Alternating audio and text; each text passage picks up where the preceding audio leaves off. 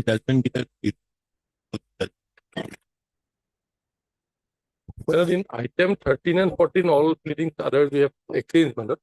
In 12, my lord, I have served a copy by my lord online to the other side. We'll be filing it today. But the issue is same under it. So 13 or 14 lordship may proceed because lordship will only hard 12 will automatically be covered.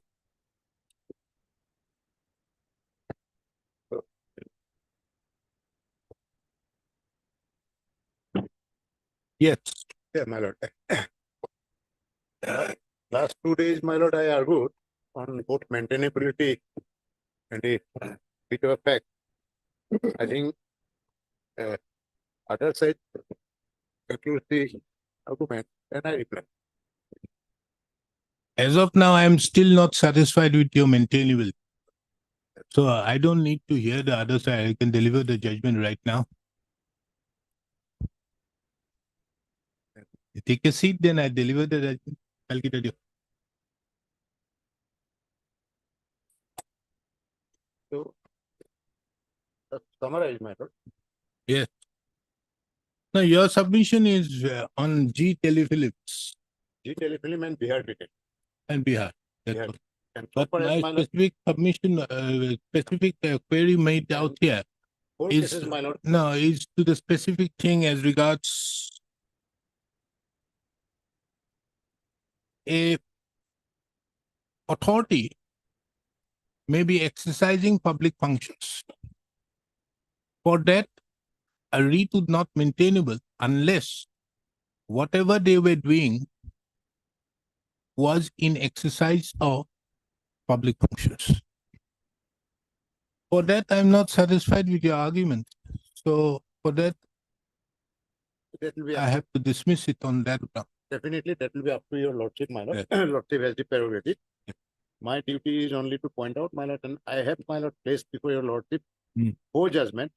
G Telefilm is 1, then Bihar cricket is 1, then ND Mukta is 1, and then ABL. That, my lord, I have not, I believe, read. ABL is on disputed questions of facts. Yeah, here also, my lord, what has been said, not only APL, my lord, there is a plethora of case where said merely by rising or denying or disputing, you cannot take away the jurisdiction of Article 226. My lord, I can place a few judgments on that. Your lordship want me. Yeah. Then of course, lordship, that lordship, my lord, drew our attention to a judgment by Justice Chandrasura of 2019. My lord, lordship may take that first, because I believe your lordship is going to mention it in the judgment. So, my lord, I have to say something on this judgment. Yeah. Lordship, I think it is civil, it is printed, my lord. Yes. Printed. It is Actually, 2019-16 SSC. yes, it has been reported, my lord. Yeah. Two judges. My lord, on this judgment of Honorable Justice Chandrasura, I just want to say that this judgment has not referred to nor overruled, my lord, G Telefilm and Bihar cricket and APL. No whisper about these 3 cases in this judgment. And this judgment, in fact, as a matter of fact, the G Telefilm was a constitution bench of 5 judges. So, in case of any difference in judicial observation between G Telefilm, Bihar cricket, vis-a-vis this judgment, this will not compel your lordship to ignore either the 5 judges Bihar judgment or my lord G Telefilm. That will be my submission. Also, my lord, I will try to depict that Ramakrishna Hospital and SCA are different entities with respect to public function and other necessary components to be, my lord, amenable to Article 226. That's how, my lord, most humbly I want to proceed. Yeah. Now, my lord, I will refer to this judgment. In many ways, it is distinguishable. This Ramakrishna Mission judgment, I will take your lordship to, my lord.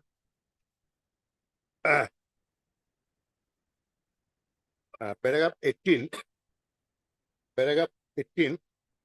just above, my lord, the paragraph 17, last paragraph. Grant by state government covers only a portion, namely 60 beds out of 2 beds of the hospital at Itanagar. Significantly, the state government doesn't control the day-to-day functioning of the hospital. Management of the hospital is exclusively with the Ramakrishna Mission. Since the state government finances, though it grants portion of the income of the hospital, it requires the audited accounts to be submitted. The basic issue before this court is whether the functions performed by hospital are public functions. Then, my lord, this court, paragraph 19 says, hospital branch of Ramakrishna Mission and is subject to its control. Mission was established by Swami Vivekananda, the foremost disciple of so-and-so. Service to humanity. The main object of the Ramakrishna Mission is to impart knowledge in and promote the study of Vedanta and its principles, so-and-so, and practically illustrated by his own life, entirely as so-and-so, to establish, maintain, carry on, and assist schools, colleges, universities, research institutions, libraries, hospitals, and take up development and general welfare activities for the benefit of the underprivileged. These activities are voluntary, charitable, and non-profit making in nature. My lord, your lordship, permitting me, my lord, I will pause at places while reading the judgment, certain paragraphs, and then, my lord, I will try to distinguish. Here, my lord, profit making in nature. ACA is a profit making in nature, and it has got the monopoly, my lord. The activities undertaken by mission is non-profit entity are closely related to those performed by state in sovereign capacity, nor do they partake in nature of public duty. Here lies the distinction with BCCI or HCA. I have then paragraph 21. Actually, in this case, a condition of service of an employee of the hospital was the issue, my lord. Then paragraph 21, your lordship will find that Andy Muga was referred to. Then it says, then I will take your lordship to paragraph 22. It was in the above circumstances that this court came to the conclusion that the service conditions of the academic staff do not partake a private character, but are governed by right duty relationship between staff and management. Which of duty it was held would be amenable to the remedy of writ of mandamus. While court recognizes that first expanded margin of bodies affecting rights of people cannot be put into watertight compartment, it laid down two exceptions where the remedy mandamus would not be available. If the rights are purely of a private character, no mandamus can issue. If the management of the college is purely a private body with no public duty, mandamus will not lie. These are two exceptions to the mandamus. Exception to the mandamus. I submit, my lord, SCA functions, my lord, public duty, discharges public duty, as is settled in, my lord, other Supreme Court. Following Andy Mukta, this court has had the occasion to revisit underlying principles in successive decisions. This has led to the evolution of principles to determine what constitutes public duty and public function. Then paragraph 24. It lordship may skip paragraph 24. It in a different parliament. Paragraph 25.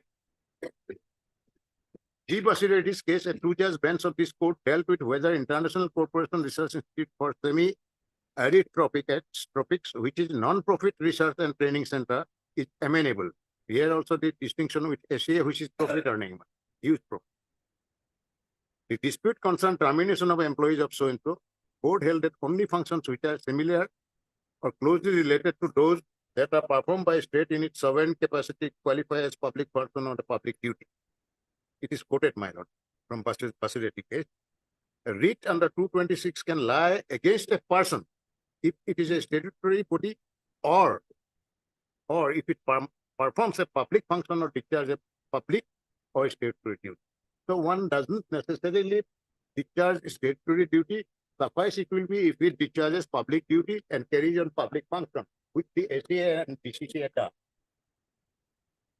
are. Although it is not easy to define what a public function or public duty is, it can reasonably be said that such functions are similar to or closely related to those performable by state in its sovereign capacity. Primary activity of ICI is to conduct research training programs in the sphere of agriculture purely on a voluntary basis. A service voluntarily undertaken cannot be a public duty. It is slightly different from BCCI, my lord, which to go international. Then paragraph 26 also,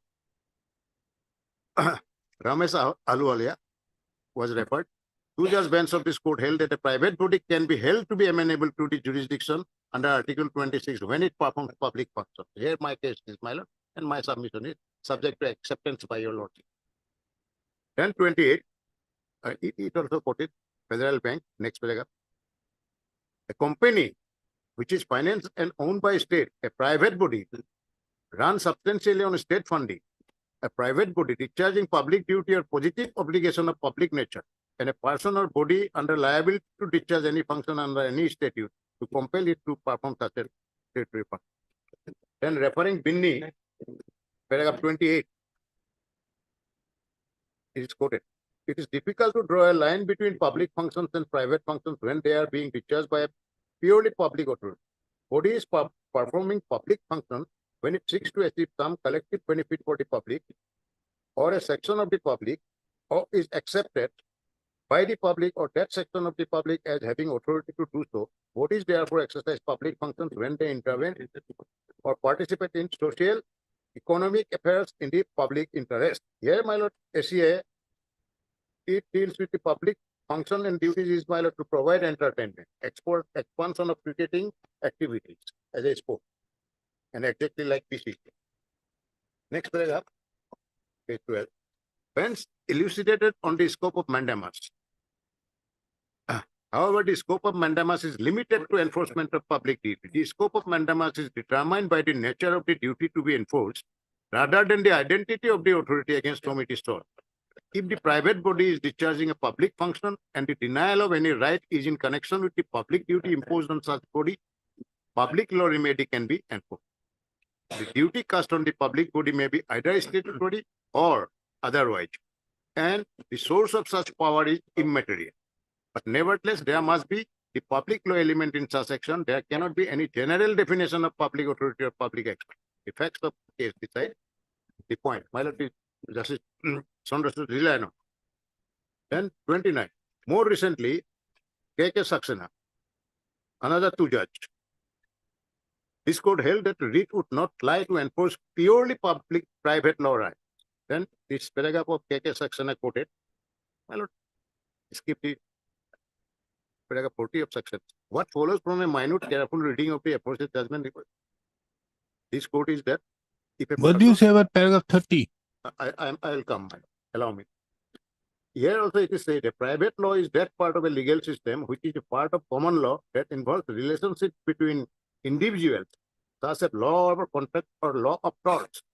Therefore, even if writ petition would be maintainable against an authority which is state under Article 12 of the Constitution, before issuing any writ, particularly writ of mandamus, the court has to satisfy the action of such authority which is challenged is in the domain of public law as distinguished. Here, my lord, all transactions of BCCI, quoted matter STA are in public domain, including, my lord, What is in public domain? actions, my lord, holding cricket matches and, my lord, No. We are to look into it, giving you a contract to construct. I'll come. Is that in public domain? In general, dependent. We are concerned with, no. Mr. Borbora, kindly come to the point. I have been all along asking you a specific question. A authority may very well exercise public function. Right. But it has to be in the context, a mandamus will only lie in the context of when it is a contract which has been issued under, if it is on the charge of a public function. Now tell me whether the contract between you and ACA was in any manner within the domain of the public. My lord, there, my lord, I relied on, my lord, exactly the Bihar case. The PCCI discharges public functions is admitted in all these cases. Mr. Borbora, Bihar case is on a completely different pedestal. Taking into account Bihar case was a case where the management of the association was in question. Yes, that was within the public function. Therefore, a writ would definitely lie. But As I was telling you on the last occasion, if tomorrow the ACA there is a mismanagement or a corruption out there, obviously a writ will lie. There's no quarrel with that. That proposition is not, there is no quarrel. Therefore, I'm asking you, what do you answer as regards paragraph number 30? that has, my lord, precisely been replied, my lord, referred to in, my lord, Bihar judgment in paragraph 33 of the judgment, which says that construction of the stadium or any appurtenant work are also public function. It is spells the work. Yes, a construction of actually- a public stadium will be within a public purpose if there is a mismanagement or a corruption No. in doing so. But when there is a contract being Yes, entered my lord, into that- between you and them, that- where is the public That function is of? what I am, my lord, submitting, my lord. In my limited capacity, my lord, that when the construction of a stadium fall into the domain of public function, this cannot be said that non-public function of the board, my lord. All related things, my lord, pertaining to the construction of the. That is my submission, subject to acceptance. by- Even contractual matters are, my lord, amenable to article. There are other cases also. Then, my lord, in Unitec also it has been said. Then, my lord, Lordship may, paragraph 31. 30. 30. Thus, even if the 30 body Ramkrishna. discharges, Ramakrishna does not discharge a public. That is, no. Kindly come to paragraph 30. yes, my lord. Thus, even if the body discharges a public function in a wider sense, there is no public law element involved in the enforcement of a private contract of service. What is your answer to that? No. Lordship is referring to para 30 of this judgment. Paragraph 30. 30, where it says, after taking note of KK Saxena, you are referring to which judgment, which, I think it is, Lordship is referring to paragraph 29. Between individuals, that is law of contract and fraud. after quoting paragraph number 43 of KK Saxena, Yes. the Supreme Court observed Yes. that thus, even if the Yes. body discharges a public function in a wider sense, there is no public law element involved in the enforcement of a private contract of service. My What lord, is your answer to that? That No. is what my specific question has been all along. my lord, Your Uh, answer to that. my lord, actually, answer lies in my lord, paragraph 33 of Bihar. I repeat, and also I will take your lordship to paragraph 30, which clearly says that Ramakrishna does not discharge public function, unlike me. Then paragraph 31, my lord, will be important.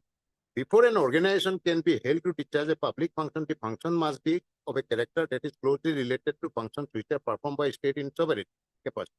There is nothing on record to indicate that hospital performs functions which are akin. Here, my lord, the distinction lies with me. Character of the organization, public authority is dependent on circumstances of the case. In setting up the hospital, mission cannot be constituted as having assumed a public function. Hospital has no monopoly status, but BCCI has the monopoly status. Why you are again coming to the BCCI question? Does not make it an authority within the meaning. My lord, the question is, so far as Ramakrishna is concerned, all patients may not go to Ramakrishna, but all people connected with cricket must go to Parsapara. Ramakrishna is like GNRC, Apollo Health City, no monopoly, my lord. Treating patients with charges, unlike my lord, BCS. So therefore, my lord, BCS transactions with the public cannot be ignored, and when there is an existing obligation on part of SC. In the other case, I have shown. There are three words. Positive obligation to citizens, obligation owned by the board exists, then mandamus cannot be denied. In certain cases, it can be denied under Article 32. In three of the cases, Supreme Court said, but it must be amenable to 226. That is my case, my. Therefore, my lord, Okay, now come to St. Mary's. I have looked into that judgment. Kindly come to St. Mary's judgment, 2023 4 SSC 498.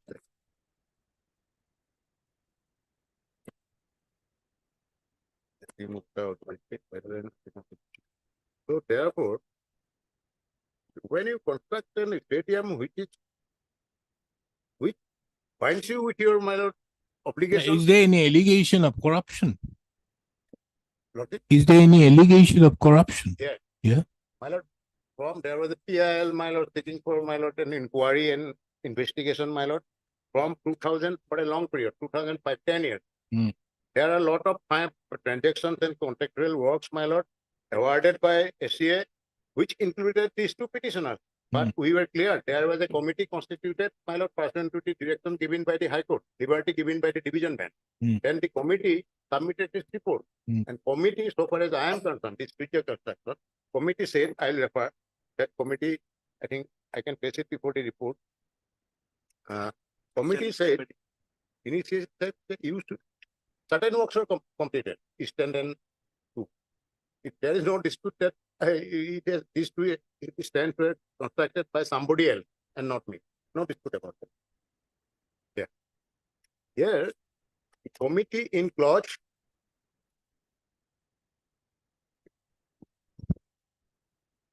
No, Mr. Borbera, is No, I'm- this a I'm- part I'm- of your I'm- pleadings? committee said, Mr. Borbera, is this a part of your pleadings? yes, I have. Is this a part of your pleading? May please. I think Reply dated 11. 11.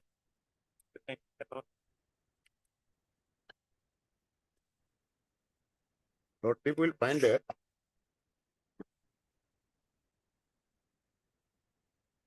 Yes. Paragraph 8. But you will find that.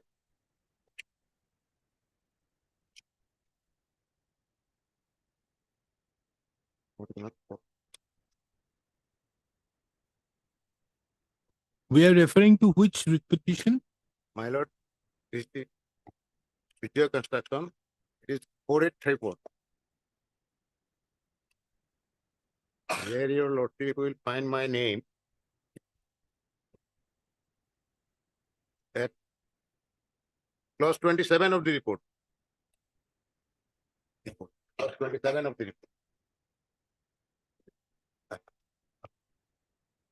It says, my lord, work executed by Messrs. Vijay Construction is not satisfactory. Fine. Therefore, we recommend that payment be made after rectification or defect. It recommends that make the payment, but they must rectify the work, and we rectify thereafter. To the satisfaction of the SCA, my lord, and the work was handed up. Now, these are the two stands. Very spectator seat. So, and paragraph 30 is also important. Certain firm, it recommended that no payment should be made. 1, 2, 3, 4, lordship will find.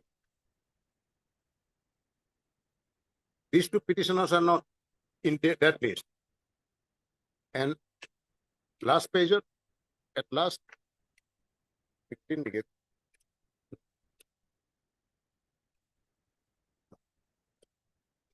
Oh.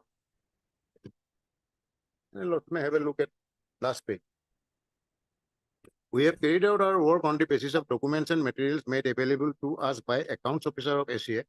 While dealing with many items, we have to depend on his explanations and opinion. Repeated submission of revised version of the same document make our work tiresome time. We don't have the opportunity to interact SCA engineers as they have already left SCA. Some technical issues can only be solved by their presence. We suggest that SCA may decide to summon them to operate. Our responsibility is to express our opinion on the modus operandi financial SCA during the period under review. We suggest procure the views of an expert for healthy financial literature, including disbursal of funds. At that time, my lord, it came in the report. You are referring to which petition? WBC number 4834. 4384. 4384. 48. This is a case, my lord, where 483. this is a case, my lord, where certain amount was already paid to us against running bills, and the remaining running bills, my lord, till completion and handing over, those were, my lord, recorded in the ledger accounts and also in the, my lord, measurement. So these are all matters of record, my lord. They merely in their affidavit raise a dispute, my lord.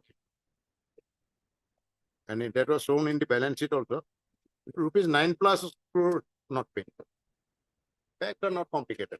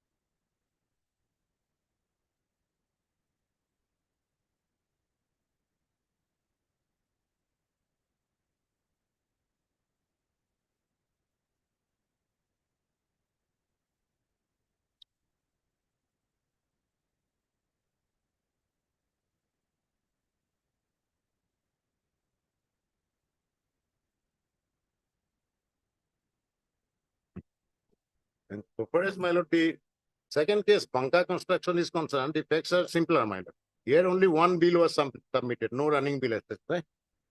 Only one. Okay, now Second. come to St. Mary's judgment. 2023 4 SCC 49. Yeah. Come to paragraph 75. Paragraph, my lord, 75. 75. Yes. We may, an application 226 of the Constitution is maintainable against person or body discharging public duty or public. Public duty cast may be either statutory or otherwise. And when it is otherwise, the body or the person must be shown to owe that duty or obligation to the public involving public law element. Similarly, for ascertaining the discharge, after all, my lord, you are floating a tender in the public domain, inviting people to come for construction, and you don't pay. Where is the tender? Madam? Where is the tender? 105. My lord, here one thing, as your lordship refer to the series of files of not only these two contracts. No, kindly come to. You are saying it is in public domain. Where is the tender? I'll show. Let me. Kindly come to Surya Construct. My lord, no, I'm lordship may take the Banka construction second. No, we are in Surya Construction. Show me the tender. Surya construction, para, my lord, No, where is the tender? page 105.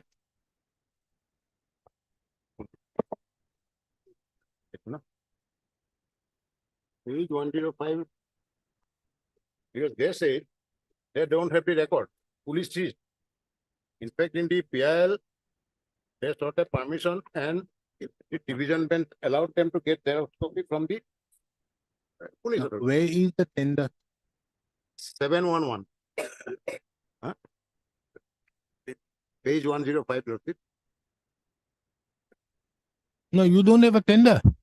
No, I said, Where is the tender no, document? pilot page 104.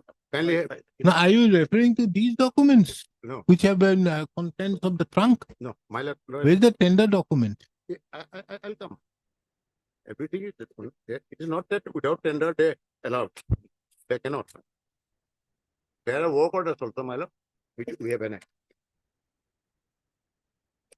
My lord, 105 is the list of, my lord, all the files, my lord, seized by police. Here, serial number 711 at page 105.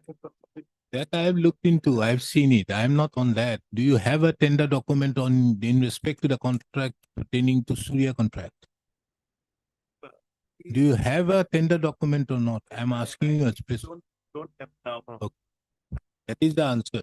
I was asking for that one. My lord, the other case, lord, may take here, Kindly come to paragraph 75. I'll matter. So these are the, my lord, list of files which were, my lord, seized by police. No, these are things, Mr. Borbara, this court cannot go into it. I am asking you a specific question. Do you have a contract, tender document or not? You have not shown it because you are asking this court to exercise a jurisdiction akin to the civil court. My lord, we have the work order. We'll look into that. First, you are saying when it is a question of tender document, kindly see there is a difference. When it's a tender, public is involved. When it is a work order or a agreement entered into, it is private. Kindly see So it is these partial aspects. to the tender. Maybe, but where is the tender? My lord, at times, Yeah. my lord, work orders reflect. Work orders reflect. Huh? Work orders reflect, my lord. We'll see. Kindly come to paragraph 75.2. Yes, ma'am. Similarly, for asserting 75(1), for ascertaining the charge of public function, it must be established that the body or the person was seeking to achieve the same for the collective benefit of the public or a section of it, and the authority to do must be accepted by.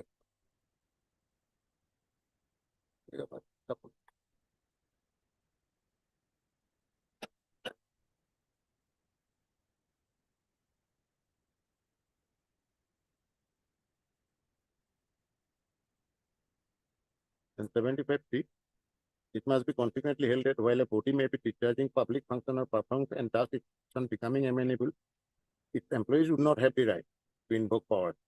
Because, my lord, they have their own service code.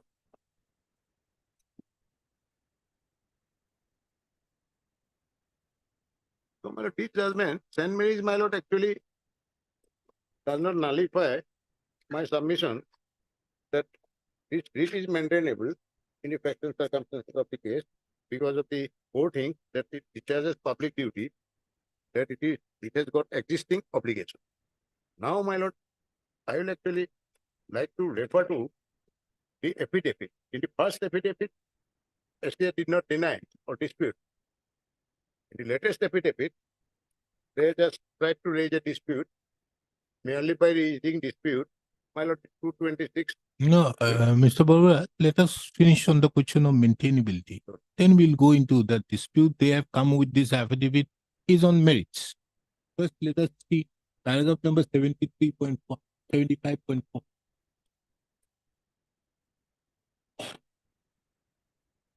Hmm. 75, my lord. Which chapter, lordship? 75.4. Even if it be perceived that imparting education by private unaided school is a public duty within the expanded expression of the term, employee of non-teaching staff engaged by the school for the purpose of its administration, internal management is only an agency created by it. It is immaterial whether A or B is employed by a school or teacher. In that case, terms of employment contract between a school and non-teaching staff cannot or should not be considered to be inseparable part of the obligation to impart. This is particularly in respect of disciplinary proceeding that may be initiated against a particular employee. It is only where removal of an employee non-teaching staff is regulated by some statutory provision. Its violation by and contravention of law may be interfered by the school. But such interference will be on the ground of breach of law and not on the basis of interference in discharge of public duty. Okay. And one final decision, my lord. Maintainability I've looked into. Now let us go into the question of merit. My lord, my lord, the amount, my lord, may kindly take the second case also. Let us first look into Surya construction. Lord. Let us see how are you claiming your right. Lordship, my lord. Writ The petition, dues pertain to which year? my lord, is we finished the work from 2007 onward, Now the dues, when were you supposed to get the money? from 2019.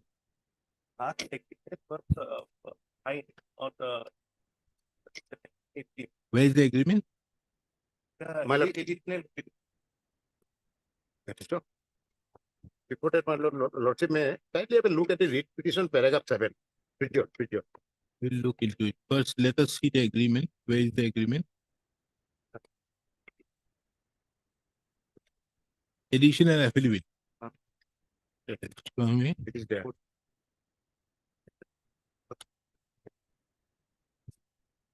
Page.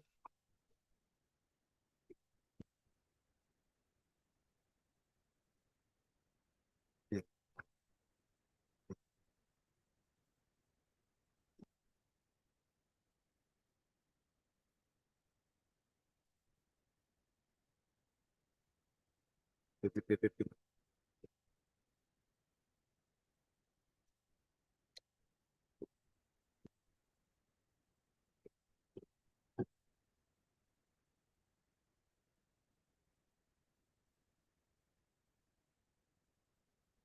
So this is the document Yes, my lord, detail. where there is an admission by ACA as regards payment of amount. Yes. Which is the agreement of This is 2017. internal page 15, my lord, annexure C, my lord. I don't Hmm. think the running page has been done, my lord. It was an agreement between STA, represented by honorary treasurer, and my lord, the partner of the retail construction.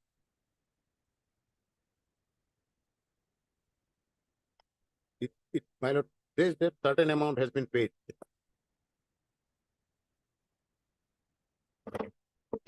And it also says What do you mean by the last three lines of this document? the bill has been sent for BCCI for payment. Yeah. So you have to release the amount of so and so only to Assam Cricket Association by post so and so. My lord, Who is to pay? he is SCA, my lord. Huh? I think that No, you have to release the amount of so and so to Assam Cricket Association by post I dated think check. BCCI provides money. Hotel. Not in fact, No, here the BCCI is not a part of that agreement. No, not necessarily, not necessarily. what happened, that if they had released the fund, but then they told us that infrastructure Mm, fund mm. is released by CCI. Therefore, they have not released yet. So you please return the money already paid to by check dated 12. We have returned it. Then you will get it as soon as CCI gives us the You have returned this amount of Yes. 1 crore 15 lakh? Yes. Where is it? but it's my No. Instructions doesn't work. In a writ petition, the instructions No, no. doesn't work. we can provide the check number. It will be also my lord, matter of record, definitely. It's not a matter of record. Where is It it? has not brought. No, if it is not brought, how can it be? Now you want this court to take it on. Show you this judgment. What we can requisition record for. A clear bank transfer. Huh? What we can requisition matter of relevant record. Why should I in this matter? It can be done. But it would be sort of your requisition. But take and transfer of accounts, my lord, TDS, these are my lord matter of record. All these things, my lord, cannot go on in the air, my lord, by the SBI. You can give the my lord total check number and every detail by today, my lord.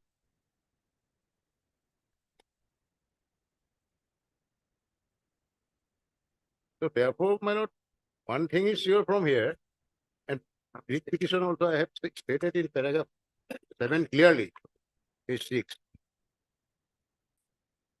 And you are asking for what amount?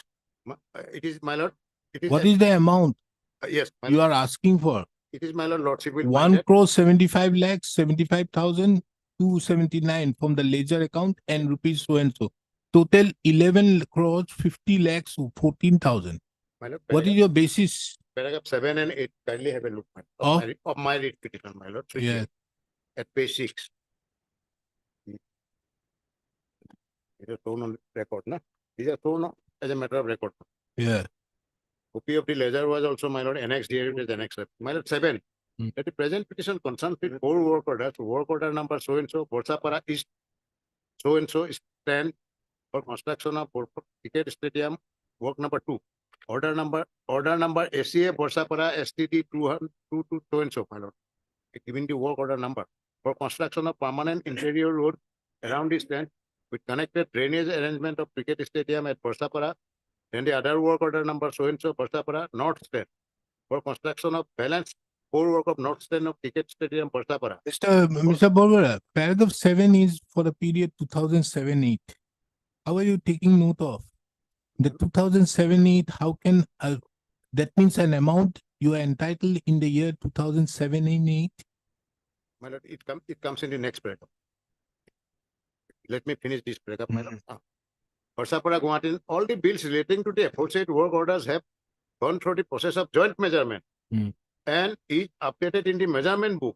However, a total amount of rupees 1 so and so crore has been updated in the ledger account after deduction of taxes.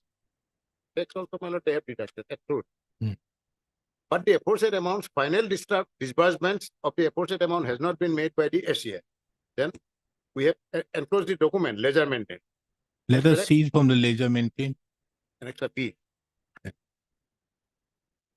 Page 23. Okay. Page 23 onwards.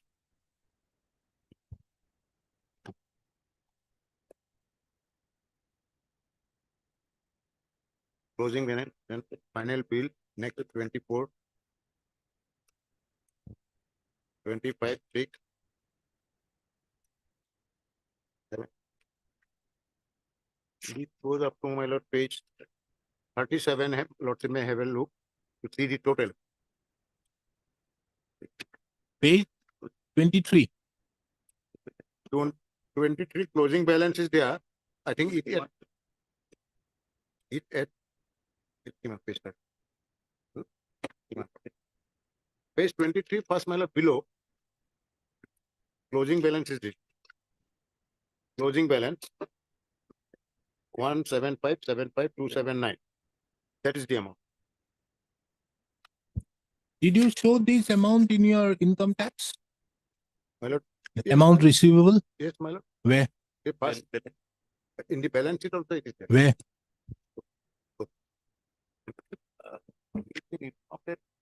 Mr. Bora, kindly come to the point. You see, you are asking this court to exercise a jurisdiction akin to a civil court.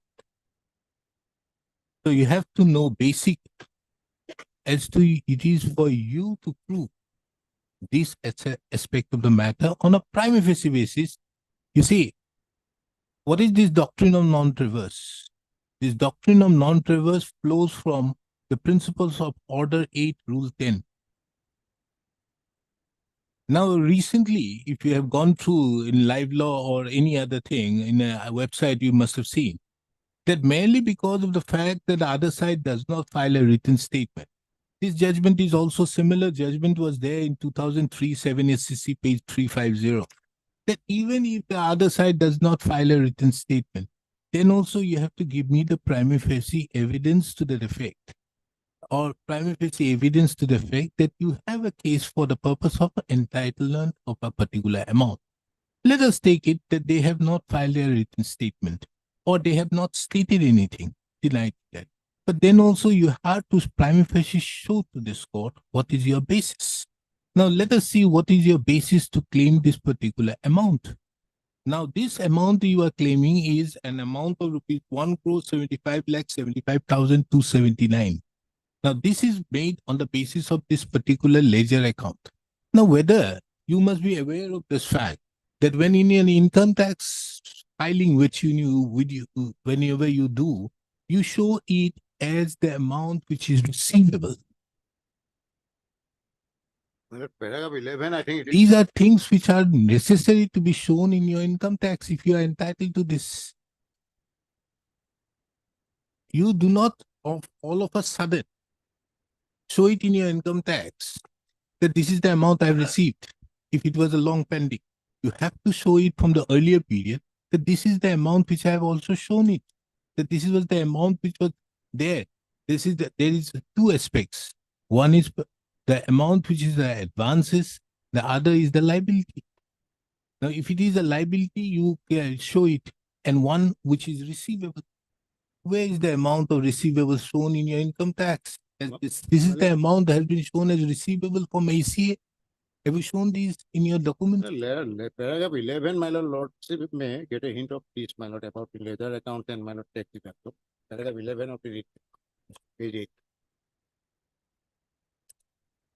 Yes. That the total amount of admitted bill pending in the case petitioner falls under two categories. Hmm. One category of bill, the joint measurement is done, updated in the measurement book with counter seal and signature of the technical company of the STA. Extending. And thereafter updated in the ledger account of the concerned company after deduction of tax. It is on oath, my lord, actually affidavit has been filed. The second category is admitted bills which have been jointly measured by SCA and petitioner with counter seal and signature of the member committee, member technical committee, SCA and external engineer, and updated in the measurement book, but not updated in the ledger of the company. That the total amount which become due on 2018. So in your books of accounts, you have not shown this amount. Now, that is what we are saying, but not updated in the ledger of the concerned company. So That far is as, your. so far as the amount that has been released, So in your books of account, tax deducted. Mr. Borbara, you may very well, a books of account may be a piece of evidence. A books of account which is regularly maintained in the course of business is a document which can be very well tendered in evidence. Now, in that books of account, you specifically say in paragraph number 11 that this amount of rupees 974,38951 has not been updated. In the ledger book, in the measurement book. That's the books of account. What is this ledger book? The ledger book is a books of account. So you have not shown that. Measurement book, it has been entered. Therefore, that is why, therefore, my specific question was that, did you show these as receivable in your income tax? You must be aware that in the income tax, what happens, it is normally being shown as a liability and one was advances. It is very in you submit your balance sheet. Now in the balance sheet, you show these documents. Have you This may shown be- anything to the effect? My lord, this may be also found in paragraph 13. because Let for us see on the- this Now construction, let us see the, we used to take loans from bank. And bank normally, my lord, don't extend loan unless those are, my lord, shown to them in the account. Paragraph 13 I have. now who was the Dhiraj Talukdar who has signed all these No, I know documents? that A to Z documents are not annexed here. No, you have documents enclosed at page 63, all these things. Who Yes. is this Dhiraj He Talukdar? is the partner. Petition. So it is his sign, who is there, it is there in the measurement book Joint measure by? by SAS representatives and we, my lord. Okay, now what are your terms of payment? My lord, the construction, completed construction are handed over. Then there is a joint inspection. Then there is a ledger. So my is lord, it documented or it is just verbal? it is documented. Where is that document? Documented. That is why, my lord, a portion of the bill was released to me. I'm asking you, where is it documented that after the measurement, who is going to do the measurement? Is joint, my lord, representative of the farm and So representative. there must be somewhere, it Joint must be inspection. something. Joint Where is it? must be in the record. So, Must be in the record. Must joint inspection. so records Measurement means, book. what is the role of this court now to do? That's why I said, my lord, record for the SCA, my lord. So you know what is to be done in that case. If it is a civil suit, if it is found, you can very well call for those records. My humble submission, my lord, there are decisions where your lordship can also call for merely because they deny it or dispute it. That doesn't out. Show me that decision where this court is going to make a I- roving inquiry. I'll try to refer, my Show lord. me. I'll refer. Please, doc. My lord, lordship may have a. I'll cite my lord book cases, Century Spinning, 1970, volume 1, STC 58. It's very easy, my lord. Casually one can raise dispute. No, It's I'm not actually on that. jurisdiction. Casually, it cannot be. But then also you have to show me the prima facie thing. And before that, before this decision, my lord, I will show the what SCA said about this man. All right. I might have shown something, my lord, and certain documents are falling short, but SCA's affidavit, latest affidavit, paragraph 8, my lord, I want to take your lordship to, my lord, page 112. Have a look at where I stand to, my lord. 112. Yes. How they deny.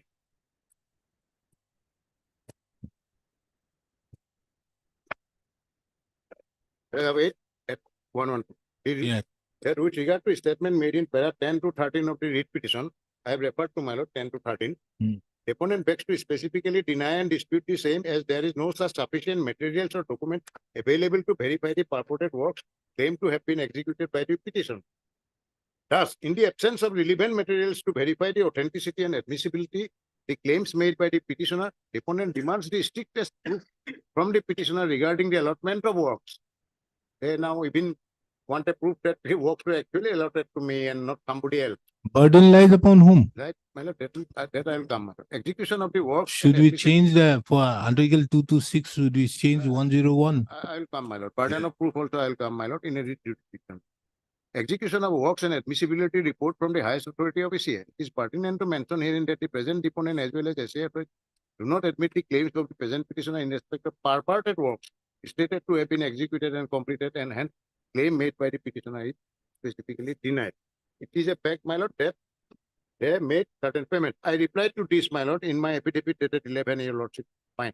This paragraph 8 I have denied. Page 136. Page 136. You have a copy of it?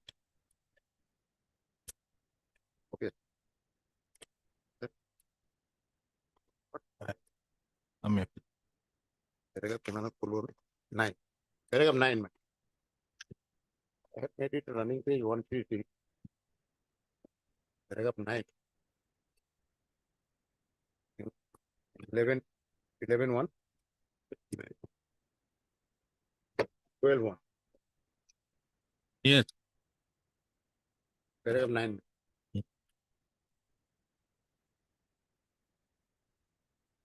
Yes. that as regards para 7 and 8, it is denied that SCA does not have the documents to verify.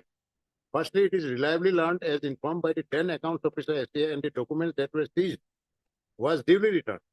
Petitioner and his agent were present in the stadium when the trunks purportedly containing all documents were brought to the stadium.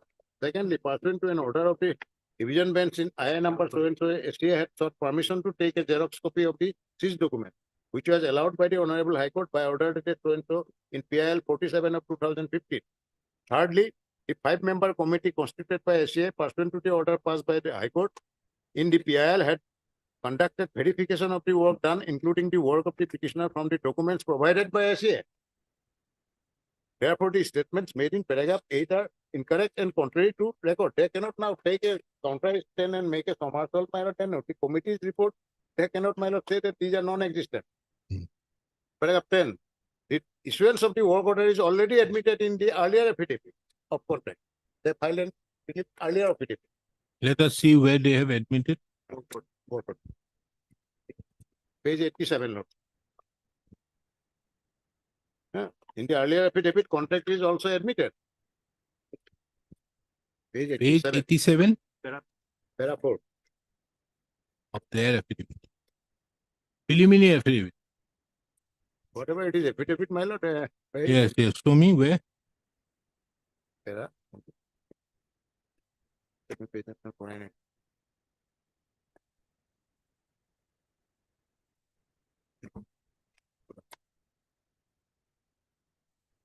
I don't know if it's deleted, but page 87 as well, okay, got it. Internal page.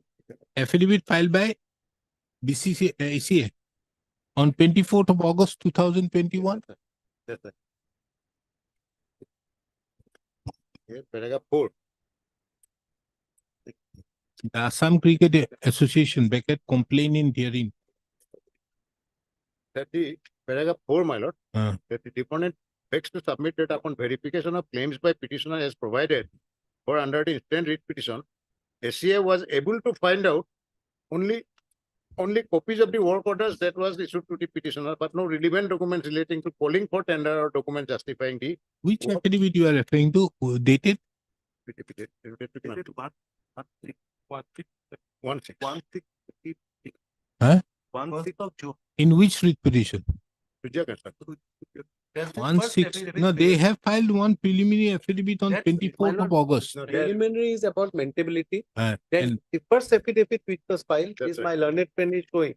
The first oh affidavit yes, which was filed. 126. Okay. One is on generally. on First mail- of June Ah, 2020. yes, yes. Submits that upon verification yes, of the ma'am. claims by the petitioner as provided for under the writ petition was Yes. unable to find out SCA was able to find only one was- copies of the work order, that was that was issued. issued to the petitioner, but no relevant document relating to calling of tender and document justifying work done or completed, including ledger account and measurement book mentioned by the petitioner were found in the office of the respondent number 1. This is, my lord, belied by the paragraph that I have read, that pursuant to the order passed by the PL, they have collected in fact the document.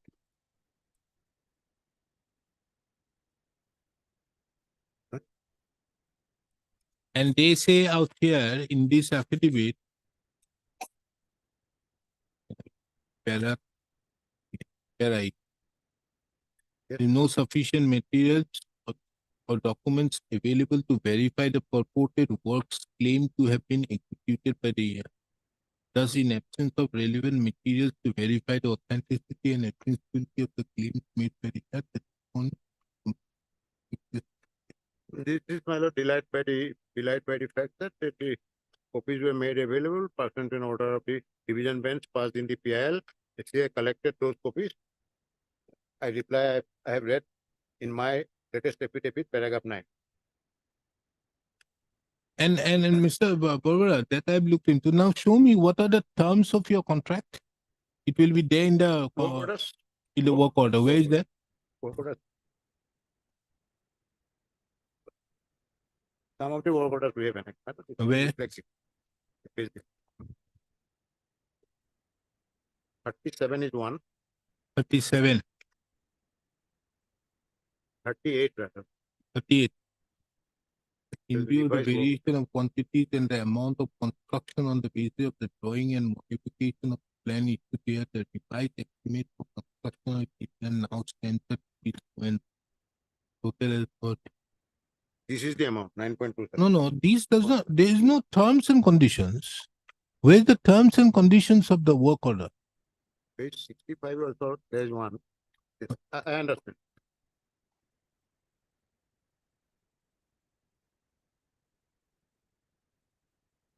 You are at the same time and condition of the earlier at the estimated amount of rupees 5 lakh. You are requested to submit the necessary security deposit and sign the contract agreement at the earliest. Now kindly come to page 65. Sure. There is a direction for you to sign the contract agreement. We did it, my lord. Where is with that? them. With them, with them. Where is, It is file, With my the lord. FTA, it is there. They have signed. you must be having a one piece of it. No, Lord, I have the FTA, but No. Are you saying that you don't have a agreement with them? no, contract we have signed, but copy of the I Let's see what you have stated in your petition. Have you stated that about that thing? Page, what is this? Page 65 is annexure what?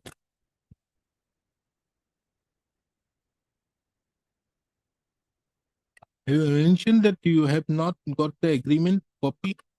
Isn't it very strange that you don't have a copy of it? Normally, when you enter into, Mr. Barbara, whenever an agreement is entered into, both parties Normally that is the, have an agreement, one Normally- copy of, normally. so that we can know the terms of it. At least the work order or the letter of acceptance does not show that there is any terms and conditions. So what is the basis on which one can conclude on the measurement book? let me take other instruction of that.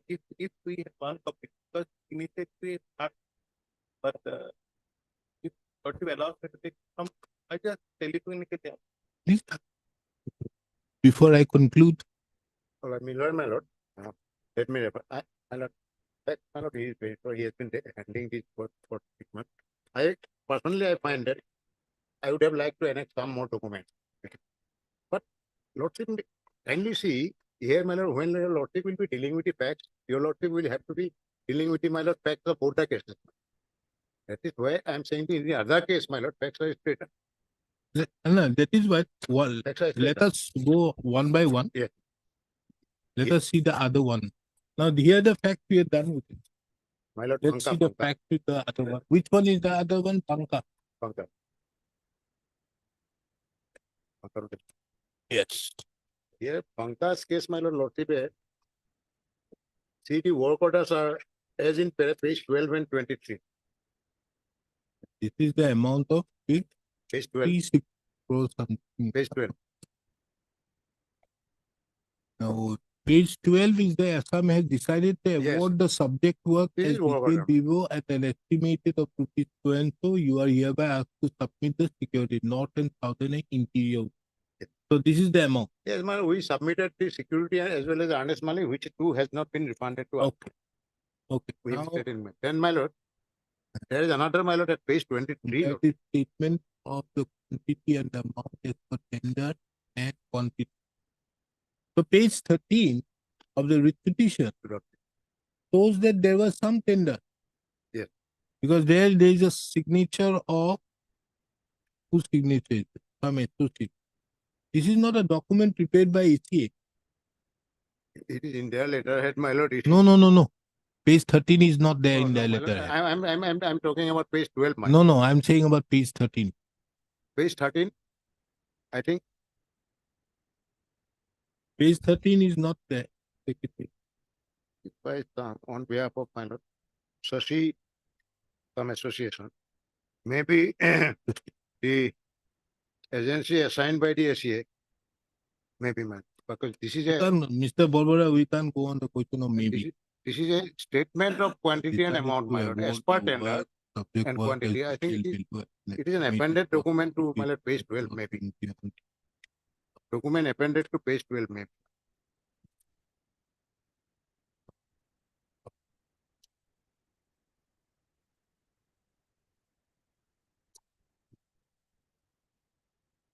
execution based on revised architectural drawing issued on 1/8/13. There are certain internal corresponding notes, my lord. Page 13, your lordship will find. And page 23 is another work order, my lord.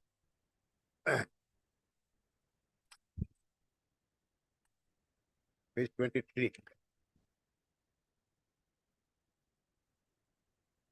It is also another of 2014, my lord. Earlier was of 2013. Here also construction of so and has decided to award the subject work as detailed below as an estimated cost of toil. Here we see some agreement. Yes. Page 33A, what is this? Page 23, I am reading, my lord. 33A. Page 23, I've gone. Page 33A. 33A. Certificate and signature. What is this? Memorandum of payment. Means how this seems to be something. It provides the advance payment, secure payment, and Page 32, there is a signature, checked and verified.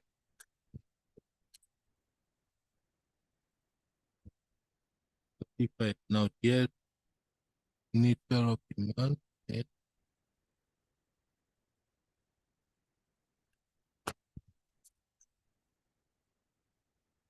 here also there is no agreement. The work order is clearly an awarding of contract matter. Understood, but That I have- there is no agreement. Normally it is signed. Fact remains that the work order has been formally issued to me. Definitely it should have an agreement.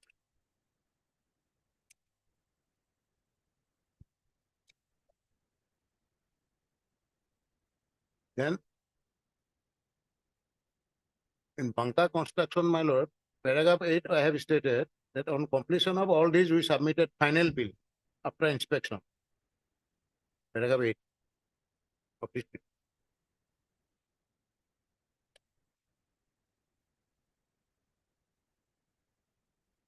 Paragraph 8. In case petitioners after completion of it was inspected by the engineering department and the bill was sent to the secretary approved the running bill 1 to 3 and approved bill to send to treasurer. Total amount was so and so crore. SCA has already paid an amount of 86 crore lakhs. But out of so and so amount remaining is 3.67 crore. A copy of the bill is annexed in and marked in as Annexer T. Annexer T, your lordship will find page.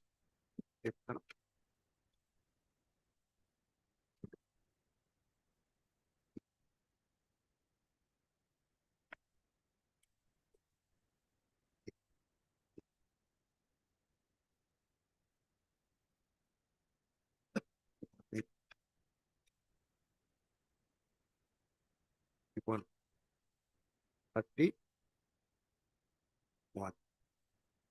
31, 32. 31, 32, lordship may have a look. This is the way, my lord, there is a format, running account bill. It is in a format, form number 24. 31. There are certain endorsements. Okay. Yes. But copy they keep and they give us the work order. No agreement photocopy. Photocopy, we have this bargaining power. That is good. Okay. All Now are looking at let's this, my lord. let's see this ABL judgment. APS judgment, and then, my lord, the four citations I was about to read. Yes, you were showing some century something. My lord, century spinning, 1970, century spinning. I read, my lord, only 1 2 paragraphs of every judgment. Century spinning, 1970, volume 1, SCC 582. It will got it printed. Got it book, Don't think they have given. book, pick up. You've given it? Page 12, given. Oh yeah, got it. Got it. Yes. Here, my lord, Para It is a paragraph 11, my lord. Public bodies are as much bound as private individuals. My lord, this has been discussed. This is on the question of estoppel. Paragraph 13, my lord. Paragraph 13. Hmm. Paragraph 13. Mr. Gokhale appeared in behalf of Mr. urged that the petition filed by company apparently raised questions of fact which in the view of the High Court could not appropriately be tried in the exercise of the extraordinary jurisdiction of 226. Now this point. But the High Court has not said so.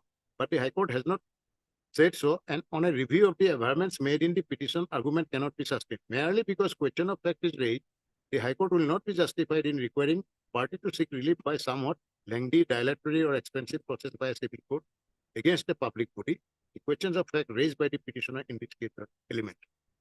Then, my lord, next decision, your lordship, this century spinning, this paragraph was followed in 2004-3 APL started. APL. Yes. I'm taking Para?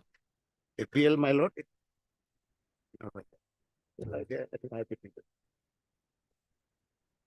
APL, my lord, paragraph 17, paragraph 18. APL is referring to one case by Gunabant. I'll come. Paragraph 17. Above judgment of Gunabant court finds support from another judgment in this court in century spinning. I have just read. Quote unquote. Merely because a question of fact is raised, High Court will not be justified in requiring the party to seek relief by somewhat lengthy, dilatory, expensive process by a civil court against the public body. Questions of fact raised by the petitioner in this case are element. This observation of this court was made while negating a contention advanced on behalf of respondent municipality which contended that petition filed by the appellant company therein apparently raises questions of fact which argument of municipality was accepted by the High Court, holding such disputed questions of fact cannot be tried in the exercise of extraordinary jurisdiction under 226. But this court held otherwise. Therefore, 19. It is clear from the above enunciation of law that merely because one of the parties to the litigation raises a dispute in regard to the facts of the case, the court entertaining such petition under Article 226 of the Constitution is not always bound to relegate the parties to a suit. In the above case of Gunavant Court, this court even went to the extent of holding that in a writ petition, if the facts require, even oral evidence can be taken.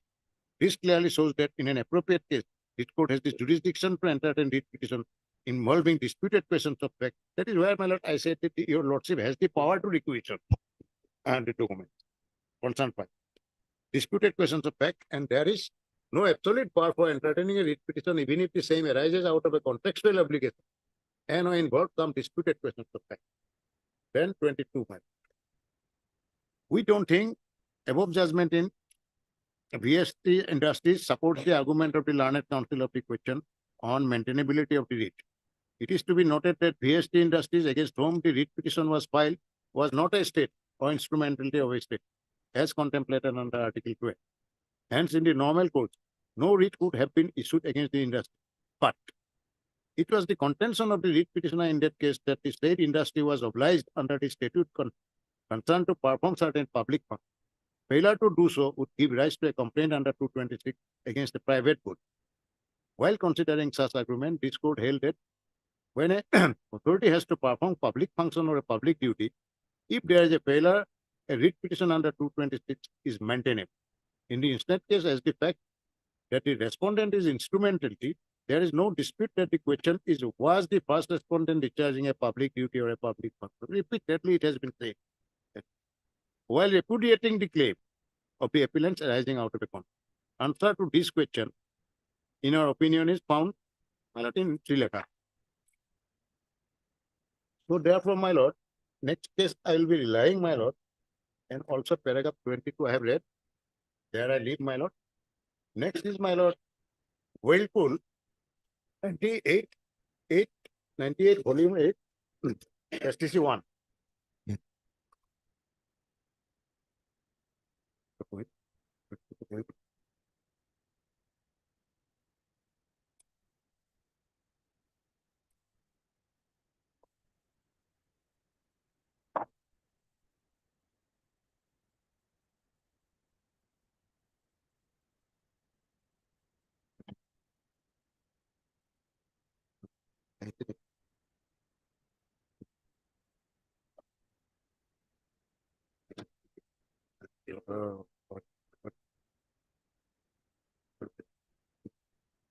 Thousand people.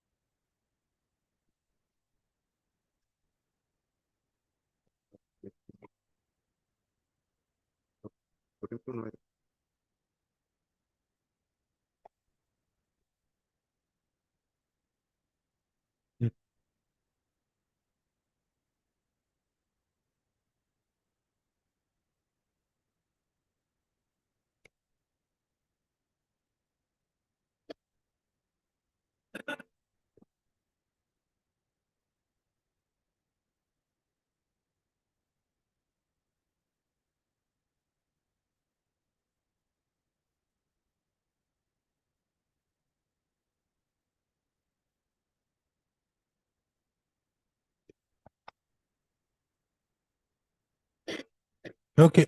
Then, my lord, one case, No, in fact, there are two other judgments in your favor on this point. One is a three judges bench in 2020, 19 Right. SCC 241. Right. And the other is a very recent judgment in 2023, 3 SCC 629. Right. And lordship may take note of, I will not read, my lord. The later cases also, most of the cases relied on, my lord, Whirlpool, 98 volume 8, SCC 1. No, I think that this judgment of three judges in 2020, 19 SCC 241, more particularly at paragraph 11 to 13, makes it very clear. You have it? No. You have got the judgment? And this ratio, my lord, this That ratio, judgment in the case of Popat Rao Vinayak Patel. You have it? So the unit take is there, my lord, Unit take this is is of 21, my lord. That And- is, you And haven't looked basically at what it. I was saying, my lord, one judgment, Harbans Lal, 2003, and Whirlpool. My lord, consistently relied on by my lord subsequent judge. Not necessary. Yes, what is this unit take? Show me. Unit take, my lord, is here. Paragraph. My lord, lordship, allow me 2 minutes, my lord. My judgment, you will read it. I'll come. Okay. I'm taking leave for 2 minutes. Madam, I will read it. Unitech Limited. Yes, but 2021. it's 21. 16 SCC. Yes. 35. Yes, but we have the online copy. Okay. Here also. APL was para 27. The one of the question was whether in a matter of contractual realm, whether it can be entertained. Relied on the judgment of APL. In my copy, para 28. Therefore, while exercising its jurisdiction under Article 226, the court is entitled to inquire into whether the action of the state or its instrumentalities is arbitrary or unfair or in consequence in violation of Article 14. The jurisdiction under Article 226 is a valuable constitutional safeguard against an arbitrary exercise of state power or misuse of authority. In determining as to whether the jurisdiction should be exercised in a contractual dispute, the court must undoubtedly ensure disputed question of fact which would depend upon administrative determination requiring a trial. But equally, it is well settled the jurisdiction of Article 226 cannot be outstepped only on the basis of disputed pertains to contractual arena. This is simple reason that the state or its instrumentary are not exempt from the duty to act fairly, merely because it is dealing business dealing, they have entered into the realm of contract. Similarly, the presence of that is the It And thereafter. they have also referred to the teachers, I told you, na? Yeah. Upatrav Vinayak case. Yes.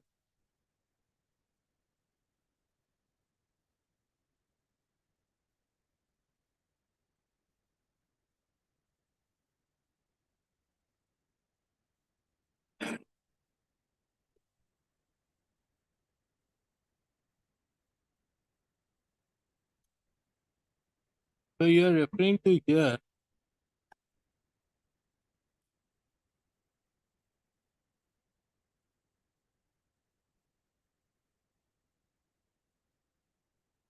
Referring to paragraph 39, 38 and 39. Lordship, the rule of alternative remedy is rule of discretion and policy. Lordship, there is nothing which uh, uh, stops the court from entering into the fact. Lordship, it's a matter of policy or a discretion of the court whether to enter it or not. Okay, but there is not. There is. But Mr. Bora, what the only problem is, if you see all these judgments, starting from this Unitech, Upatrav, all these things. Upatrav was a case where there was a particular amount which was kept by the authorities. That amount was not released. This is apparent on the face. So you don't require any detailed evidence of. But non-giving of that amount on the face of it would obvious. Then you have this judgment in the case of this one. Here he's asking for what the contractual right to compensatory payment. Basic was to underlying the contract between the parties was the availability of land which comprised the property. Either the allotment of land was subject to outcome of the pending appeal of the High Court. These are the terms of the contract. On these terms of the contract, the failure of the title in the earthquake influence of penalty is given in the course of the judgment computed the capital which as the two payable interest was computed to the judgment. Maybe the dividend, however, directed to the claim for interest to be computed. Above circumstance has to hearing whether immediate is entitled to refund of money from the date of immediate payment. The entitlement of Unitech to a refund of the amount paid in jeopardize the terms of the contract which envisages that the default of the part of the APIIC in conveying the land or the existence of political force majeure event would furnish a valid basis for compensatory payment. Moreover, the date from which the compensatory has to be paid is specifically provided, which means it is in terms with Section 74 of the Indian Contract Act. The means or the specific damages which are there, this is specifically provided in this contract. The development agreement provides that it will be from the date on which the first payment of the check price is made. The division bench was in error in curtailing the right of Unitech to claim a refund with effect on the date on which the respective payments were made. Obviously, Unitech institution bench is went to by consider the question of capital gains.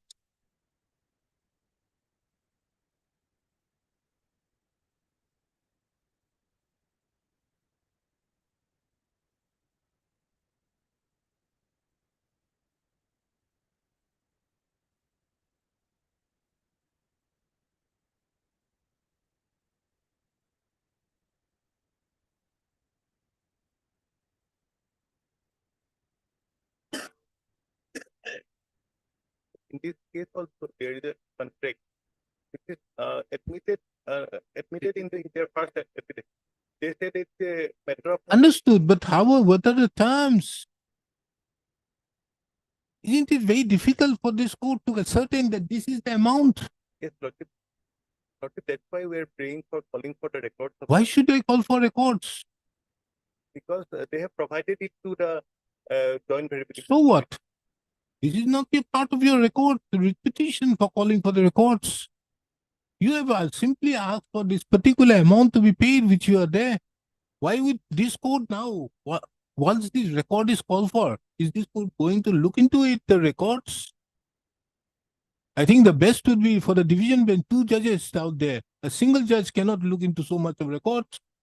Let the two judges look into it. And the matter, if it goes to three judges in the Supreme Court, let the three judges look into it. Not for a single judge to take this voluminous exercise of looking into all the records. I think I give you an opportunity for this, that the division bench looks into it, or the Supreme Court looks into it. They'll be more happy enough to look into those records. Only the relevant part, but What? only the relevant part. Just the Forget about certain- that relevant part. I think the division bench can very well look into it if these are the records.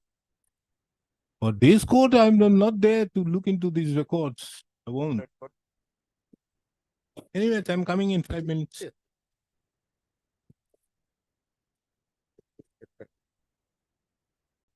Yes. I mean, in my case, today they have filed an affidavit opposite. Okay. So, this is the notice inviting data. My lord, page 18, my lord. Five works were allotted to me, my lord. This is one, my lord, no notice inviting tender. And this is for, my lord, construction of scoreboard, side screen and subsoil above drain at new ground SCS Stadium, Kottapara. This Period of amount, completion is 30 days. yes, my lord. And page 19 is the work order. And page 20 is the, my lord, comparative statement.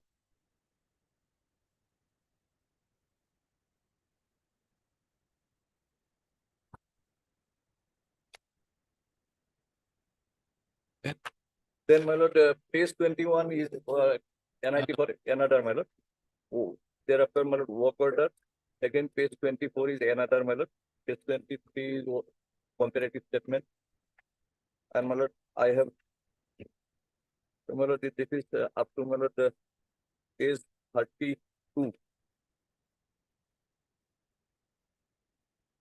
Page 33 is minus for, my lord, review meeting, my lord. Ticket application. For verification of this work.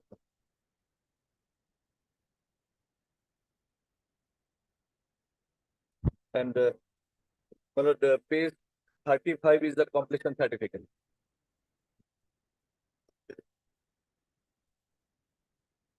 Page 35, page 36.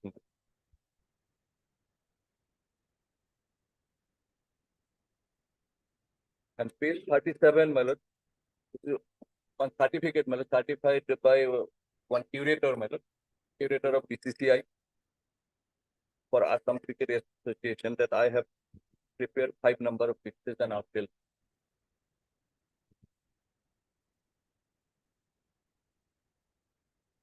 And page 40, my lord, the ledger account chart, my lord, that they have provided to me.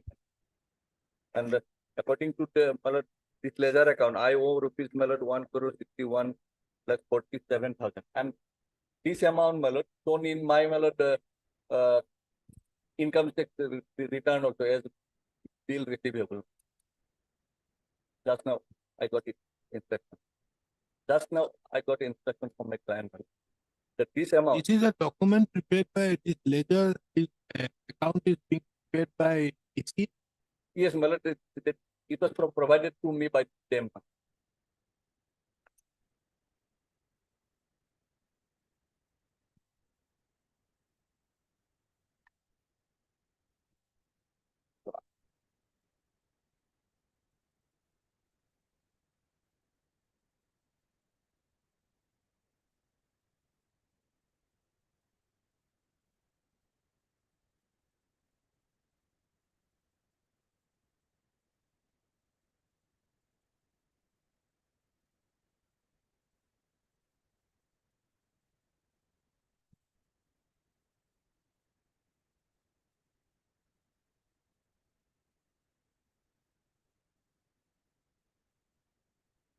One crore 61. My lord. And this amount shown in my income tax return file also, my lord, as bill receivable. And my lord, during the pendency, my lord, I could obtain a document, my lord, their balance sheet, my lord. In balance sheet also, my amount, this amount shown, my lord. But do they say in their affidavit? In their affidavit, they said, my lord, that I have executed work, my lord, but The tender paper, they could not find out, my lord. Just now I have, These documents, what do they say about these documents? An annexure, A, basically, my lord, they say that the contractor Manavendra Sharma received work order for different work order amounting to rupees 2 crore 65, 6 lakh 55,000. paragraph, My lord, 55. Huh? 55 in their affidavit, my lord. page 55. Yes.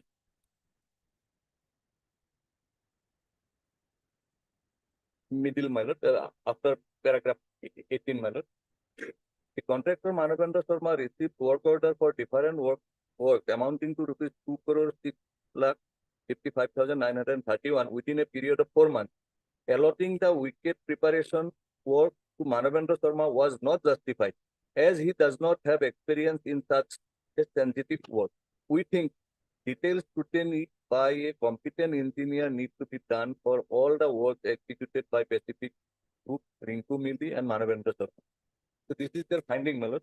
And my lord, from paragraph 14, my lord, of page 54, they have discussed, my lord, my work. My lord, the contractor named Manavendra Kumar Sharma was given the work construction of scoreboard, side screen and subsoil at above drain at new ground of ODI cricket match between India and West Indies on 21/10/2018 at SCS Stadium by work order number so and so, dated 26/3/2018 for an approximate value of rupees 11,27,759. Although there is a reference of tender in this order, we fail to locate the tender paper. The contractor Manavendra Sharma executed another work, construction of new ground inside, including wickets, pipe numbers, and necessary irrigation system at SCS Stadium by work order number 22, dated 15/5/2018, for an approximate value of rupees 22. This work order did not contain details of tender. In fact, it seems that the work was ordered without calling any tender, which is a serious lapse. Manavendra Sharma has executed another work, the work hard soil at wicket square for main ground for ODI cricket match between India and West Indies on 21/10/2018 at SCS Stadium for an approximate value of rupees 22. The work order issued on 25/5/2018 site number 22, dated 25/5/2018. Another work repairing sanitary line with chamber at all stands for ODI cricket match between India and West Indies on 21/10/2018 was allotted to Mr. Manavendra Sharma. The work order issued order number 22, dated 5/6/2018 for an approximate value of rupees 22. This order has a reference of letter as NIT number 22. We did not find the tender paper. Yet another work, construction of steel net framing, including foundation of practice wicket at boundary wall site for ODI cricket match between India and West Indies on 21/10/2018 for rupees 22. The work order issued site order number 22, dated 14/7/2018. This order also has a reference of earlier letter number 22, dated 30/6/2018. We did not find the tender paper. We failed to understand the word boundary wall site in this work order. As such, unless we receive the tender document, nothing can be worked out.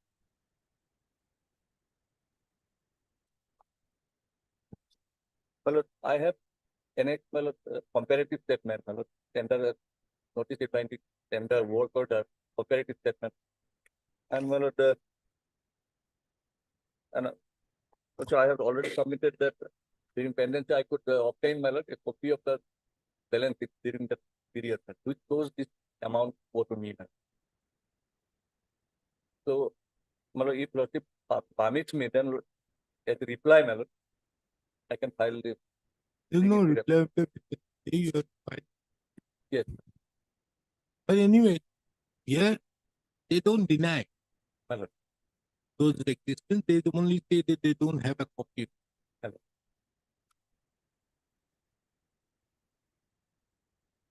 They don't have a copy of this notice inviting. That is what. But these are all be signed by whom? Kindly come to annexure A of your whose signature is this? My lord, this is honorary secretary, then honorary secretary, my lord. What is his name? But perhaps it was Pura Gohai, some P Pura Gohai.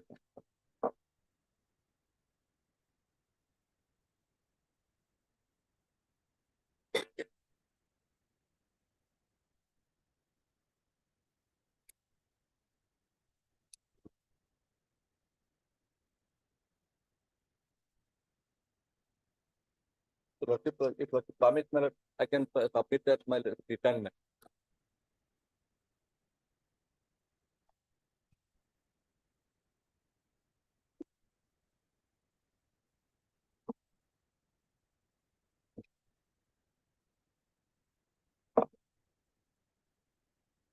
Second page, the third line from below.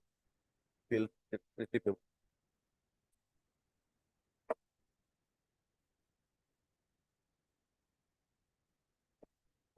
16 crores. No, no, Uh, 1 1 crore crore 61. 61. Exactly, that figure with replacing the ledger.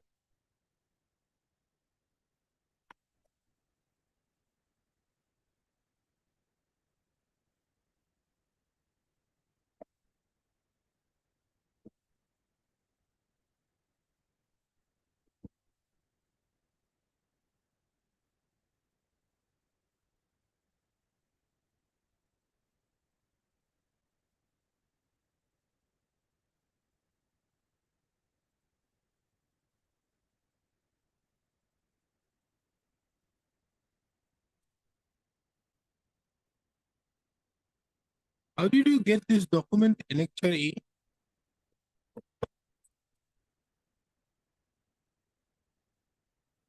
How did you get this document?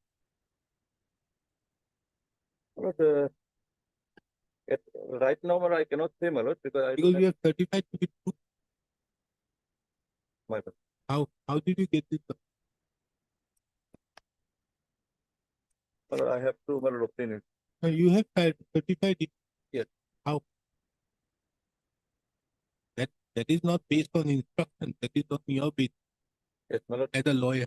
this is not the original document. Whatever may be, you have certified to be true. That they are denying it existed. That is why I I'm was asking. told, I Huh? was told, this document was hanged in the notice board of the STM. From that, he took that copy of the same. So this document was hanged. And what about this work order?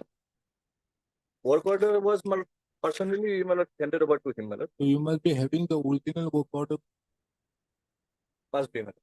What is this must be? Now I forgot. So you have made certified to be. In my file, it is not here. No, I'm not saying you have certified it Yes, to be yes, true on the basis of an original document. Yes. But the notice inviting tender is not on the basis of an original document. It was on the basis of being hanged. So how did they get it? If it was hanged in the what? How did they get it? This As he is a participant, as he participated, so he collected it. How? Because this is a very important aspect. You have certified it. It the Xerox copy.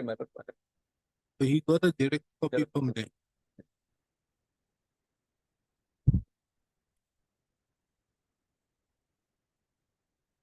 And what about this videos document?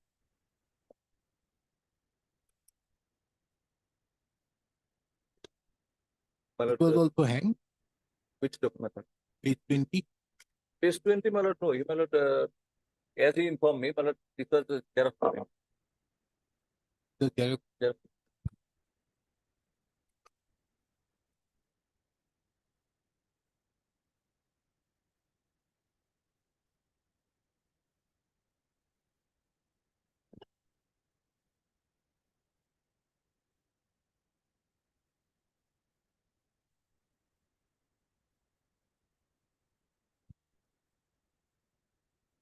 These payments you are entitled, you are liable to get it when? Entitled to get it. I have completed September 2018, and submitted till November 2018.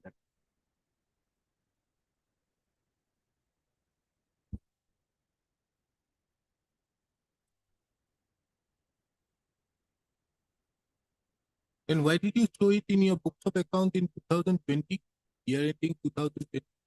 It is for the assessment year 2019. It starts from April. 18, 19, my lord. It should be 18, No, 19. this is the year ending 31/3/2020. So there will be one prior to that. If it is so.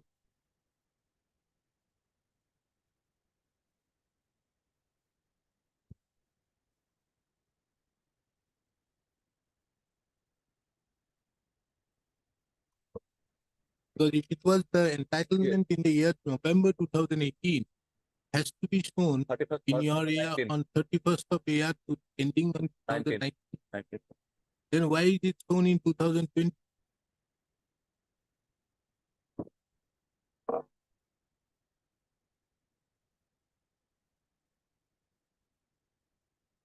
Because, my lord, if your lordship see, my lord, that ledger account, my lord. Sorry. Ledger account also, my lord, 1st of April 2018 to 31st March 19. It was the amount was receivable at that point of time. So you have to show it as receivable. It was shown as receivable when as on 19. 2019. So you have to show it in your account as on the 31st of 2019. Did you show it in that year? Perhaps not. When do you submit your account? This must be an audited This account. document I obtained right now, my lord. Over to when lordship made queries, my Whenever lord. you At that obtain, you time, I have to obtained, know my it. lord, this document. So these are audited budget. accounts. And if these are audited accounts, it will be filed up to Yeah. September, October Yeah. 2019. Then, anyway, yes, let me hear the other side. Anything else? Yes. It is your lordship, my lord. First, my lord, we have taken the point of maintainability in this particular case. So we have taken specifically, we have filed an affidavit and we have stated 3 points are there on maintainability. The first point is, my lord, maintainability point, which we have raised. We have said these issues involved is not connected to any public functions. This is very important. But it is related to a commercial contract between ACA and the petitioner. So there is no public law element is involved in this case. No involvement. Number two, no involvement of any public element. And when this discharge of public function, my lord, of ACA or the BCCI also, categorically we have mentioned all the judgment of the apex court. He said, board discharge some duties like, my lord, selection of players, umpires, construction of, my lord, a stadium. So these are, my lord, public, they are discharging public functions. Something happens to a stadium. Suppose it breaks down. Then, of course, my lord, 226, either ACA can be a party or the contractor can be made a party. But the present case in hand, it is purely is a private contract. Now, my learned friend started, this is the maintainability point which we have raised in our petition. My learned friend started with today with the judgment of Ramkrishna, which if I am correct. My lord, my learned friend, if your lordship sees paragraph 29, 43, my learned friend has read, but 43 last 4 paragraphs my learned friend should have read. Just I will read the last 3 lines of Ramkrishna. Ramkrishna Mission, my lord. Paragraph 29. You're referring to the SCC? I am referring to the SCC. 2019-16 SCC 303. Kindly see 29. I will not trouble your lordship. 43 also my learned friend has read. Last 5 lines of 43. 43, Therefore, there is no 43. 29. 43 has been quoted. Yeah. 43 has been quoted of the judgment of Saxena. Kindly see last 4 lines. Therefore, even if the writ petition would be maintainable against an authority which is state under Article 12 of the Constitution, before issuing any writ, particular writ of mandamus court has to satisfy that action of such an authority which it challenged is in the domain of public law as distinguished from private law. Now here, my lord, categorically number one, they have to establish before lordship it is state. Hmm. It is not a state in the particular case. They have to establish. They could not establish it is state. No, Or it is not instrument a under no. Article 12. Mr. Borbora is not on the has not made any argument to the effect that ACA is the state.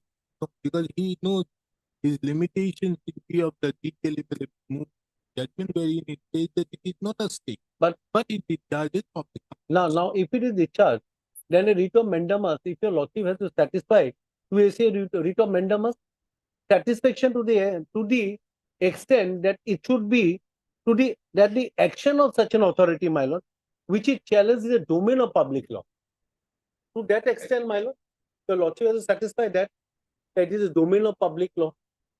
My humble submission before your lordship is not a domain of public law, because purely is a private law, is a private dispute. My lord, I am asking myself, why they did not file a civil suit? I'm giving an answer to your lordship. They didn't file a civil suit because it lapses, because limitation your lordship knows is 3 years. If your lordship has seen the work order or certain work order which they have mentioned, when it is work order, so they know that their jurisdiction before the civil court lapses only for the purpose of getting a read out of a civil jurisdiction. They come and file a writ petition before this honorable court, asking for writ of mandamus. Yeah, as on the date when he filed a petition, just for example, in the case of Banka construction. Yes. Here the period entitlement of his period was sometime around 2012.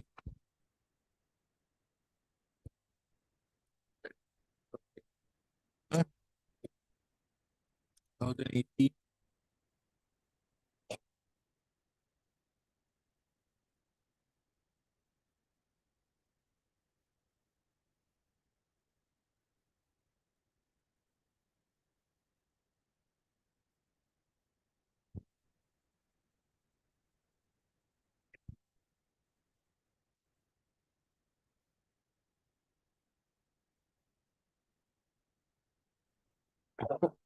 But the work is of 2013, my lord. Work Banka is of 2013. 2013. Bill is, now let us say the bill is of 2020, even if they have jurisdiction. Now I raise a question of dispute. Here, they are not entitled. Then even whether a writ of mandamus can be issued by this honorable court. All the judgment, Unitech, I have looked into it. All the judgment is within the realm of a state. And my lord, there is an agreement to it. There is an agreement to it. Now this agreement doesn't pay. Then of course it can be enforced. But here we raise all disputed, these are disputed, we denied. Each and every statement has been denied. First, my lord, the important aspect is about the maintainability of the writ petition. Whether writ petition is maintainable or not. Then your lordship will look into the merit of the case. Now, of Ramkishan, of the other 43 last 4 lines, another paragraph is very important, paragraph 30. That thus, even if the body discharges a public function in a wider sense, there is no public law element involved in the enforcement of a private contract of service.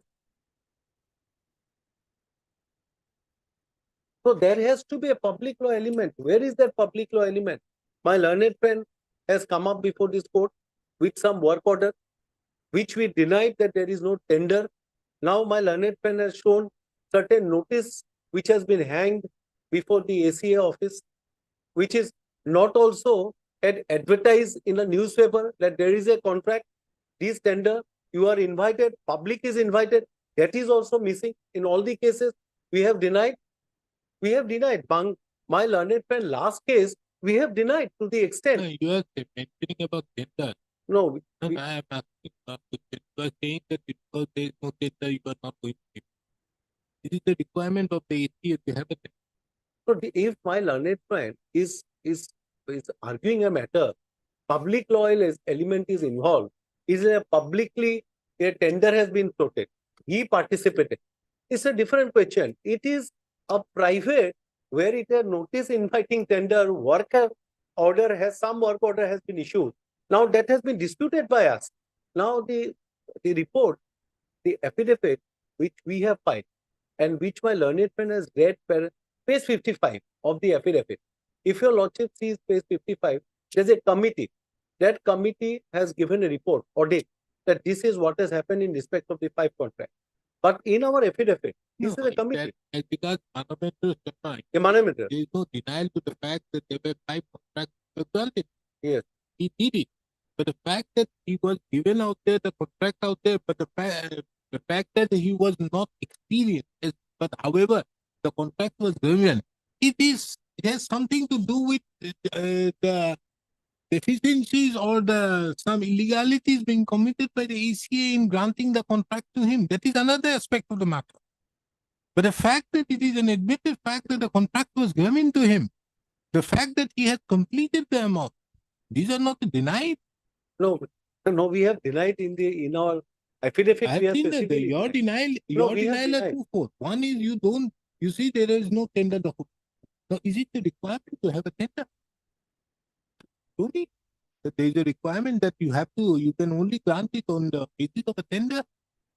Or the tender has to be in the advertisement, it has to be published because you are not a state. No, we are not a So state. under such circumstances, you can very well have a tender at your home and you give it under contract and thereafter So, being a so because preparation of the subsoil or the wicket out there is No, anything, any bad wicket happens out there. Obviously, it may be what you call. We had the recent phenomena of the South African match finishing in less than 608 goals or something to that effect.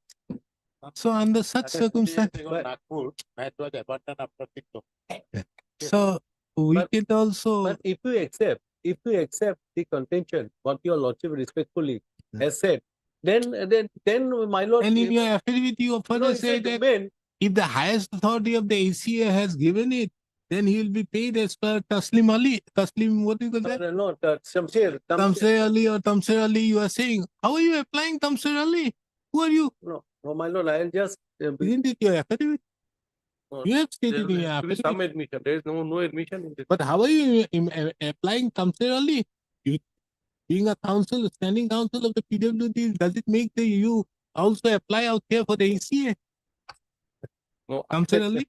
for You my have stated also. for a petition under 226, madam, any petition, that will be otherwise a man of full bench. Tamsir Ali is a different where there is the government has accepted a particular thing that okay, we are going to give as per a particular set of rules, and they will put their names out there, they will get it. But Tamsir Ali is for PWD. Well, my you lord, have enclosed yourself an affidavit out there where ED is being called on money laundering.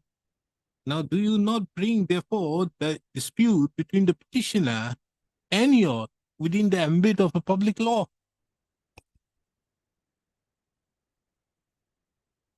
You are saying that there is a FIR being filed.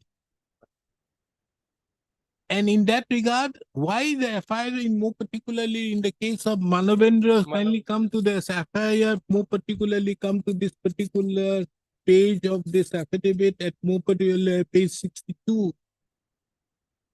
Allotment of pitches and other construction work to so and so smacks of illegal gratification.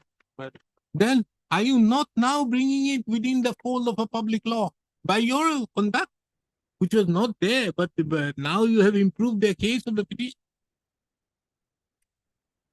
And now can't the petitioner now come up and say, that, look here, this is because of these unnecessary litigations being conducted, they are not going to pay to me, and for which I am approaching this court under Article 226 on the ground of fairness.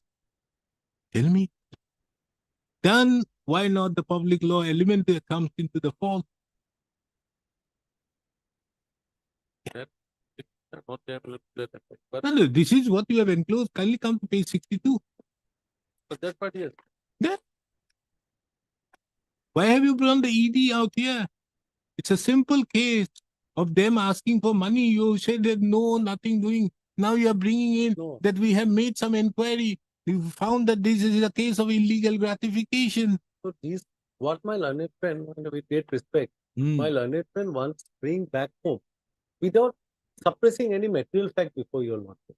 That's the reason what has happened thereafter. How the work order was issued, whether work order was issued in a proper manner. But the work Why you is have it? taken, you Suppose have let us taken, say no, it's but a- you have taken the benefit of the work. No, my lord, that's let's my lord, your lordship, let's. But there is some forum where my lord, your lordship is right. Some benefit has been taken. He has done it. Some your lordship is And right. as regards Shown as- Manavendra Sharma, the uh, limitation was very much there when he filed the writ petition. This court can very well apply for section 14 of the Limitation Act and give him the benefit Extension, during the yes. period in which this matter has been pending. My lord, if your So for lordship, that, he can very well get this 3 years. Others, I'm not saying about Mr. Borbara's case, but the other case of Manavendra, he has a case. But the fact that on account of illegal gratification, you are not releasing the payment is what can be seen out there. Where and there you therefore bring in. my lord, kindly see para 6 of the affidavit. I've seen. Kindly come to page 62 of your affidavit. No, I've seen that page 62 years right. Kindly see why you are Yes. not paying him. Okay. You get the inside answer to that. Allotment of Pete's construction. Page 62. Yeah. Allotment of each constant, other constant work to see so and so.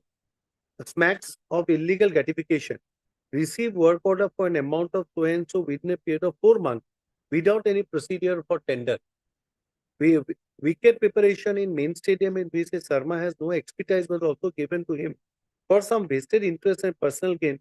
Substantial amount of money has already been released to the contractor. So here, therefore, you are filing it. Then kindly come to page, page 54. 54. Yes. Yes.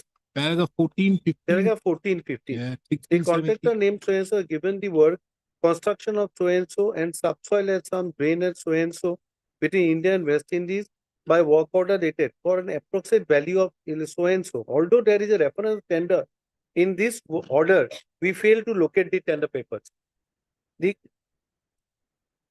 So now the whole problem is that without tender papers, my lord, it becomes very difficult. That is why when our work order was issued by the then secretary, we are not aware of it. In what manner? What manner it has been issued? No, Because tender maybe not. yes, It's okay, not the tender. But the fact that tender may not have been issued, but is it the requirement that you have to have the tender? The private body, if it the is, private party, of course, my lord. then is it Tender required may to have not a be- tender? Tender may not be necessary, but as it is referred that in a case a tender has been floated, that's why we are referring it, my tender. Your lordship is right. Tender may be not be required in a private type of No, this type of body. immediately you The work want. order. Today, the BCCI comes up out there, says that in Borsapara, we are going to have the T20 out here. And for that, something is required to be done. So, my lord, So- if ACA calls a private body and says this is a work order, you do this work order, and the payment is not being made. For an example, let us put a hypothetical like ACA calls a particular body, a private contractor, say you do this amount of work. Now that amount work is done. Now the payment has not been paid. Then whether it is within the domain of Article 226 to look into it, and this says is a writ of mandamus can be. That's the whole issue before your lordship. That's the whole issue before your lordship. Let us say that your lordship is right that where is that a tender can be floated in this type of way. It's not a state. It is not a state. It's a private. So where is the question where tender being floated?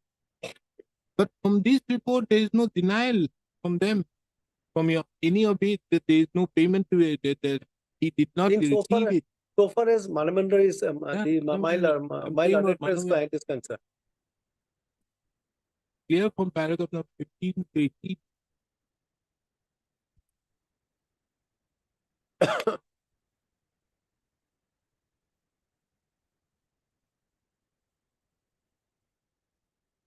Now, my lord, so far as Ramakrishna is concerned, this is para 30 is done, my lord. Now, during the course of argument, my learned friend Arup Orbera has pointed out that he has indicated page 105. There was some trunk where 14 packets were seized. That's what I have noted down. then my lord, your lordship has specifically asked, where is the tender? That your lordship has specifically asked. So no tender, why tender has not been annexed? So reply by the petitioner was not the work order. Work order was issued, that was replied, and thereafter, my lord has, your lordship has indicated about judgment of Saint Mary's. Saint Mary judgment. Hmm. Then your lordship, if kindly look into the Saint Mary judgment, 75.2 is also very important. I just refer to 75.2. 75.1, my learned friend has already read 75.1. 75.2. Even if it is assumed that an educational institution is imparting public duty, the Act complaint of must have a direct nexus with the discharge of public duty. It is indisputably a public law action which confers a right upon the aggrieved to invoke the extraordinary writ jurisdiction in Article 226 for a prerogative writ. Individual wrong or breach of mutual contract without having any public element, this is important line, as is integral part, cannot be rectified through a writ petition under Article 220. That's our case, my. Wherever courts have intervened in their exercise of jurisdiction under Article 226, either the service conditions were regulated by a statutory provision or the employer has the status of a state within the expensive definition of Article 12, or it was found that the action complained of as a public law element. So that's why my starting point was that whether any public law element is involved or not. So this paragraph saying if it is individual wrong or breach of mutual contract without having any public element, then my respectful submission will be, it is not a case under Article 226, your lordship will look into it. Now, if your lordship kindly see 75.3, last 4 lines, that's a read, my learned friend has read that past 4 lines. An educational institution, lordship got it, my lord, may perform mirror function touching various aspects of public life and in societal sphere. While such of those function as would fall within the domain of a public function or public duty be in this undisputedly open to challenge scrutiny under Article 226 of Constitution, the action or decision taken solely within the confines of an ordinary contract of service, having no statutory force or backing, cannot be recognized as being amenable to challenge under Article 226 of the Constitution. In the absence of the service condition being controlled or governed by statutory provision, matter would remain in the realm of ordinary contract of service. So, my lord, they have to come up before this court and say it is governed by some statutory provision. It is a case where it is purely as a private dispute. So if it is purely as a private dispute, it is under a private contract, then it is not maintained upon Article 220.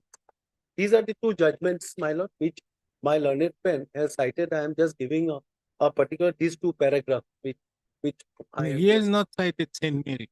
10 minutes I have Saint cited. Mary, you have cited on Yeah. the last occasion. But this paragraph 75.2 is also very important. No, you see, if we put these judgments on one side, Yeah.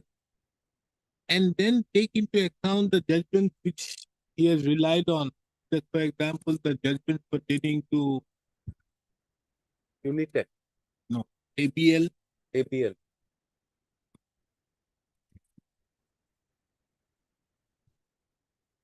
Whirlpool, APL, then Century, then he has relied on this Popatrao, then Unitech, Popatrao, your lordship has. Unitech, Yeah. all these things. Don't you feel that, you see, all these judgments were against the state? Correct. There's a difference. If it is the state, then in that case, non-payment of the certain dues which are there on the face of it, appear, would make the action arbitrary. And as such, the Supreme Court, even on slightly disputed questions of Correct, fact, correct. have entered in. Whereas in the case of non-payment of due, in the case of certain functionary exercising public function, the same yardstick may not apply. What do you have to In respect of, You see, yes. there are two different things. If you see all these judgments from Unitech, ABL, just for example, ABL judgment, here there was a contract of insurance. Yes. This particular contract of insurance was not paid. I think ABL's judgment is on that contract of insurance. Yes. Yes. There was a letter of repudiation of a contract of insurance, and there was a contract and for non-payment of the contract of insurance, which we'll find it paragraph Yes. number 3 of the judgment, and that is what he wanted to enforce. This ABL International. The learned single judge had duly allowed it. Yes, it is permissible because, and more particularly, it was said that the state cannot deprive that. And being a state, kindly see paragraph number 2, the last portion of it. Yeah.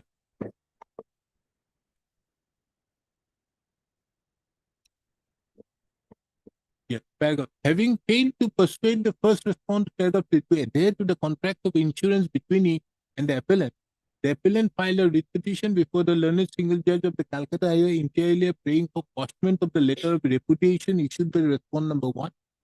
It also consequentially prayed for a direction to the first respondent to make payment of the dues to it under the contract. The learned single judge, after hearing the parties, came to a conclusion that though the dispute between the parties arose out of a contract, the first respondent, being a state for the purpose of Article 12, was bound by the terms of the contract, and therefore non-performance a writ was maintainable. And after considering the argument of the parties, it is directed in the regard to liability under the contract of insurance, allowed the writ petition and issued the writ and directions as prayed for by the appellant in the writ petition.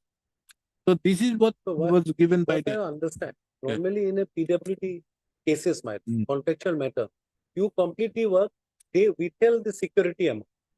Say doesn't pay the security because by way of terms and condition, it is says you complete within a period of 3 years, then after first 50% has to be paid first year, then second and third year 25%. If it doesn't pay, then this is a state.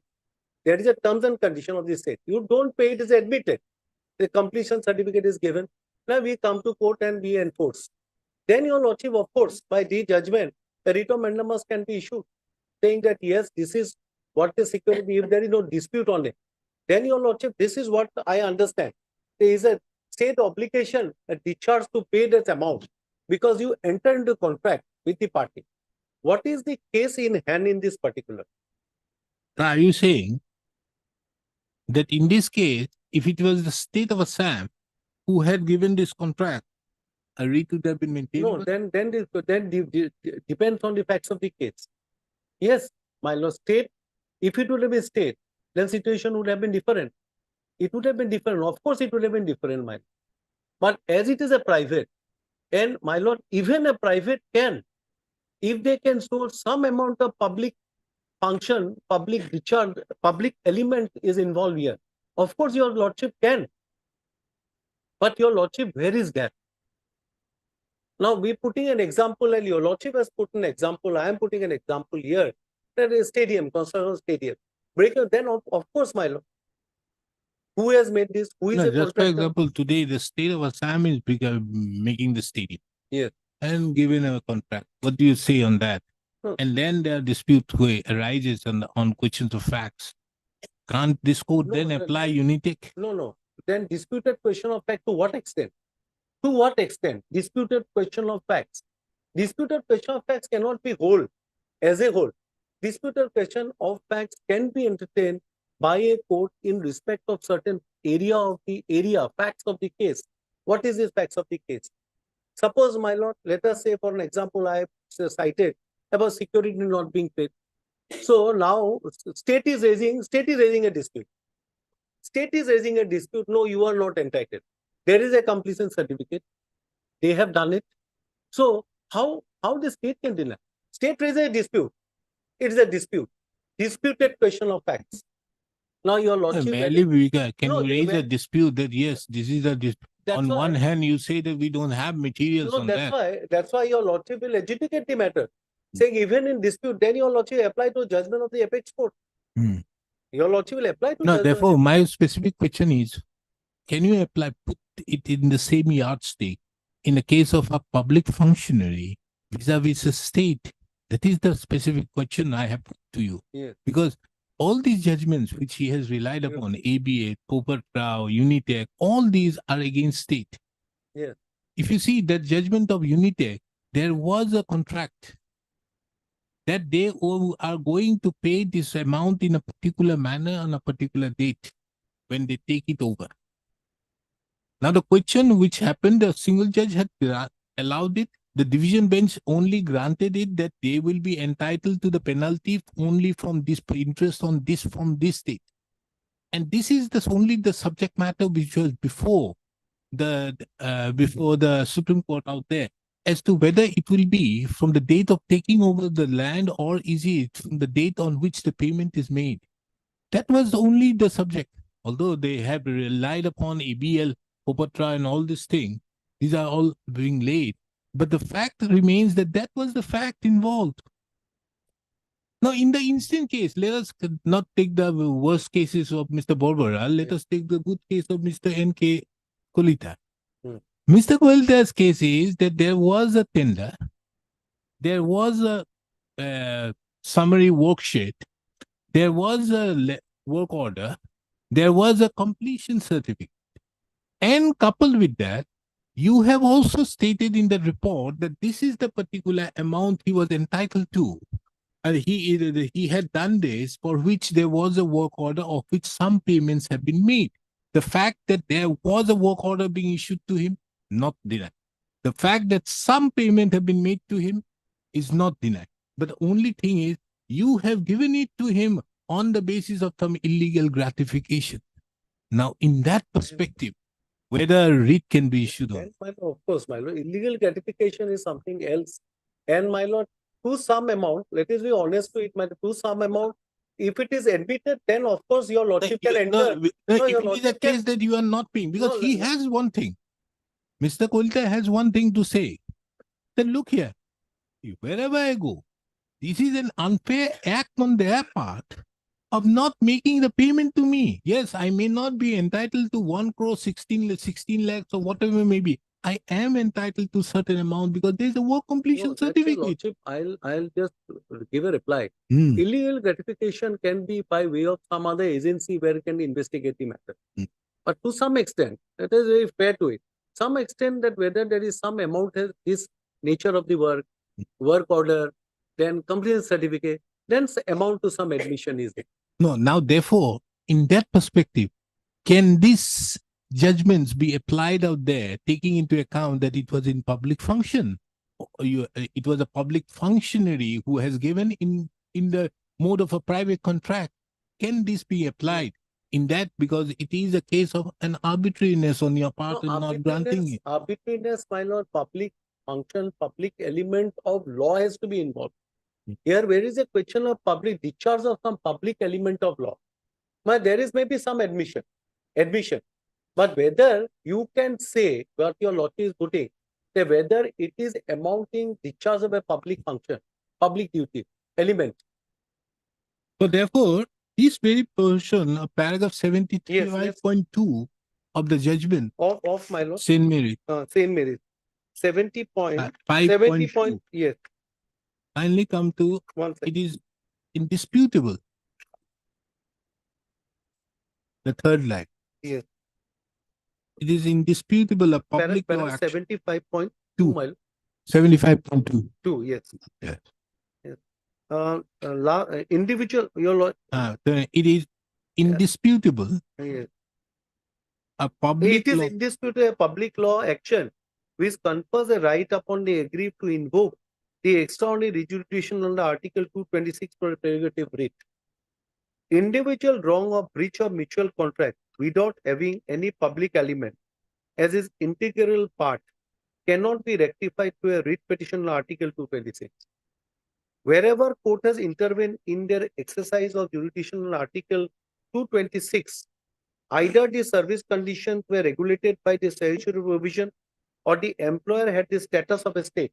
Therefore, Yes. if you read ABL, if Yes. you read Unitech, if you read any other judgments of those kind, Popat Rao and all this thing, you have to read with 75.2, wherein if it is a denial by them and making it unfair, then a writ can very well be issued against the state. Correct.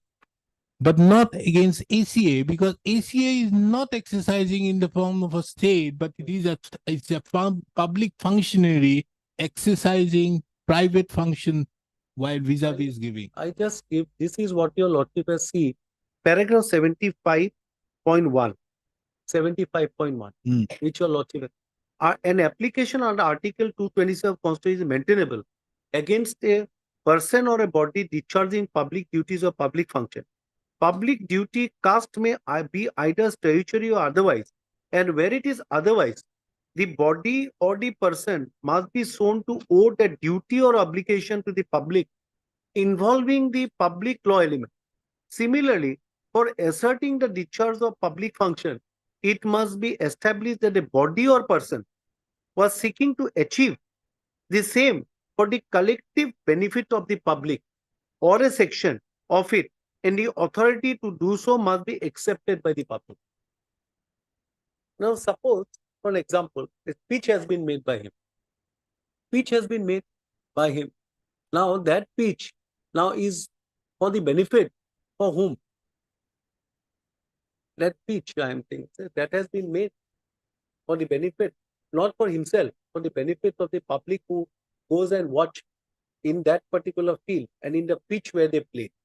So whether, my lord, in this case, whether your lordship take the last line, it must be established a body or person seeking to achieve the same for that collective benefit of the public, or a section of it and the authority to do so must be accepted by the public. It has to be accepted by the public. So my humble submission before your lordship in respect of those cases which has been cited by my learned friend will not be applicable so for the present cases. Because then 75.2 comes. 75.2 comes here. Because 75.2 categorically says that if there is a Yes. violation, whenever the courts have intervened in exercise of either service conditions were regulated by the provision or the Or the employer. employer has a status of a state. Within that expensive definition of Article 12, or it was found in the action complaint of public. So all the judgments of ABL and all these things Yes. pertains to judgments pertaining to state, Yes. nothing to do Nothing with to do with this private public body. function, Yes. public function. Public functions. There might be certain people, yes, otherwise it will be, My lord, then my lord, what will happen? Each and every one will come to the court. They will not relegate their particular before a civil court. They will directly come to the High Court, because saying as you exercise your writ jurisdiction on Article 226. They will not go before a civil court. because if we go now back to G Telefilm, Yes. which is the flank of Mr. Borbara's argument, Yes. there the Supreme Court categorically had that BCCI is not a state. Correct. Right. We have mentioned also that. It is not a state. But it said that it will be maintainable, a writ will be maintainable against BCCI Hmm. in the majority judgment. And a writ 226 maintainable, 226 but not 32. Not Article 32. But there was a case where a tender was issued Okay. for the purpose of broadcasting rights. After the tender was issued, G Telefilms was I think he was the main Hmm. contender who would have otherwise got it, but they cancelled it. And it is in that perspective the Supreme Court said that whatever it may be, but paragraph 30 and 31 of the 31 state, we have stated. Yeah. Be that as it may, it cannot be denied. A board does discharge some duties, like the selection of Indian cricket team, controlling the activities of players, others involved in the game of cricket, These activities can be said to be akin to public duties or state function. And if there is any violation, any constitutional or statutory obligation or rights of other citizens, aggrieved party may not have a relief by way of petition on Article 32. But that doesn't mean that a violator of such right would go scot-free merely because if he or he is not a state. Under the Indian jurisprudence, there is always just a remedy for violation of a right of a citizen. Though the remedy under Article 30 is not available, an aggrieved party can always seek a remedy under ordinary course of law by way of a writ petition Article 226, which is much wider than Article 32. That's what your law 32, even 226 is much more wider, is a prerogative, more plenary in nature. 32, but the court in the case of Andi Mukta, so and so, as held, Article 226 confers wide power on the High Court to issue writ in the nature of prerogative writs. This is a striking departure from the English law under Article 226. Writ can be issued to any person or authority. The term authority used in the context must receive a liberal meaning, unlike the term in Article 12, which is relevant only for the purpose of enforcement of fundamental rights under Article 32. Article 226 confers powers on the High Court to issue writ for enforcement of the fundamental right as well non-fundamental right. The words any person or authority used in Article 220 are therefore not to be confined only to statutory authorities and instrumentality of the state. They may cover any other person or body person performing duty. The form of body concerned is not very much relevant. What is relevant in nature of duty imposed on the body? The duty must be judged in the light of positive obligation owned by the person or authority to the affected party, no matter by what means the duty is imposed. If a positive obligation exists, mandamus cannot be denied.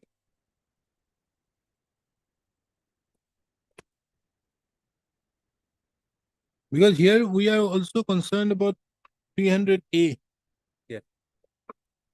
Non-granting of an amount to which they are entitled to would be a constitutional right under 300A.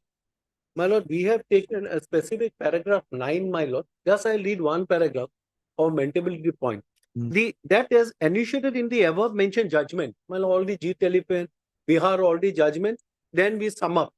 As the board does discharge some duties like the selection of Indian cricket team, controlling the activities of players and others involved in the game of cricket, namely umpires and officials represent the country, international forum, etc., which are akin to discharging public function. But a contract entered into with a contractor for execution of some construction work can by no means be termed as a public work, and as such, any dispute arising out of such contract is not amenable to writ jurisdictional Article 226. This is we have taken. Paragraph 10 also we have taken. Instant case, issue inverse not connected to any public function, but is related to commercial contract between ACA and the petitioner, herein without involvement of any public element, herein, and thus the said issue is not amenable to Article 226. So what is most striking, what your lordship has put a query to it under 75.2 is whether what is the difference between a state and between a private body. So therefore, a state entering into an agreement can be enforced under Article 226 even when there are disputed questions of fact. If But- we go by ABL. But your lordship, one thing is also there. But there are other judgments. Now, your lordship has looked into it all the judgments, ABL also. But to what extent to the area of disputed question? State may deny. Kindly lord, do- no, kindly- what I- therefore, kindly No, look ABL, into this ABL, judgment of 2000, Para 20, ABL. no, this Popotraf, No, I just, 2020, your lordship. 19 SCC 241. This is what? Popotraf, Only your lordship, your kind permission, that ABL which your lordship has referred. ABL I've looked into, Yeah. yes, kindly see 2020, 2000, 19 SCC 241, paragraph 13, 11 to 13. is there.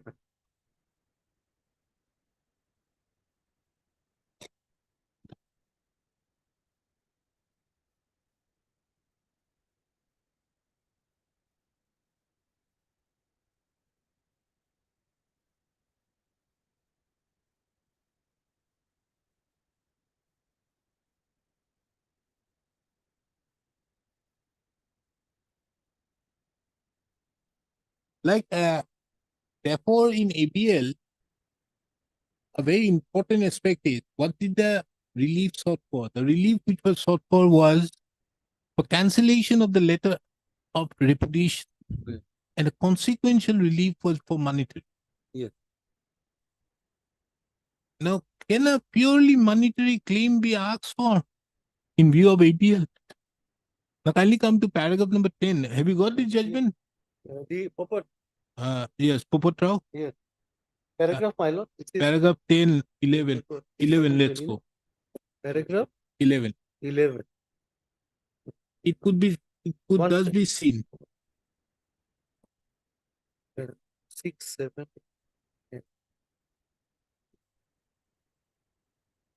11.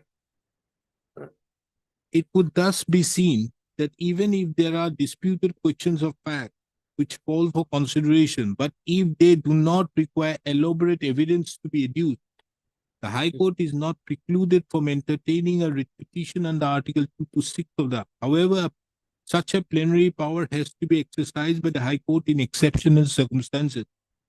The High Court would be justified in exercising such a power to the exclusion of all other remedies only when it finds that the action or error is arbitrary and unreasonable, and as such violative of Article 14 of the Constitution.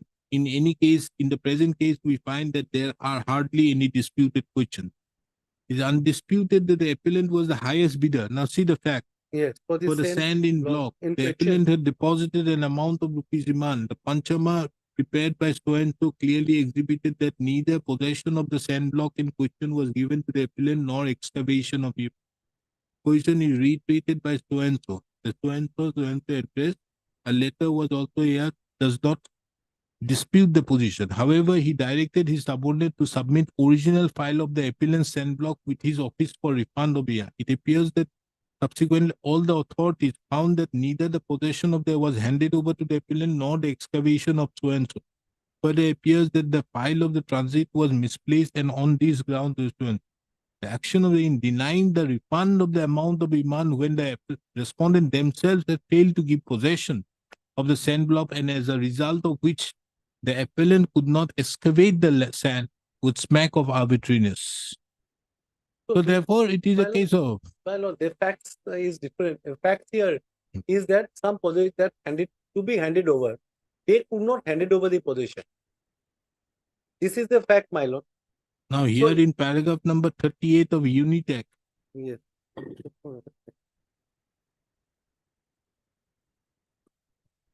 One second. My lord, your lordship will kindly look into the judgment which your lordship has cited in paragraph 6, which your lordship read. There is one line which is important. First, it could thus be seen that your lordship read that. It could thus be seen that even if there are disputed question of fact, which calls for consideration, if they do not require elaborate evidence to be adduced, the High Court is not critical. So, if it is requires elaborate evidence to be adduced, then of course, my lord, then even if it is state also, my lord, the 226, then also. then only go before the. Now we have come across a lot of contractual matter where in the terms and condition of the contract, it said this site will be cleared by this state in some of the matter. Site will be cleared by the state within a period of 21 days. It has to be completed within such and such period. They doesn't clear the site. Then what happens? Whether I can invoke jurisdiction article 226 saying that you cannot hand over the site within a period of 21 days. It is not impossible. Whatever the money which I have given, please refund the money. Then of course the High Court can violate article 226. Now, if there is a dispute which has been raised by the state, saying that no, 1% of the site has been given to you, then of course High Court will not entertain it. So these facts, my lord, elaborate evidence, then civil court, there will be no meaning of a civil court, my lord. And Unitech, my lord, your lordship is looking in Unitech. Yes, Unitech paragraph Unitech 38, paragraph 39. 38.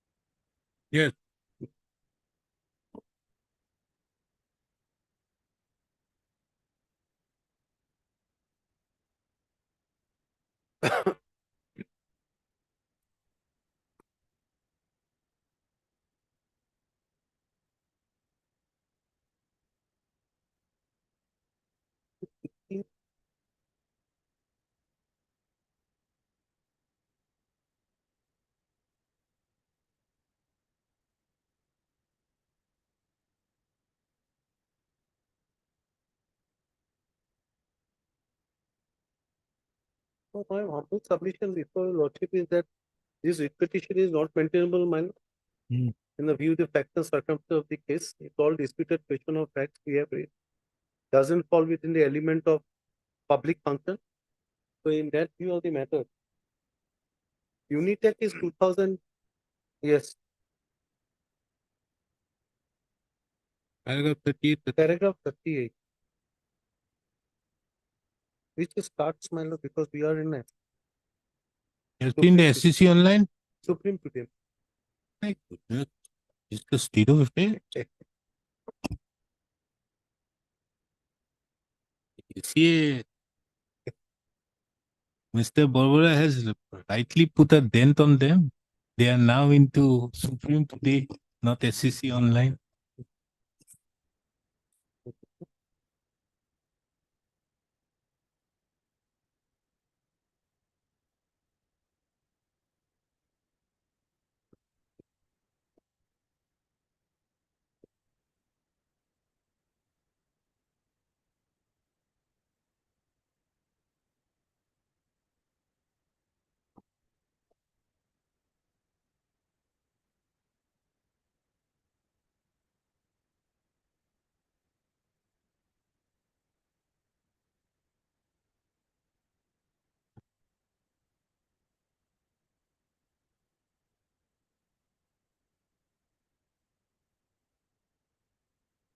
Yes, I have looked into it. Yes, Mr. Barbara, anything in rejoining?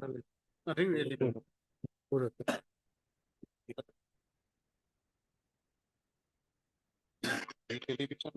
Yeah. Of the land now. Hmm? PN. But yeah. Yeah. So no other judgment. But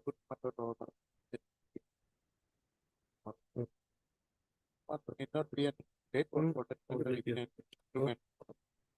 Nature of function, whether they are public function. Constructing a state that connects state, saying that it's a public function, get put. Therefore, my lord, it cannot be said that whatever public was invited to construct or do, my lord, cannot be said that it's non-public. Court SJ has positive obligation. Citizen, but very bad. Not be about what from Article 14, my lord, question of being arbitrary. 300 A Maybe also to state information. entirely why I have my bank loan pending. Suppression notice has been issued to me.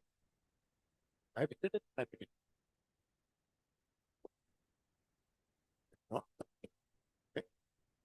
Suppression notice has been, obligation is on by the board. There is a clear distinction. I have not come the state under 32, my lord. I have come under 226. Why I have come under I have been presenting and I know, as their lordship in the Supreme Court says, that in every case, don't send them to the cumbersome and long, lengthy procedure of a money suit. Who doesn't know about limitation of 3 years, my lord? Everybody knows. Then? Everybody knows, because I have been educated. Because I know that this is a case which will be maintainable before I. But don't you think there are many Supreme Court judgments also which say that if in a writ remedy, if it is not permissible under the civil court, as per the otherwise the remedy available, Why do you think?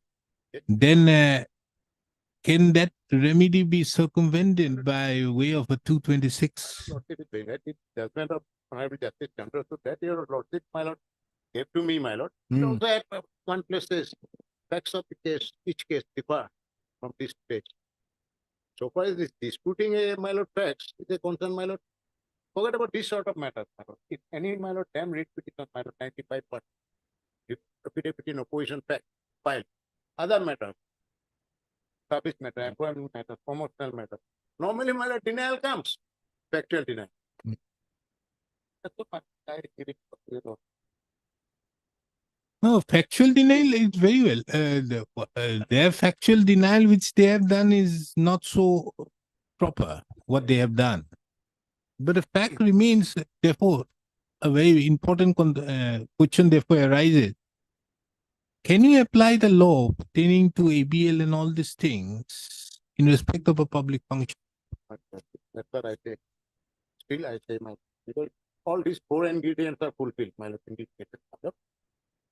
Because you see, when a state gives a contract, irrespective of it is, their concern of giving a private contract does not I know, I arise. know. There is always the word or any person or body discharging public function. I fall in that, they fall in that category. madam. I have never said that they are an instrument. Not No, even no, an no, instrument. no, I'm not on that. I'm therefore saying that state giving a contract to anybody for construction can under no circumstances at any point of time be said to be a private contract. It cannot. It has to have the public element because the state is bound, because every expenses spent by the state is not from their money. It is a money from the public. It's a public expenditure. Public exchequer is being involved. So whenever the state does, so it has to be in conformity with Article 14. But would the same thing apply for public Yes, function? my lord, my Because of the reply- fact that they are discharging some public functions in another area. uh, Therefore, you see why G Telefilms judgment have not, although it decides on public functionary, is not being taken note of in any of the judgments. my lord, in all these cases, I respectfully submit that All these judgments. positive obligation owned by. Yeah. here. Here is a case where they owe some positive obligation to the other, and my lord, Hmm. we are a section of the city, part of Hmm. the city, right? And we have not come under 32. We have come under 32. At the construction. of 32, the stadium, 32, monopoly of 32 the- is a third stage. First, second, then third. So monopoly, Ramkrishna is not monopoly, man. But APA is monopoly. You cannot go to watch a T20 international to any other field, my lord, not owned by ASA. Hello. Anyway, that's all I heard it. Hearing complete judgment. If you look at permitting, can I file my lord within 36 hours? A very short title, list of titles of that I. That's not required. We'll see all your judgments will be duly referred. And I remember it, don't worry. I don't, I own. Okay, what is that?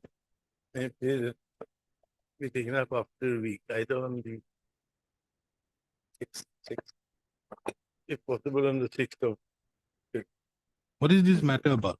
This is relating to, I appear for the petitioner in item number 6. It relates to demolition of the premises of the petitioner's coal factory, coke factory. So yeah, our allegation is that they have done it arbitrarily without giving us the opportunity of. Who has done? The Coal India Authority. Coal India authorities, but it has been demolished by the district administration. Why?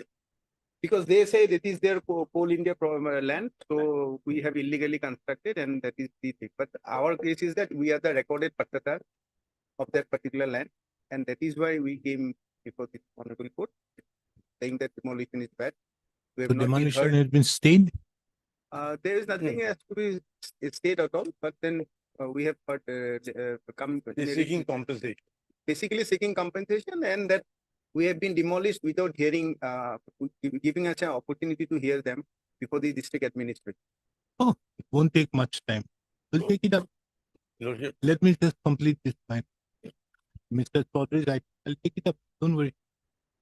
Just won't take much. Because this is a 2013 matter. 11 years have gone. It doesn't look nice.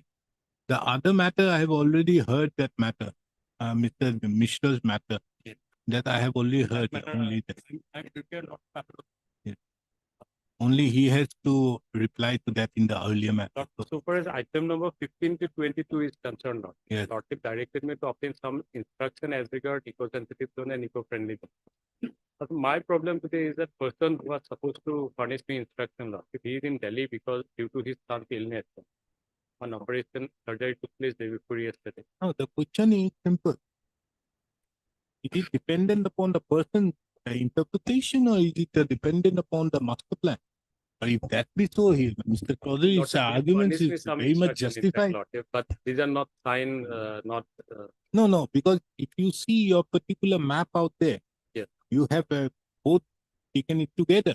But if we see the interpretation which is given out there in the GMD Act, the master plan, it only refers to those forest areas or nalas and rivers and all these things which will come within the ambit of eco-sensitive. What is that? Yes, eco-sensitive. eco-sensitive. The others are eco-friendly. Eco-friendly. So others will be eco-friendly. Yes. It seems because if you see the map which is being given, the colored map, you have put both together everywhere, but you have specifically defined eco-sensitive area as falling under those, the forest and all these things. But Last- here in last his entry case, is it will Nala. be The last entry is Nala. Nala. So in his case, it is clear, it's a Posim Boragaon has been shown as eco-sensitive here. Yes, so that is why, Lordship, I asked them to furnish me the exact definition. Lord. The If- definition if is it already is there. defined somewhere, Lord. No, That there it is an explanation is there, Lord. What Oh. note is there on. So can they give better definition from that by another person? Only that is the simple thing. Otherwise, Mr. Chaudhary's client has constructed without a permission That- for which that's his what your construction should go. But the Lordship, fact second- that whether he is able, he can seek a permission to make a construction again, that is another aspect of the matter. That It is the boils down only, to that. Huh? It boils down to the latter part. that is only that. If he can seek a permission, very well, he can seek a permission. In fact, my lord, in case of any activity, eco-friendly, with the permission, it is Permissible within the limits. Yes. Within the limits that permission is good. Can be done. That is the only the thing which is left with this matter. Yes, Lordship will pick us after 2 weeks. Let him come back, Lordship. He specifically requested me to convey it. Hmm? He's an old person there, Lordship. They are all dependent upon him. Council. Sorry, status there. Okay, Even yesterday also they were sitting in my chamber, Lordship, but unable but to. they could not Yes. explain the simple Yes. thing which is being given out there in the GMD market. Anyways, then it has to go after 8th February. yes. Take a look. It will take it after 15th February. This matters again on 13th of February. Yes. Well, I hope by definitely. then you can get your Not filement. this My matter for London hearing. he conveyed me yesterday, my lord. Huh? He conveyed me that the evening he conveyed me that. Now, because another thing is very important thing he has to take note of. Once it is being So said, we are cautious because of that High Court plot. No? Huh? One plot has been allotted to the High Court. We are High Court no plot has been allotted there. That land was supposed to be acquired and then allotted, but that plot has already gone for a 6. We are not taking, the High Court has not taken up that plot. Only that plot is given for the district judicial. Now, if that infrastructure which comes out in Amingaon, then that plot will be given away. That is not there. But you will have a big problem out there lot. because not on that. Once you say this area to be eco-sensitive, then any judgment has been passed out there to be eco-sensitive, you will be then bound as per your master plan to take action against not only that, against the scientific college, which is a huge area. Then you have made that Udhan, that Shahid Udhan, which is again a huge area. So you will have big problems. Things about it. I think my lord, better my London can also have the instruction from slightly higher up in the. Better off. Instead of him, I think you should take the instructions from the commissioner. Or at least higher up. What is the department? GDD? Now it is urban development. No. GDD. Urban development. Enegele, huh? List the matter on this court upon hearing the matter is of the opinion that an affidavit is required from the Commissioner and Secretary to the Government of Assam, Guwahati Development Department, as regards the difference in the use pertaining to eco-sensitive, One eco-sensitive zone and and eco-friendly. eco-sensitive zone and Friendly. eco-friendly. And the area as per the master plan wherein the eco-sensitive zone is situated. Different. Right. So you get the affidavit from them, Lot, I, then it will be better. lot of speaks on 13. 13. The affidavit be filed by 11, by 9. Item 423.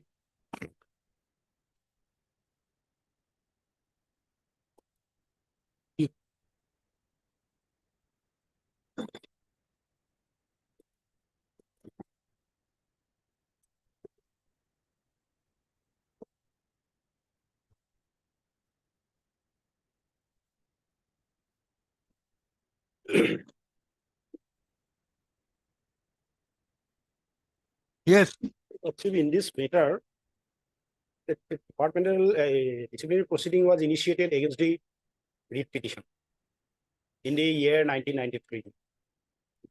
So, Your Lordship, ultimately the departmental disciplinary proceeding concluded in the year 97. On 96, report was submitted. On 97, punishment was given. In the meanwhile, he was gone on voluntary retirement under FR 56B. Subsequently, in the 2021, a criminal trial was started against him. And in the 2010, that criminal trial was concluded and convicting him. In the criminal trial, Your Lordship, there were 3 accused. And in the departmental proceeding, in the criminal trial, other 2 accused were acquitted by the trial court. And ultimately, he approached the High Court by way of an appeal, Your Lordship, and the appeal was allowed. He was acquitted. In the disciplinary proceeding, Your Lordship, there were 2 charges against him. 2 numbers of charges against him. And in the criminal trial, so far as defalcation of public money is concerned, that part was tried. Now, what was the other charge?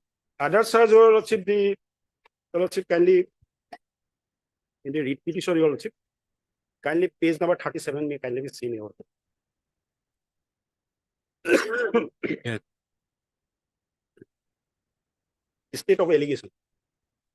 Statement of allegation.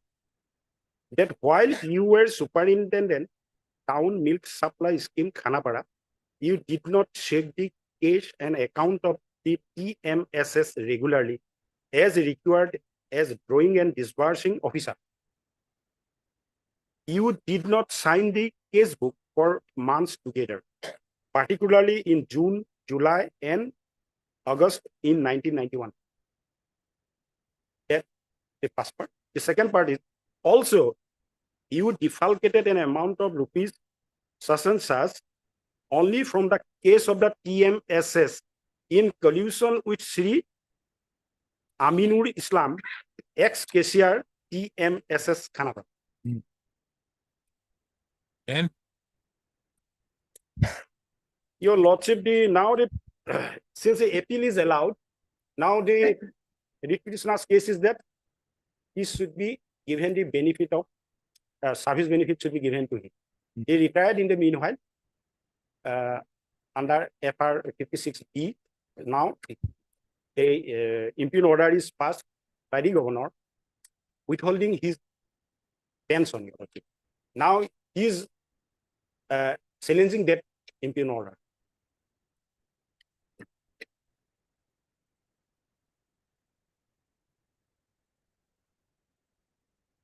now your order which has been passed by the appellate authority, where is that order? Page 55. Yes, page 55. Where Yes. is the reason? Page 55, it relates to his voluntary retirement, compulsory retirement. Your Lordship. No, this is the order of Governor. imposition, page 57. Yes, 57. After careful consideration of all facts and after taking into consideration all the available relevant records, it has been decided by the government to accept the inquiry report of the inquiry officer and to inflict the recovery of misappropriated money from his pension.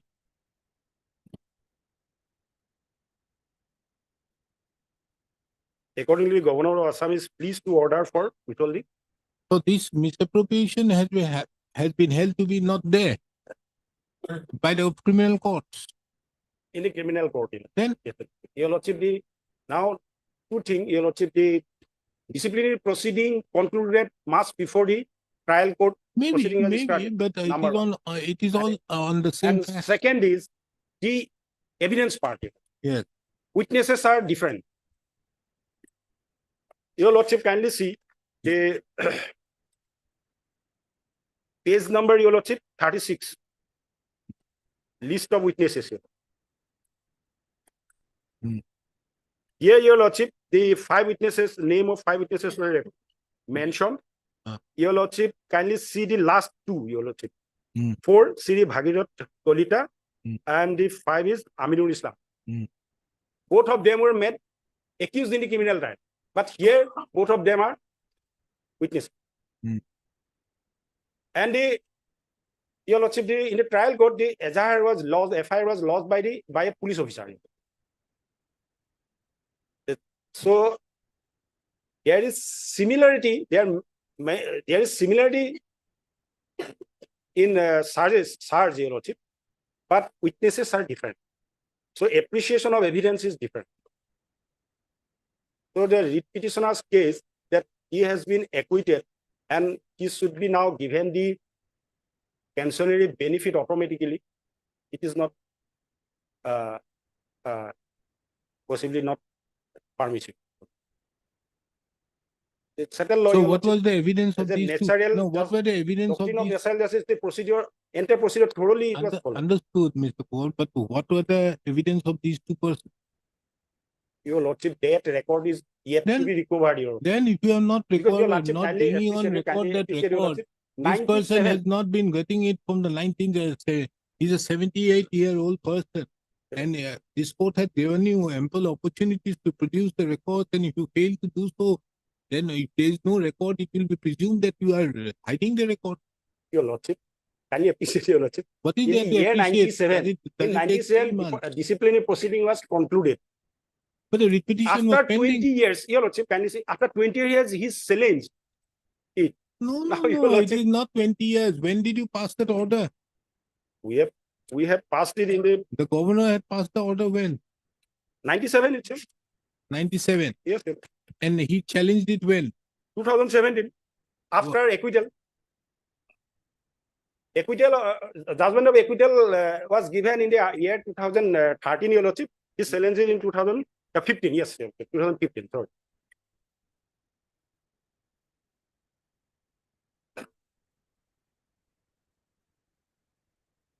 This is not the case that the inquiry report was never given to him. It was given to him. It is admitted.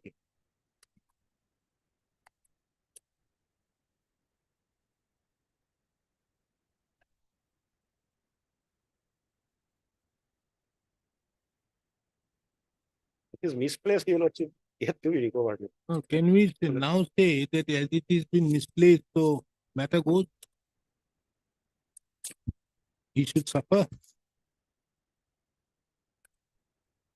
Your Lordship, he could have challenged it immediately after the impugned order. We thought. Your Lordship, As on that day, it was okay, but if it is on, he has been, in 97, Your Lordship, kindly appreciate, Your Lordship. In the year 97, impugned order was passed. Criminal proceeding started in 2001. In the meanwhile, he could have challenged it. He never challenged it. He is challenging it after order of acquittal given by the appellate court.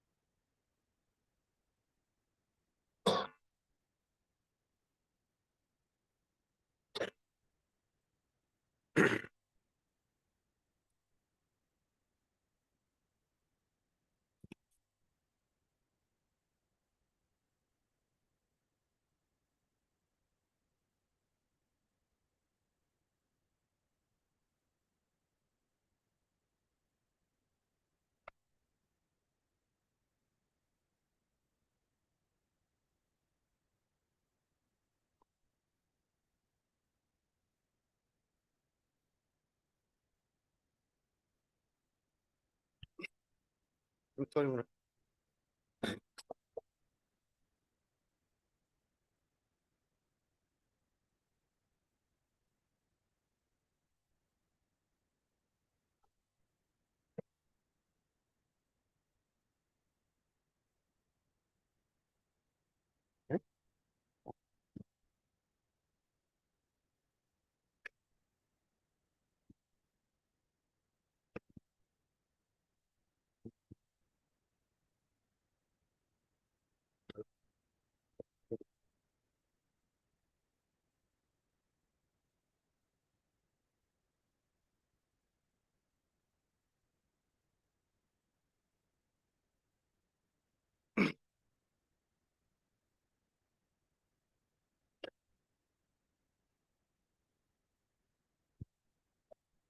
I'm bringing my judgment. Whatever can you excuse me?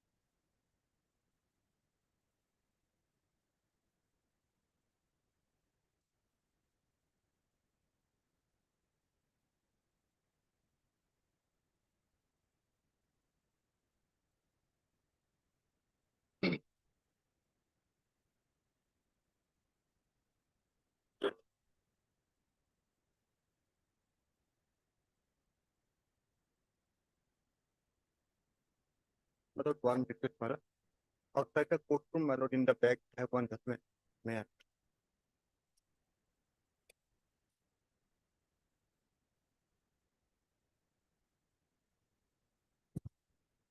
Now, who are these two persons?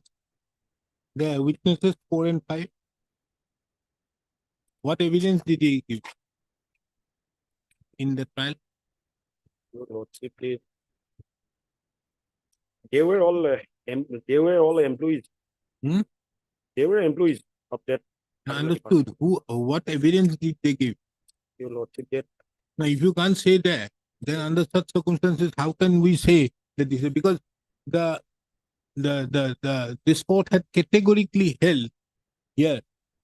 What emerges from the above discussion is that the prosecution has, in the present case, miserably failed to adduce evidence to show as to who has maintained the cash book in question, far less proving that at the time of handing over the charge by the appellant, he had not given a sum of rupees 6,28,450 to the officer who had relieved him.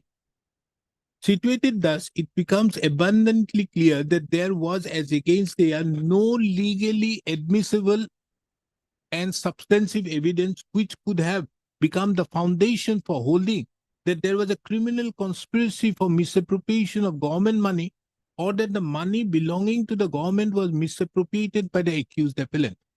The conviction cannot therefore be suspended. In the result of where the appeal is allowed, the impugned conviction and sentence passed against him under here is set aside. The accused LD is held not guilty of the offense which he stands convicted of and he is acquitted of the same.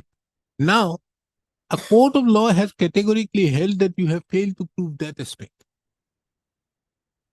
You had the opportunity of giving 20 witnesses. Now, your lordship will have to consider whether same set of witnesses were examined or not. Not necessary that same set of evidence. You made they could have very well That is necessary. taken note of that aspect of the matter. The prosecution did not do that. That is their lookout. But there were 17 witnesses who were there who could not, and the court had categorically held that there is no legally. It is not a case of setting aside as it was on the ground of beyond reasonable doubt and aspect. No, it was said there was no legally sustainable evidence. So if that be so, can you still maintain the conviction? Or at best, it may boil down to only one thing, which is he did not sign. You see, there were two sets of allegations. One was defalcated the Defalcation and of this amount of 6,28,000. That amount, that charge goes. Remaining is this one that he did not sign. Yes, you can very well take a decision on that aspect of the matter, but that cannot be a ground for withholding his entire thing. your lordship, another thing is there, your lordship. Your lordship, the proximity of the occurrence. Your lordship, kindly see. In the disciplinary proceeding, it was initiated 93 and concluded in the report was submitted on 96. So it is in proximate to the occurrence, the allegations of the year 1991. And the trial, your lordship, it is concluded in 2010, your lordship. That aspect may kindly be also considered, your lordship. Number one. And the same set of witness, if the same set of witness is, No, you therefore have to There is- show me. your lordship, No, that is a certain therefore, law, your Mr. lordship. Poor, you have to show me that these two persons have given some other evidence which would have incriminated him, but they were with the accused out there, so they could not. Show me that. Yes.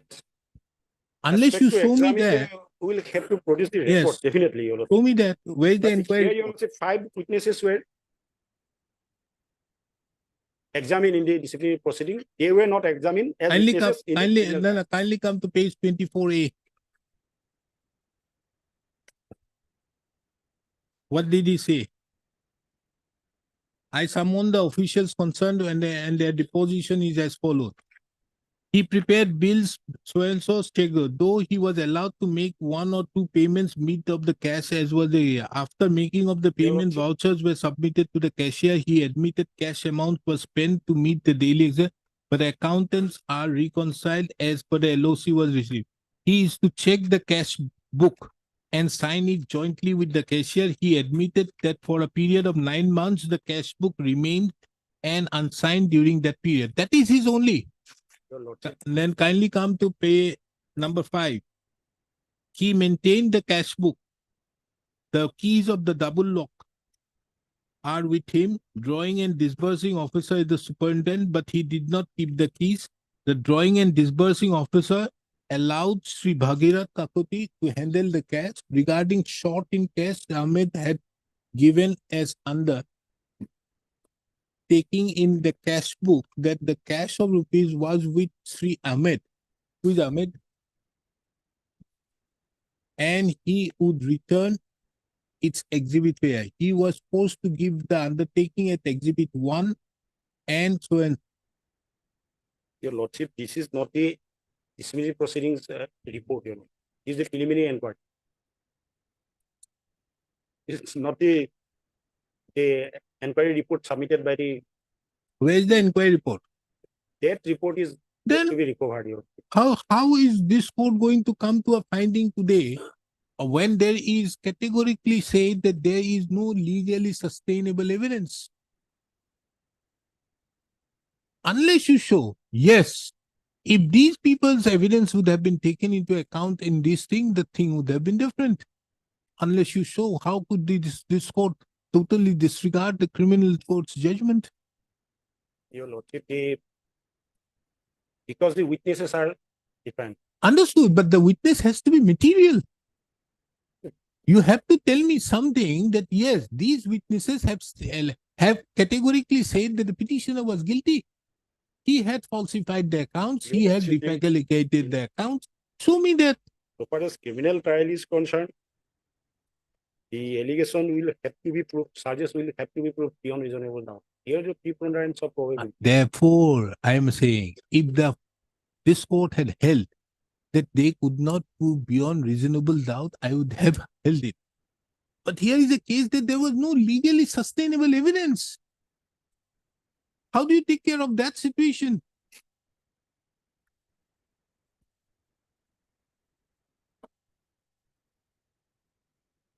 Apart from that, you have not given any evidence.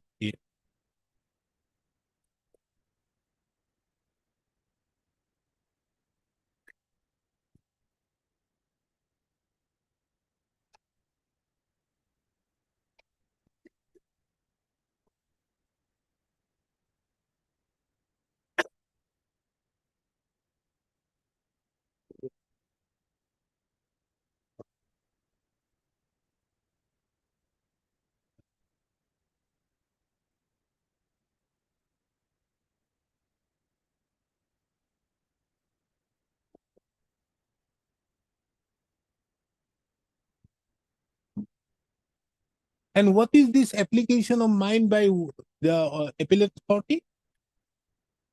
He never filed any appeal, Your Huh? against the disciplinary proceedings or decision, Your Huh? He never preferred any appeal. Again? Disciplinary proceedings decision. He never. No, so there was no appeal. The order was passed by the governor. Yes. Because in the meanwhile he retired, Your Lordship. So proceeding is has to be completed under Rule 21 of the pension. Hmm. So governor rule So is there is no appeal. You can't file an appeal against that. There is an, before the secretary, the government of Assam, there is an appeal, my lord, page 58. Hmm. Then what happened to this? 2010. That is pending.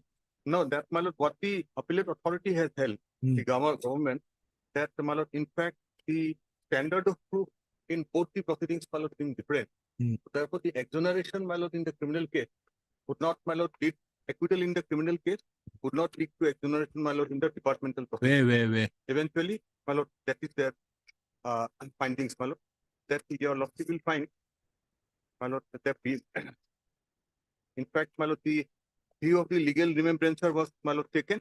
That is at page, my lord, 70. Basing on that, my lord, the authority is concerned. At page 68, my lord, it has been passed. If your lordship comes to the, my lord, view of the legal remembrancer from the judicial department at page 70. Exactly that has been held, my lord. That the standard of proof in both the proceedings, my lord, being different. So therefore, the acquittal, my lord, would not lead to automatic exoneration in the departmental proceedings. That is the ultimate finding.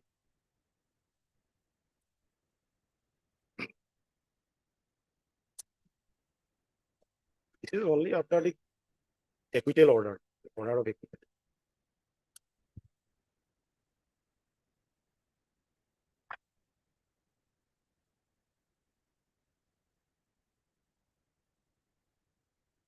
Your affidavit is only on the ground of this, Yes, that it is on the ground of beyond reasonable doubt. yes. You know, the burden is different. But Yes. what do you say about that judgment which I have given it to you? Yeah. Hey, Ramlal,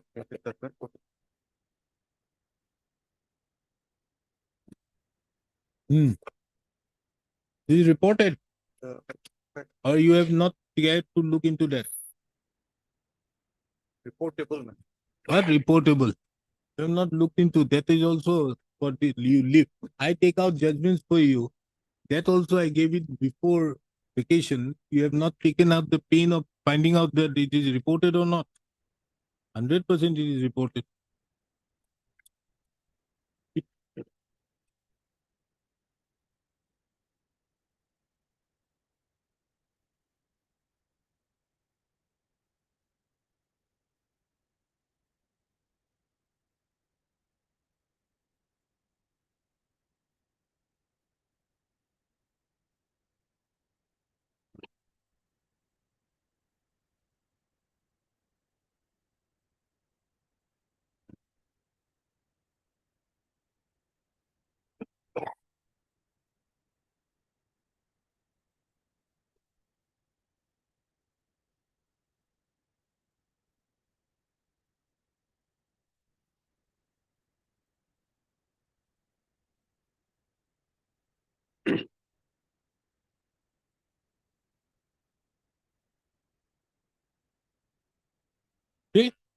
2024 1 SCC. For me, I have to find out that judgment also to you. 2024 1 SCC, page 175.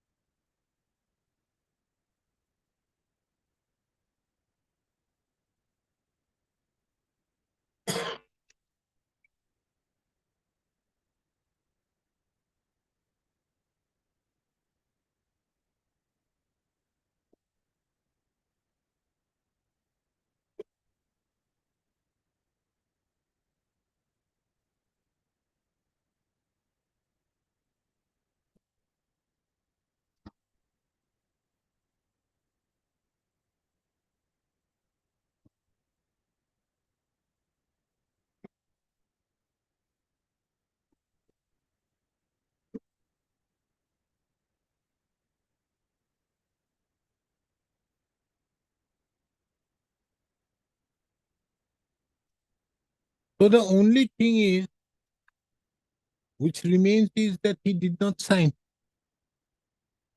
For that, whether the whether the punishment which you have given would be proportionate. We are only on the question of disproportionate. Your Lordship, I'm handicapped because we don't have the record. You don't have the record. But, That is, I can't help it. No? We'll have to see how it is dealt with. What? How it is dealt with. That issue. Which issue? Issue regarding your Lordship, the defalcation part. So therefore, I have been asking you So, to get your the Lordship, records. this particular judgment, your Lordship, Ramlal judgment, Does it take 6 months for you to get the records? I've given you time from 18/7/2023. And if you can't produce it, you can't help it. Can't help it because the Yes. only thing is now, yes, I admit it. you see, I would have understood if the court, the division, this court in appeal had come to a finding, yes, they could not prove beyond reasonable doubt. Your Lordship, Then the question would have been, but here the courts held there was no legally sustainable evidence against him. that means the prosecution failed to prove, Understood? But in the case, the Here, reading your Lordship, the Ramlal, in the paragraph 26, Mm. in this particular case, your Lordship, Mm. court held that the accused disproved the charges. Disproved. Kindly see page, paragraph 26. Mm. We are satisfied that the findings of the appellate judge in the criminal case clearly indicate that the charge against the appellant was not just, Mm. not proved. In fact, the charge even is to disprove by the very prosecution evidence. Where? Para? 26, your Lordship. Wait, 20. You have Page taken 19, which your one? Lordship. Page Start 19, with your what? 26 paragraph, your Lordship. Not the reported one, your Lordship. We are satisfied that the findings of the appellate judge in the criminal clearly indicate that the charges against there was not just not true in the fact that the charge events to disprove by a very prosecution. As the held by this court. No. In fact, the charge events to disprove by the very prosecution evidence, not by the appellant. Your Lordship, Prosecution evidence. Them. Your veterinary department. your Lordship, we failed to prove. Prosecution failed to prove. Then It is not the, in our case, it is not that the prosecution evidence itself disproves its own case. It's not.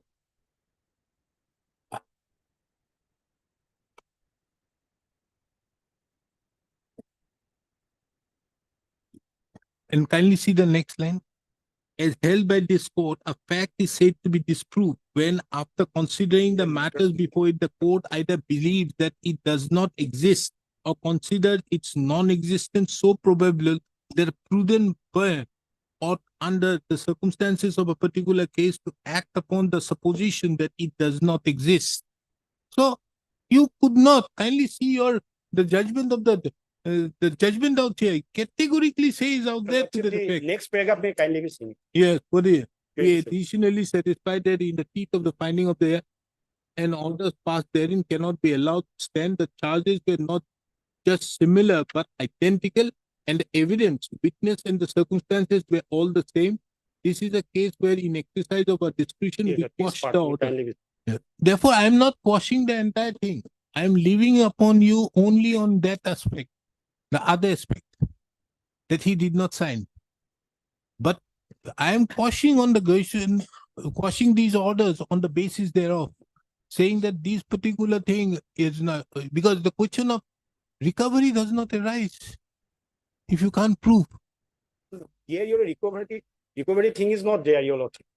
No, here there is a question of recovery here. Kindly see. Accordingly, the governor is pleased to order the withholding. Oh, yes, yes, yes. Yes. That part is. Then- I'm sorry. So Yes, that sir. I am setting aside. Yes. The question of his misappropriation does not arise. So only thing remains out here for you to take a decision is as to whether that portion out there that he did not sign, could it be in such a manner that it is so, wouldn't it amount to disproportionate? Now it will now become disproportionate. This thing does not event when there is no misappropriation proved against him. Then your lordship, another aspect will come Hmm.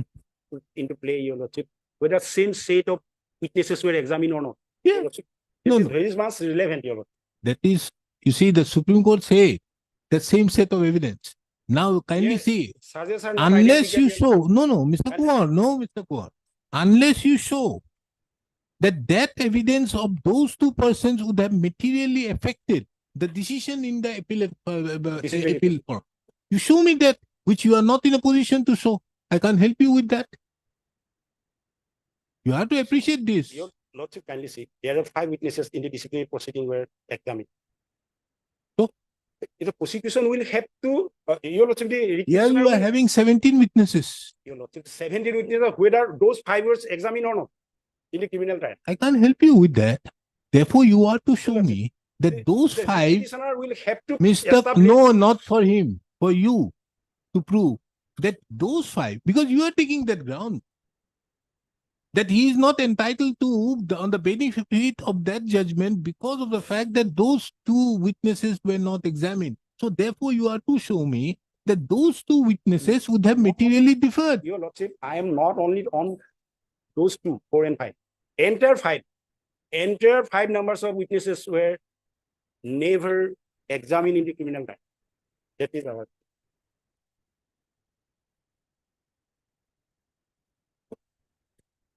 Who are the 5 witnesses? Kindly come to 24A.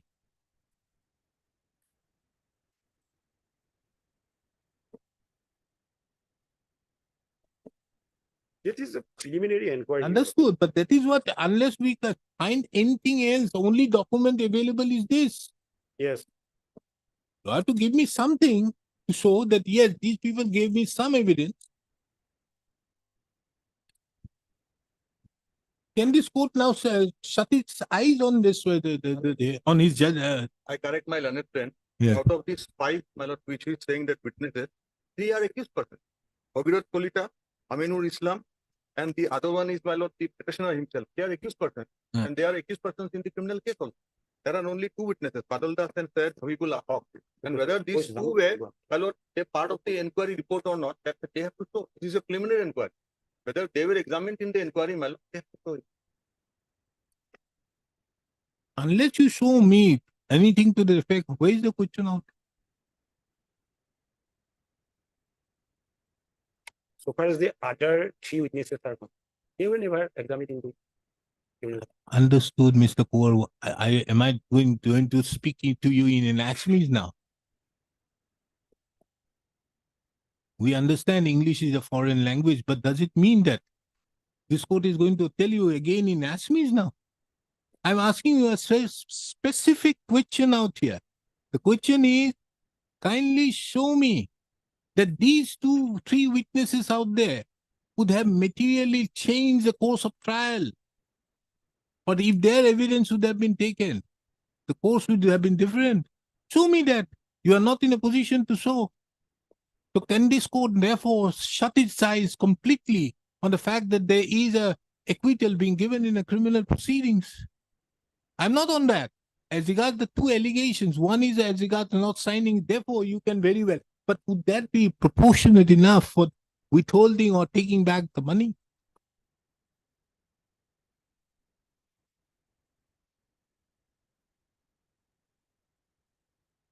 You appeared on 18/7/2023, Yes, sir. and I had directed you to produce the record. Yes. And now we are 7 months down the line. You have not produced it. Then, or you want 2 more days to make it exactly 7 months? Okay.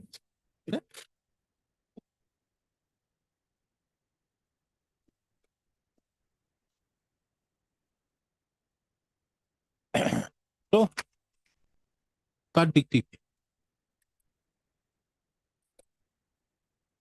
Heard Mr. S.K. Talukdar, the learned counsel, appearing on behalf of the petitioner, Mr. K. Kumar, the learned additional AG, and Ms. M. Kotoki, the learned standing counsel of the Animal Husbandry and Veterinary Department, appearing on behalf of the respondents. Your Lordship,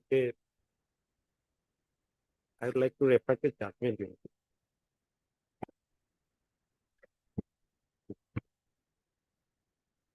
The instant writ petition has been filed by the petitioner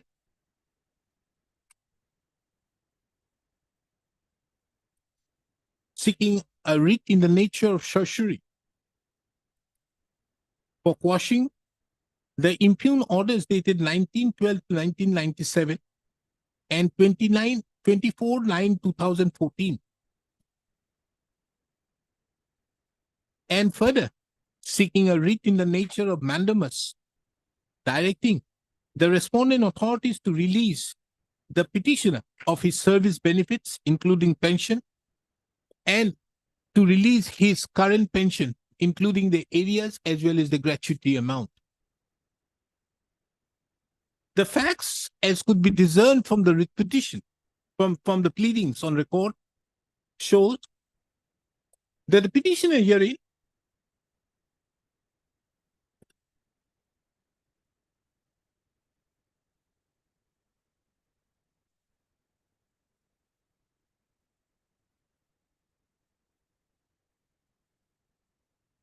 while serving as the assistant director, health headquarter, Dairy Development Department, Assam,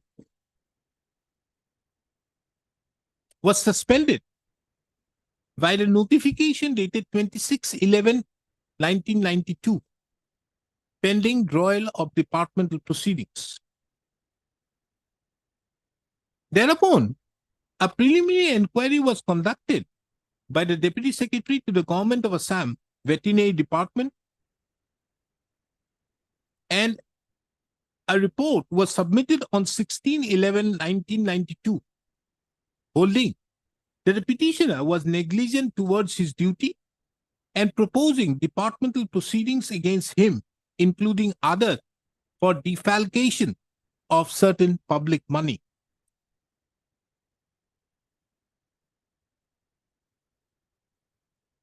The petitioner thereupon challenged the said notification dated 26/11/1992 by filing a writ petition being Civil Rule number 639/92 before this court. By an order dated 7/12/1992, this court stayed the said suspension order with a further direction to the petitioner to file an appeal to the competent authority. In pursuance thereto, while another notification dated 11/12/1992, the government suspended the earlier notification dated 26/11/1992. The petitioner thereupon also submitted an appeal before the competent authority for revocation of the notification placing him under suspension. Full stop. On 8/1/1993, a notification was issued by the Additional Secretary to the Government of Assam Veterinary Department disclosing consideration of the appeal submitted by the petitioner and upheld the notification dated 26/11/1992, placing the petitioner under suspension pending broil of departmental proceedings. Thereupon, on 30/1/1993, a show cause notice and a charge memo was issued to the petitioner asking the petitioner to show cause inter alia against the charge of defalcation of rupees 6,28,450 relating to town milk supply scheme. Full stop. The petitioner, full stop. At this stage, this court finds it very pertinent to quote the charge which have been imposed, which was the charge made against the petitioner in the charge memo,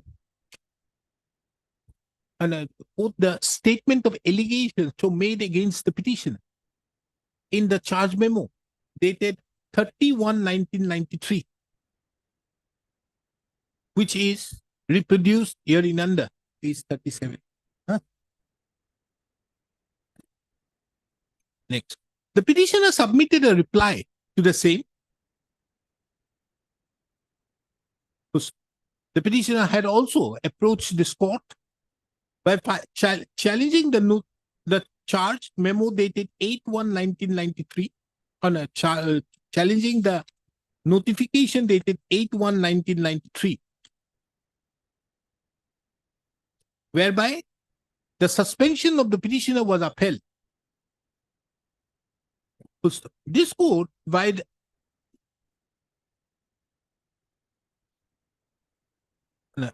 approached this court by filing a writ petition challenging the notification dated 8/1/1993, whereby the petitioner's suspension was upheld. The said writ petition was registered and numbered as Civil Rule number 192/1993. This court, by an order dated 5/3/1993, directed the authorities to conclude the proposed departmental proceedings against the petitioner within 2 months from the date of receipt of the certified copy of the order of this court. It was further observed that non-compliance to the said order dated 5/3/1993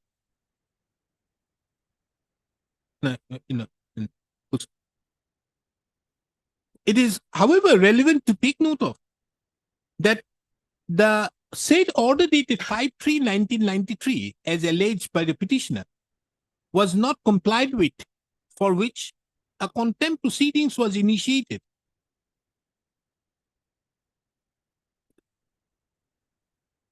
By the petitioner. Upon filing of the said contempt proceedings, the notification dated upon filing of the said contempt proceeding, another notification was issued on 8/10/1993 by the respondents, thereby restoring the petitioner to his service.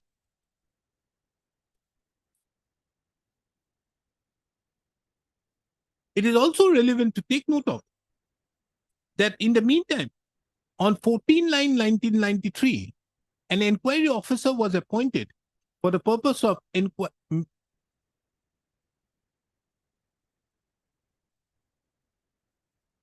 deciding the said for making the inquiry in respect to the disciplinary proceedings against the petitioner.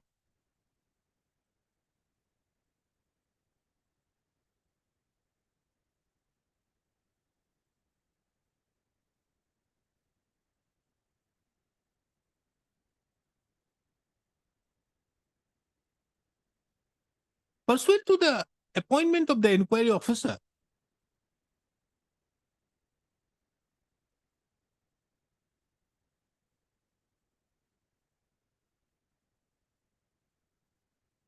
But before the said disciplinary proceedings could be brought to a logical conclusion,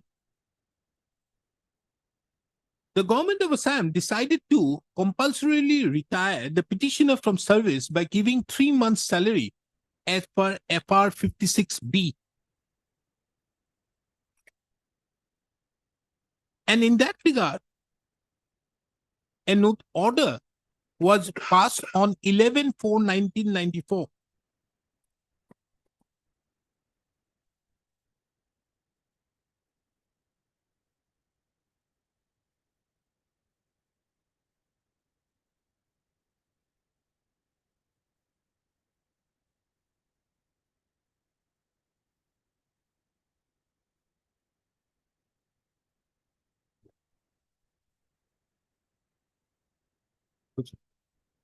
The record also reveals that an inquiry report was submitted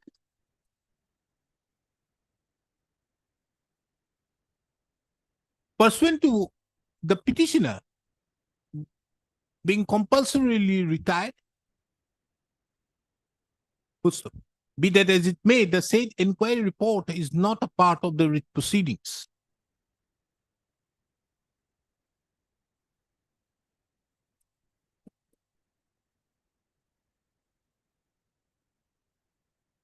It is also relevant to mention that an order of compulsory retirement dated 11/4/1994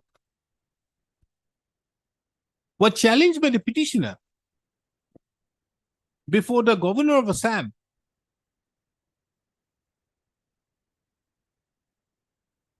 and by an order dated 3/6/1994, the said appeal of the petitioner was dismissed.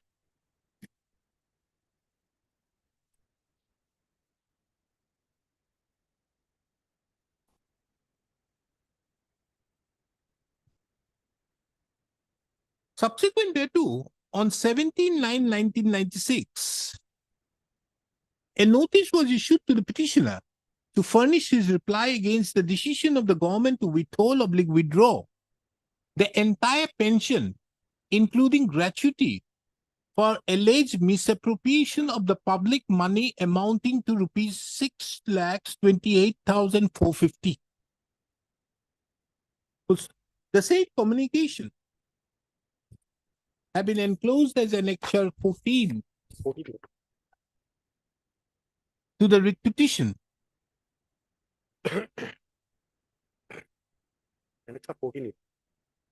which the contents of which is reproduced hereunder. Page 56. Okay.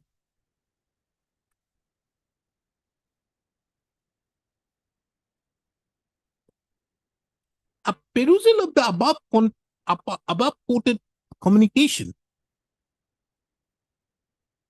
would reveal that the government had decided to withdraw the entire pension, including gratuity, etc., for misappropriation of the government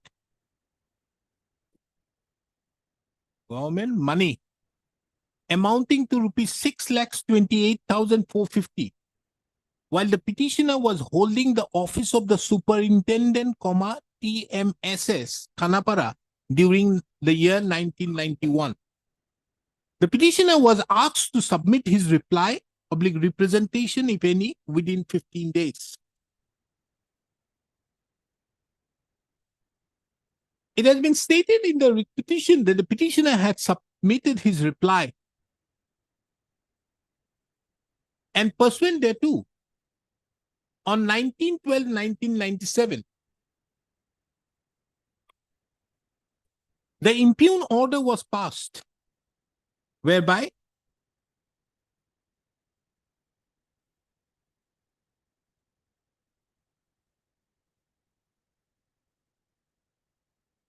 it was observed that the petitioner was found guilty of misappropriation of government money of rupees 6,28,450 while he was in service, and for which it was decided by the government to accept the inquiry report of the inquiry officer and to inflict the recovery of misappropriation of money from his pension. It was also observed that it was also mentioned that the said order was passed for withholding of withdrawal of the petitioner's entire pension, including gratuity, by Section 9 of the Assam Service Pension Rules 1969. Service to bracket.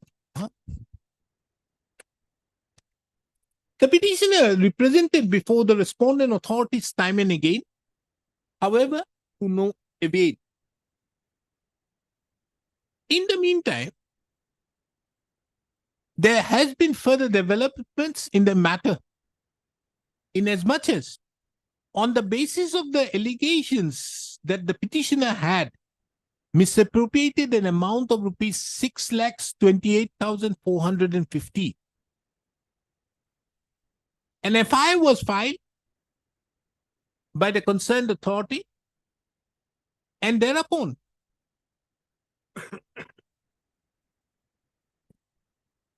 a charge sheet was submitted against the petitioner and two others under Section 120B oblique 409 and 409 of the Indian Penal Code, read with Section 13.2, read with and under Section 13.2, read with Section 13.1c of the Prevention of Corruption Act 1988. The said case was registered as special case number 80 bracket A, capital A, oblique 2001.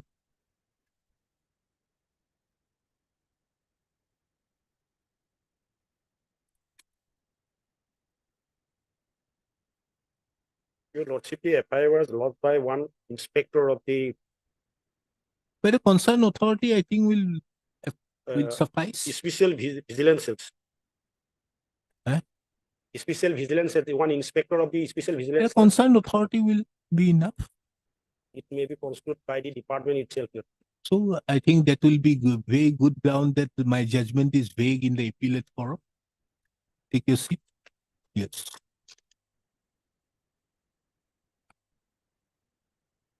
The Lalit Special Judge, Guwahati, by the judgment and order dated 8/6/2010,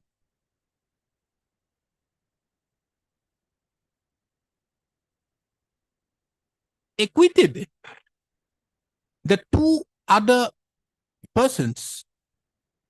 Acquitted, no. Convicted. Now found the petitioner guilty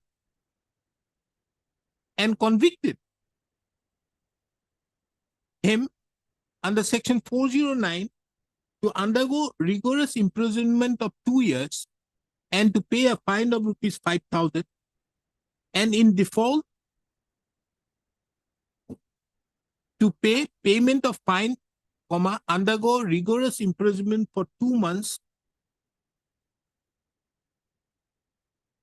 and also to undergo for conviction under Section 120B IPC, rigorous imprisonment for 2 years and pay a fine of rupees 5,000, and in default undergo rigorous imprisonment for 2 months, and further to undergo for conviction and further to had convicted the petitioner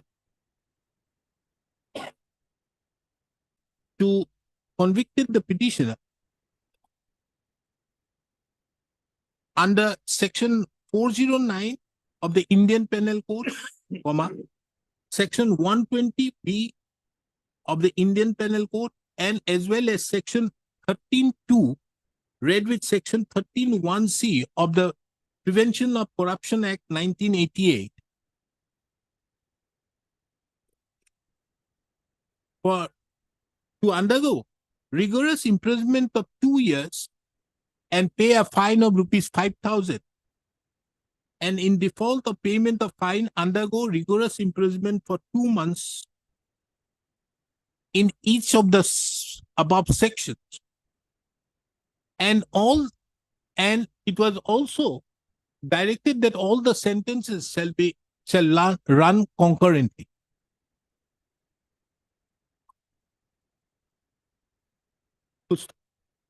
The petitioner, being aggrieved, preferred an appeal before this court, which was registered and numbered as Criminal Appeal 98/2010. Full stop. This court, by the detailed judgment and order dated 4/9/2013, set aside the said conviction and held that the petitioner was not guilty of the offense for which his conviction, for which he was acquitted of the same. Full stop. Pursuant to the said judgment, the petitioner submitted an application before the director. Before the director, before the concerned authority for release of pay and allowances and pensionary benefits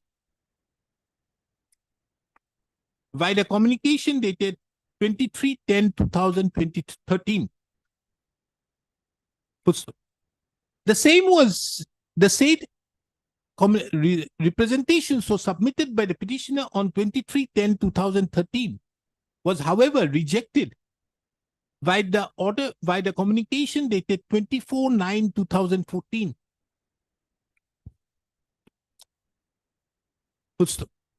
Therefore, being aggrieved by the imposition of the penalty of withholding or withdrawal of the entire pensionary benefits, including the gratuity, to the petitioner by order dated 19/12/1997, as well as the rejection of the representation dated 24/9/2014. The instant writ petition has been filed by the petitioner.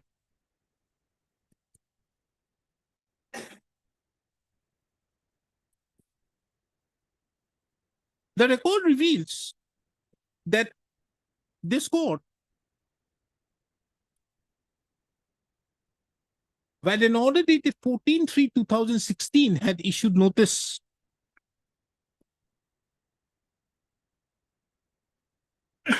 thereupon, the respondent number 3 filed an affidavit in opposition stating inter alia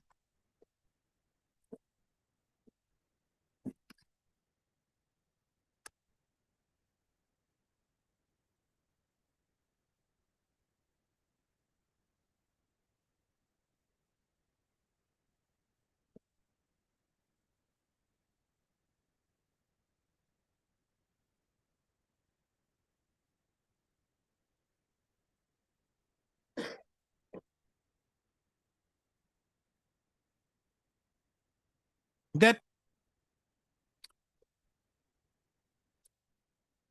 the impact of the acquittal in the criminal case on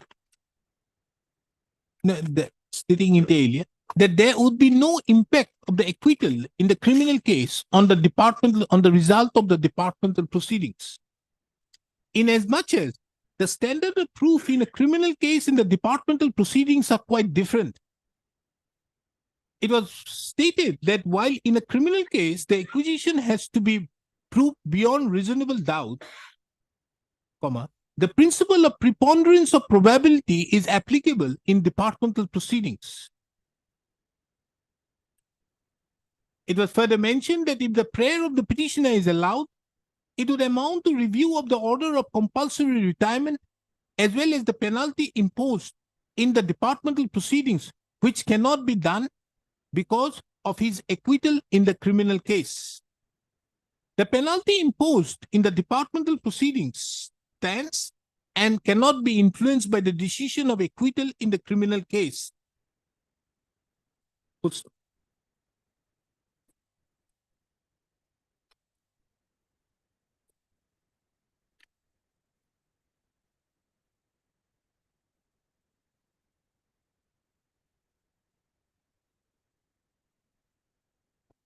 It is, however, relevant to take note of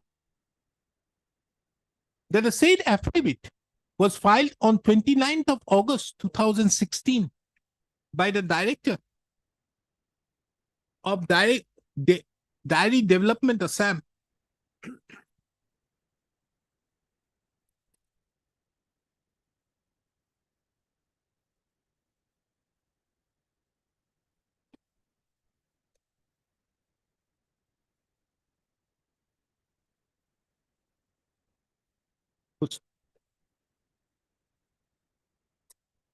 In the backdrop of the above pleadings, this court have also heard the learned counsels appearing on behalf of the parties. Mr. S.K. Talukdar, the learned counsel appearing on behalf of the party, the petitioner, submitted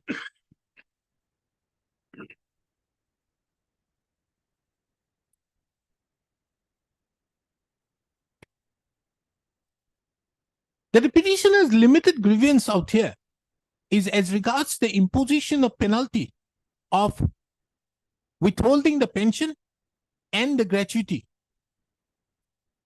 by the impugned orders dated 19/12/1997 and 24/9/2014. The petitioner herein is not challenging the order of compulsory retirement. He submitted that a perusal of the judgment passed by the appellate by this court in criminal appeal number 80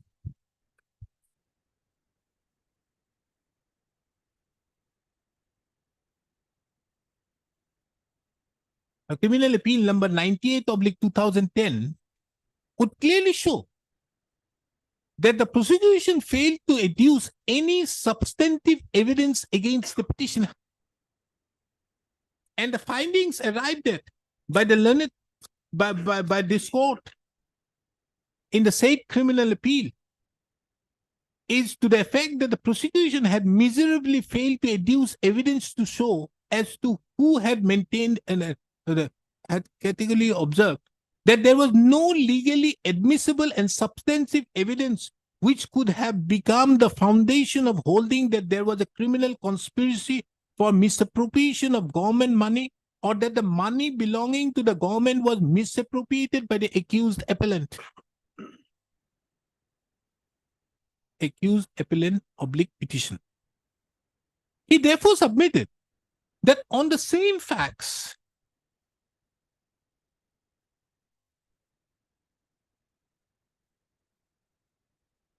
when this court had already held that there was no legally admissible and substantive evidence, the further continuation of the imposition, the impugned order is therefore has to be relooked, for which the petitioner had duly submitted the representation, which was not at all taken into consideration.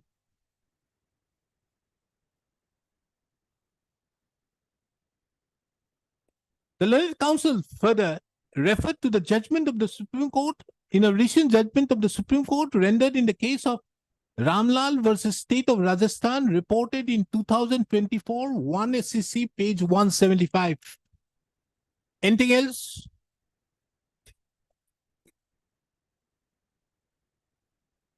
On the other hand, Mr. K. Kumar, the learned additional AG, submitted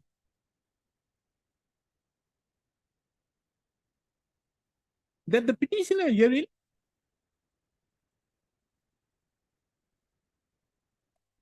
submitted that the evidence, the appreciation of evidence in a criminal trial as well as in a departmental proceeding cannot be equated, taking into account that in a criminal trial, the prosecution has to establish beyond reasonable doubt, whereas in a departmental proceedings, it depends upon preponderance of, what is that? Probability. The learned counsel further submitted that drawing the reference to the charge sheet that there were 5 witnesses, of which 2 witnesses being accused in the criminal trial, their evidence were not taken into consideration, which had materially affected the criminal trial. However, during the inquiry proceedings, the evidence of the said persons were duly taken note of. And as such, the inquiry report was duly submitted, holding inter alia that the petitioner was guilty of misappropriation of the amount of rupees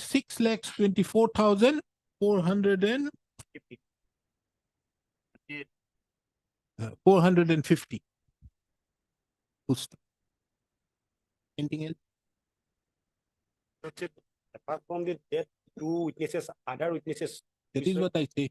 they were not examined in the criminal trial. Those 2 witnesses being accused, they were not examined in the criminal trial.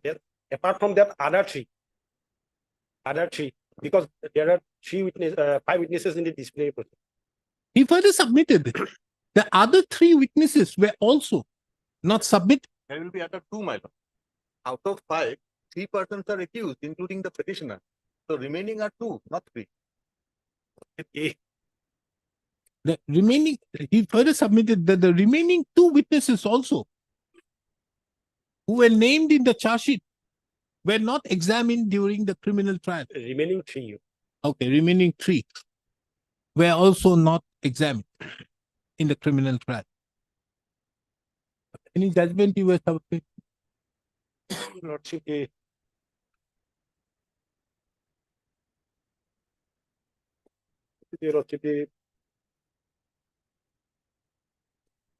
The learned counsel referred to the judgment of the Supreme Court in the case of State of Karnataka and another versus N. Gangaraj, reported in 2023 SCC 423, and placed relevance on paragraph number Your Lordship, 15. paragraph 8 to 15. Paragraph? 8 to 15. These are all different judgments. What is the finding? Findings Quoted here, in the here, Chief while Executive. appealing to they cannot act as an appellate court in the decision. This is not there. On the other hand, no, this has to be vis-a-vis a criminal proceeding. Yes. This is not this judgment is not relevant for that. Here also. I am not on those as regards appreciation of evidence. No, I'm not. Show me anything, any other judgment which is relevant. It will otherwise show very poorly on you. That's where Your Lordship. Hmm? Your Lordship, Yeah. Recent one. Karnataka Power Transmission Corporation Limited. What is this? Again, not acquittal in criminal would not debar an employee from exercising power to conduct Paragraph discipline. 13. Your Refer to this also judgment. Let me find.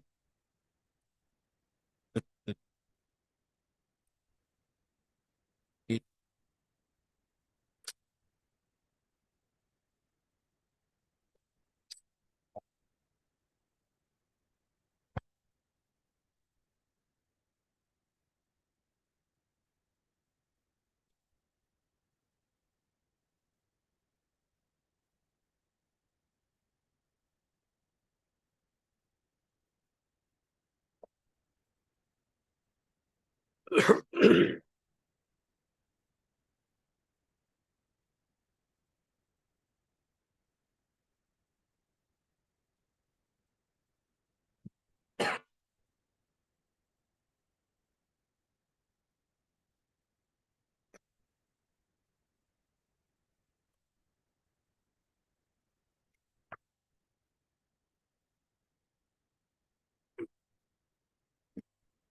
refer to the judgment in the case of Karnataka Power Transmission Corporation Limited versus C. Nagaraju and another reported in 2019 10 SCC 367 and have referred to the judgment and had referred to paragraph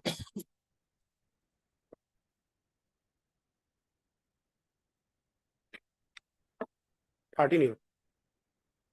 Paragraph 13. paragraph 13.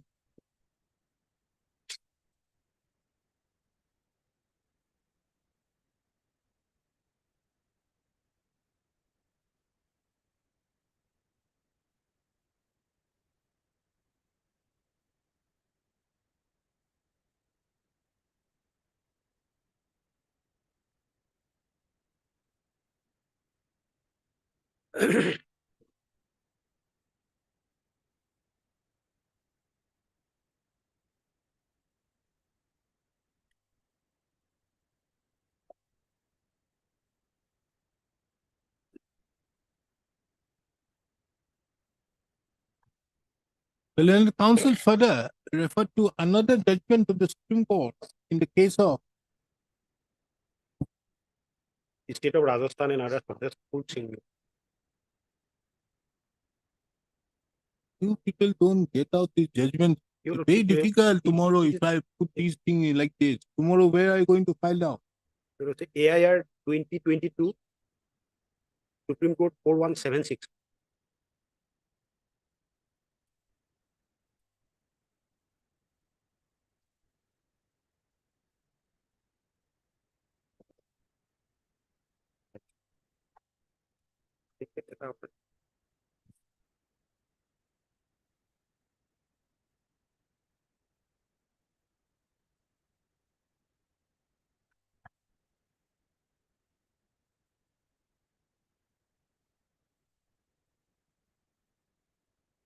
It is judgment, Your Lordship, paragraph 7, 8, and 9. In state of Rajasthan and others versus Tulsing. Yes. Reported in 2022 SCC online SC 1140 and referred to paragraph Here in my copy, it's paragraph 7, 8, and 9. 7, Your Lordship, start that the question before this court is therefore only to see whether the respondent can be reinstated in the service for reason that now on the same set of charges he has been acquitted by a criminal court. That is the Right. moot question.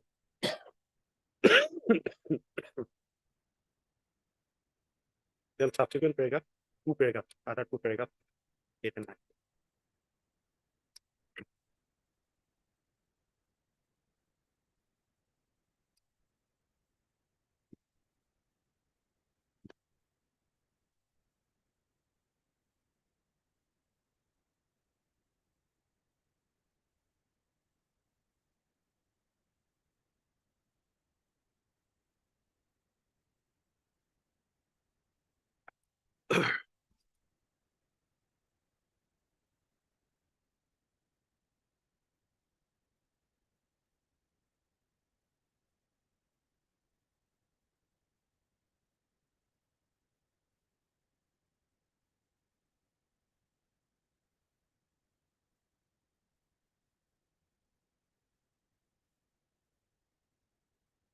on paragraph 10.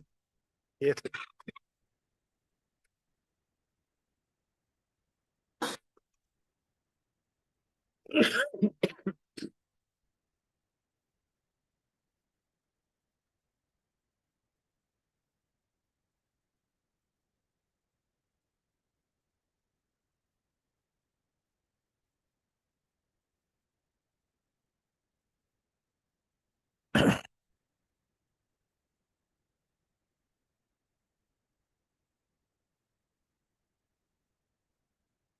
I'm coming in 5 minutes.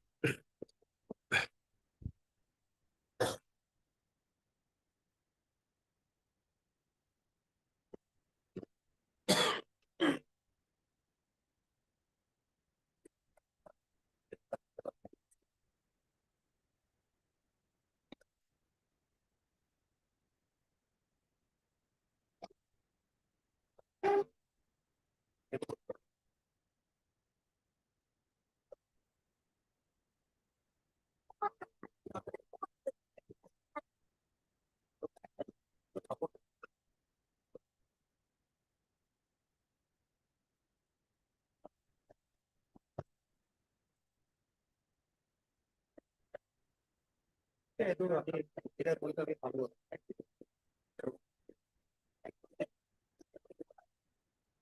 মানে limited, of evidence in a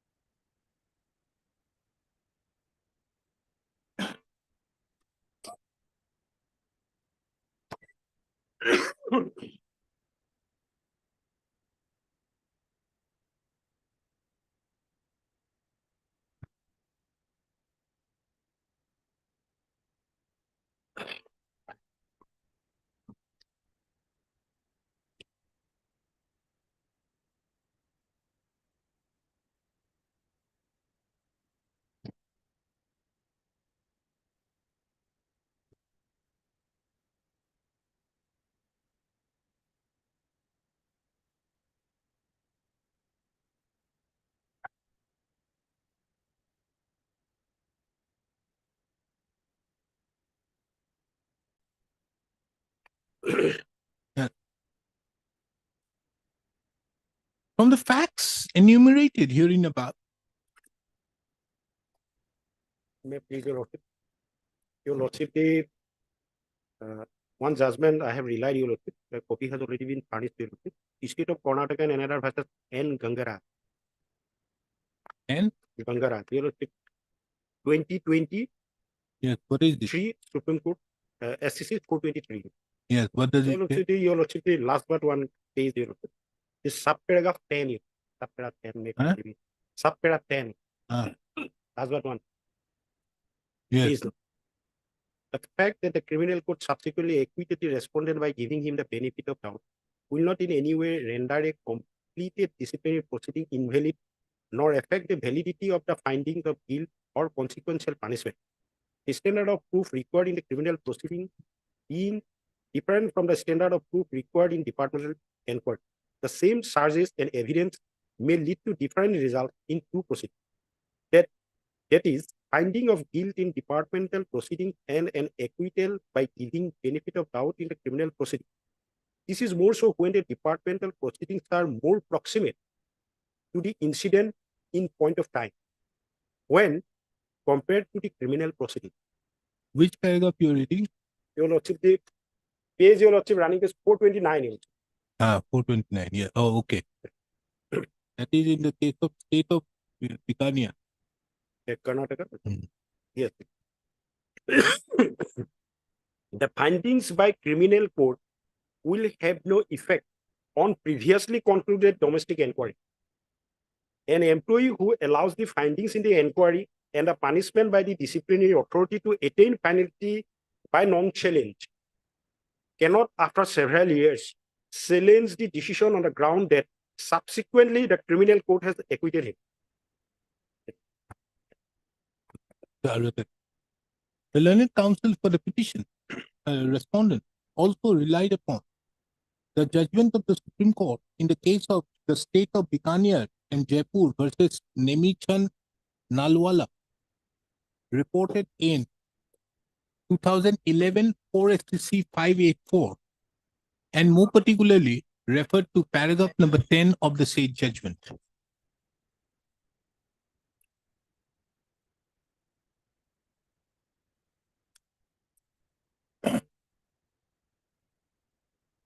Yes, what do you have to say?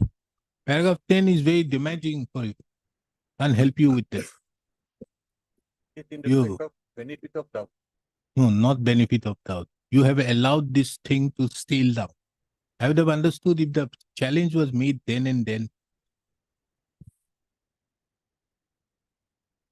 You were punished in 1997. You approached in the year 2015. That paragraph makes it very difficult. My lord, in fact, in the meantime, he, yes, correct, my lord, he did not, because your lordship will see there are so many developments in the meantime. He approached this court and also submitted. No. You did not challenge after 1997. If the matter was pending, this could have court would have taken a different view, but not with this. Can't help you with this stuff. Because here the question of latches duly affects. You have allowed this. If it was, you challenged it at that point of time and the matter was pending and you got an acquittal, then the question would have been different. But otherwise it becomes very difficult.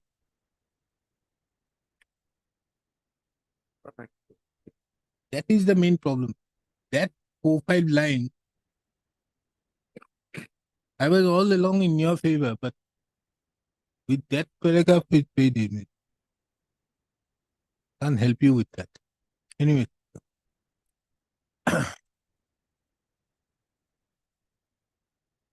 From the materials on record, it reveals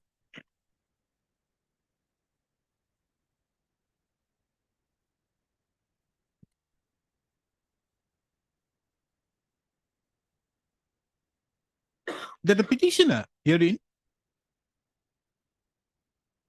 against the petitioner herein, a departmental proceedings was initiated and concluded.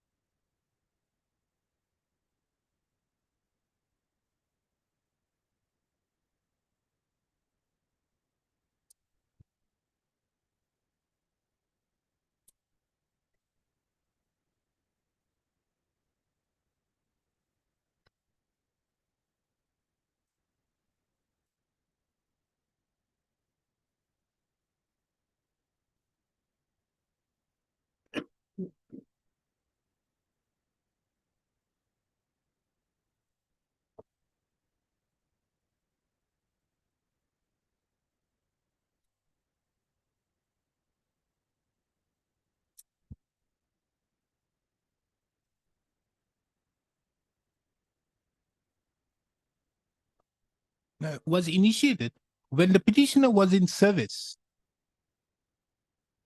And thereupon, after the petitioner was compulsorily retired in terms with FR 56B,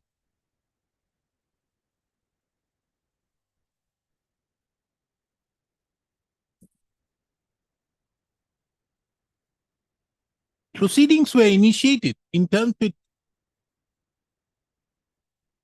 Rule 21 of the Assam Services Bracket Pension Rules 1969 and concluded by the order dated 19/12/1997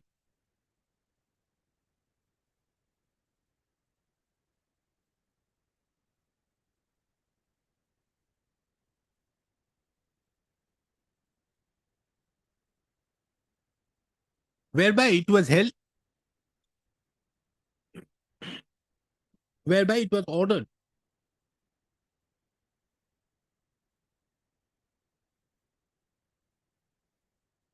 for withholding oblique withdrawal of all entire pension, including gratuity,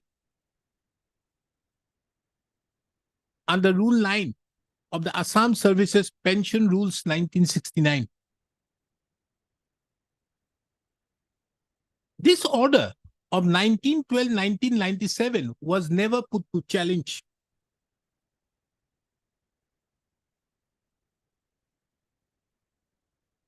Till the filing of the present writ petition.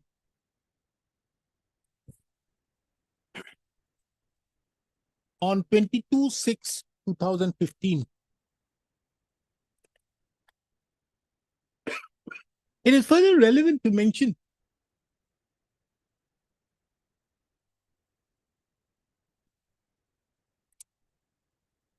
that in the meantime,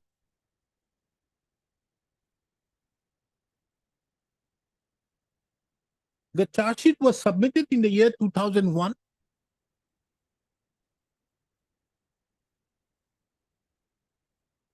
And thereupon, by the judgment and order dated 8/6/2010,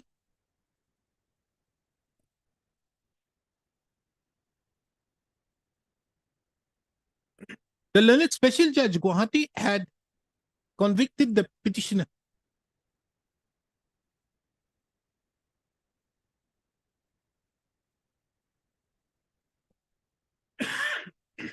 The petitioner thereupon preferred an appeal, which is Criminal Appeal number 98/2010.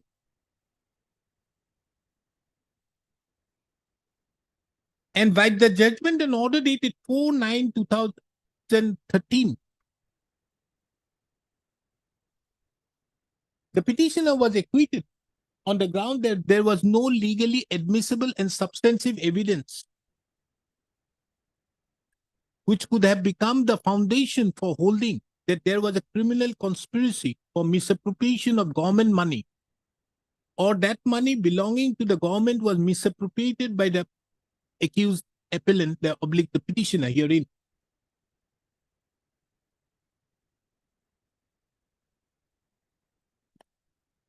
It is only thereafter that the petitioner had approached this court by filing the instant writ petition after submitting a representation on 23/10/2013, which was rejected by the impugned order dated 24/9/2014. In the backdrop of the facts, let this court therefore consider the judgments which have been placed by the learned counsels appearing on behalf of the parties.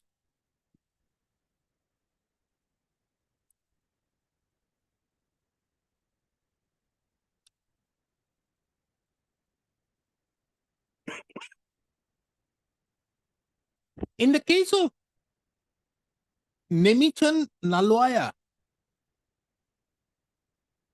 Supra, the Supreme Court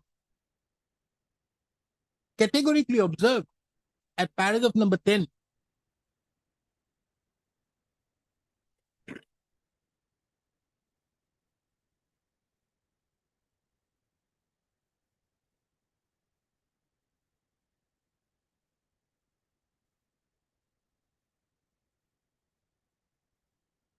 that the acquittal so given by the criminal court subsequent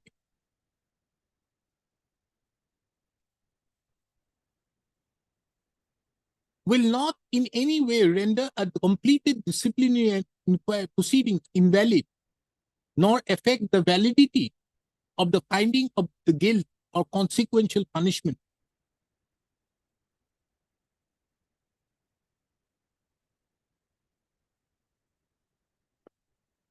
It was categorically observed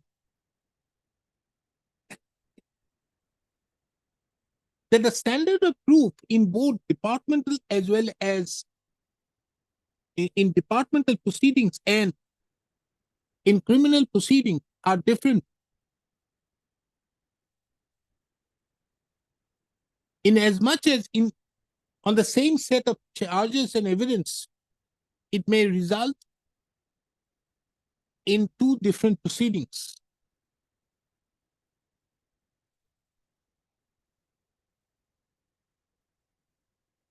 Pertinently, it was observed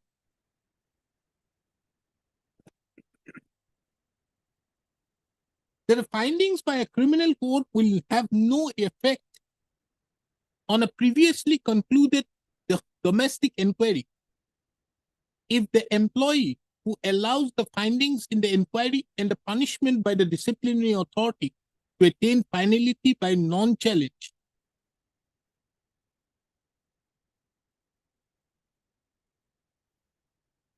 and there can be no challenge to the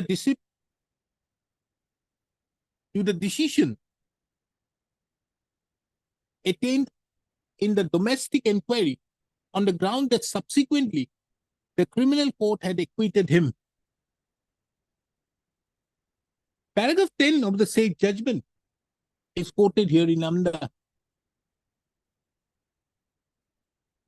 Next. The Supreme Court had further, in the case of Kul Singh Supra,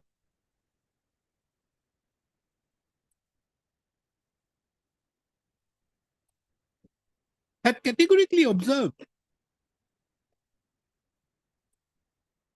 that a departmental proceedings is different from a criminal proceedings.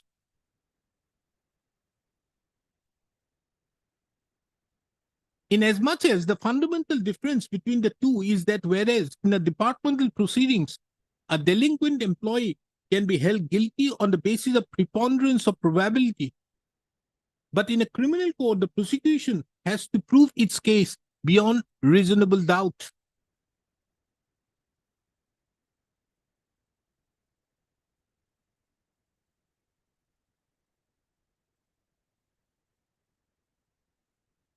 It was observed that because of the said difference, it has been consistently held that merely because a person has been acquitted in a criminal trial, he cannot be ipso facto reinstated in service.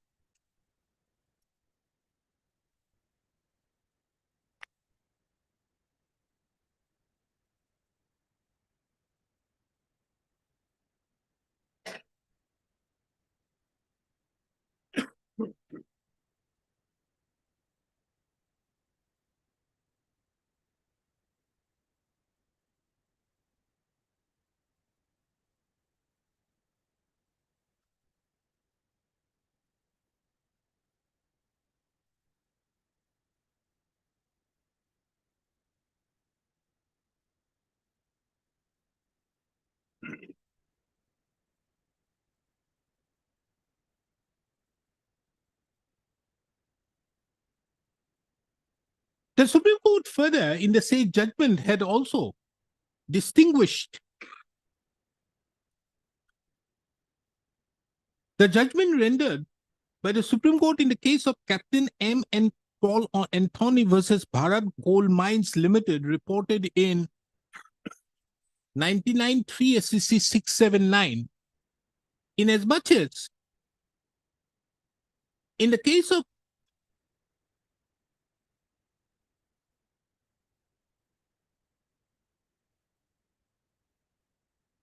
Captain M. Paul Anthony Supra,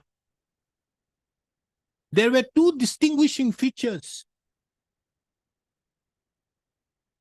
First, there was an admitted fact that the petitioner was not given any subsistence allowance during the period of suspension. And therefore, he was not in a position to face the departmental proceedings in Karnataka while he was residing in Kerala. And the second, which was most fundamental, was that the petitioner was being charged on the same set of facts in the two proceedings, and therefore he made a request to the departmental proceedings authorities to stay the departmental proceedings till the conclusion of the criminal case. A request which was denied.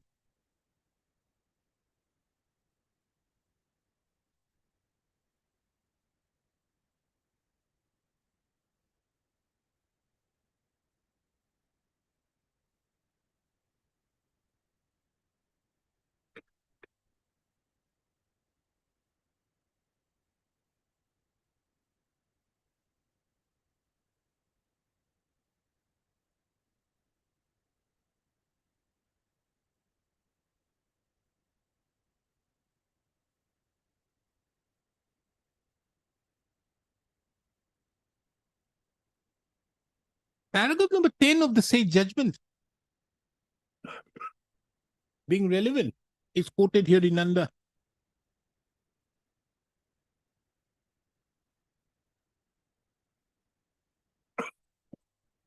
This court further finds it relevant to take note of the judgment in the case of C.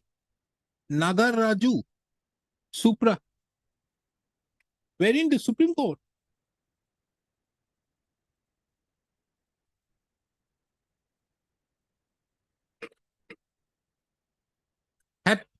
at paragraph number 13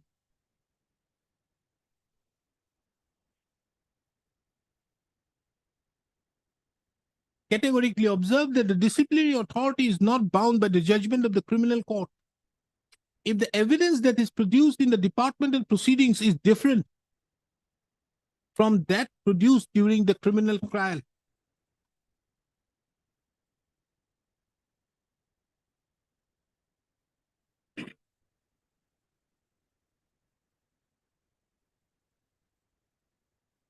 Paragraph number 13 of the said judgment is quoted here in below. In the backdrop of the above judgments, this court also finds it very pertinent to refer to the recent judgment of the Supreme Court in the case of Ramlal Supra,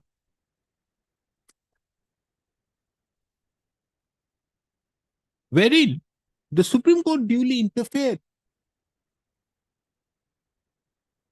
with the disciplinary with the order of order of the disciplinary authority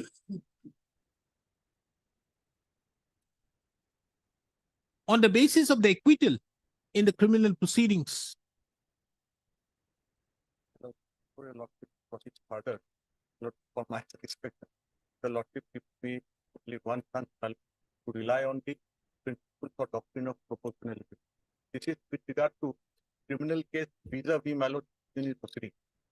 My lord, the other area, my lord, which I think still open for your lordship, my lord, in a judicial review, is to apply, my lord, the doctrine of proportionality, which the recent Supreme Court judgment says, my lord, that the principles of witness duty, my lord, unreasonableness, has given way, my lord, to the doctrine of proportionality, where the administrative authority, my lord, will take recourse, my lord, to the least restrictive measure.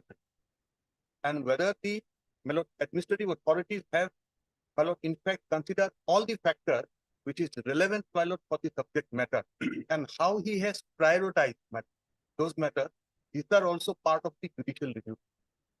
So in that context, well, if your lordship permits, two judgments, my lord, I may be allowed to place on the doctrine of proportionality, wherein there is an area in respect of your lordship's power, man, to exercise the power of judicial review. That I'll leave it to your lordship.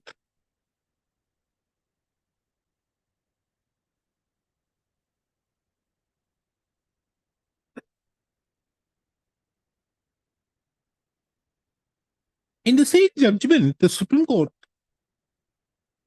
observed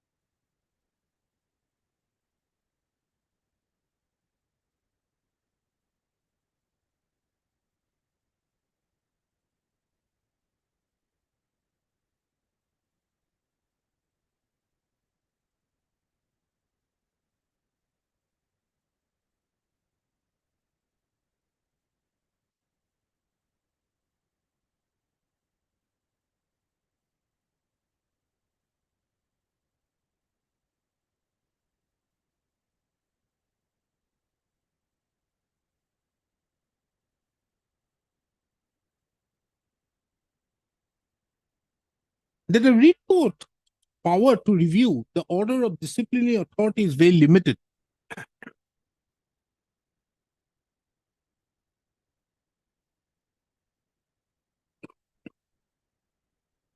It was observed that the scope of an inquiry is only to examine whether the decision-making process is legitimate.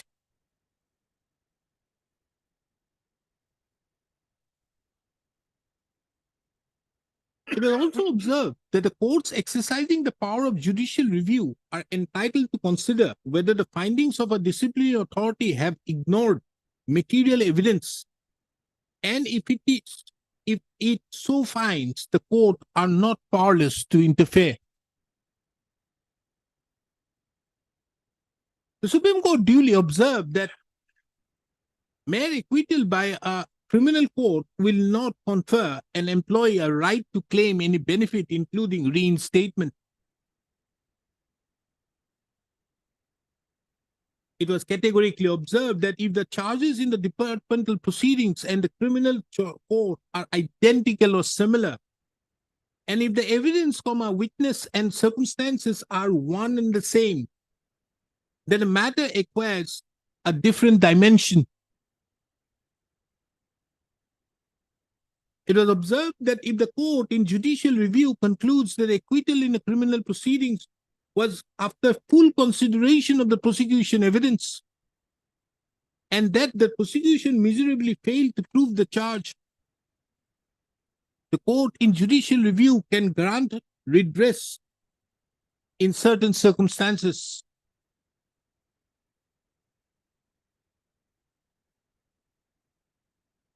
It was observed that the court will be entitled to exercise its discretion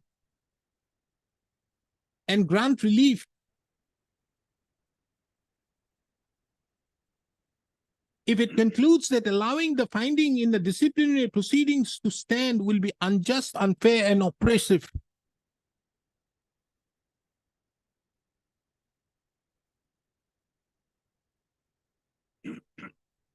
Paragraph 10 to 12 of the said judgment, being relevant, is quoted here in under.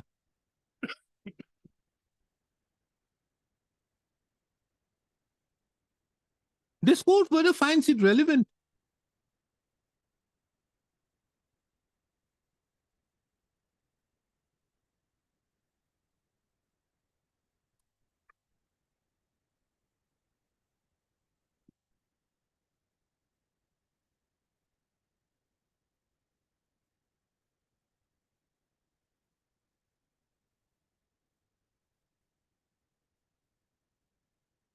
that in the said case,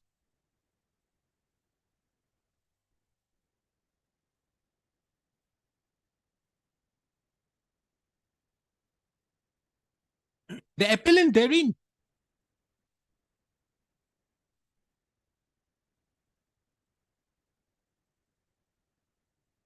was dismissed from service by an order dated 31/3/2004.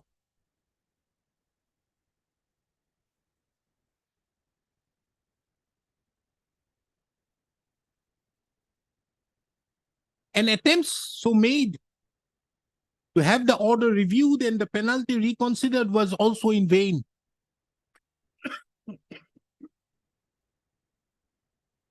Almost after 3 years thereafter,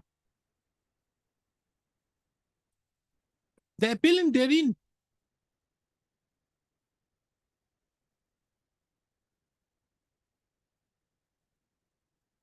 was acquitted by the appellate court in the criminal appeal.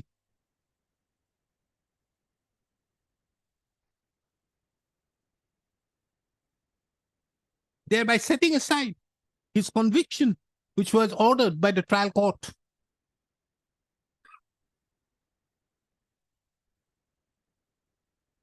The above proposition, above facts which have been narrated,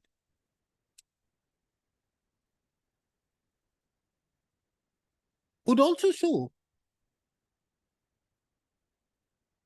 that merely because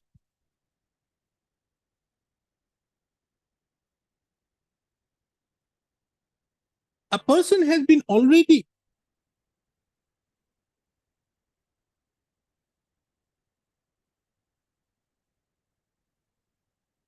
dismissed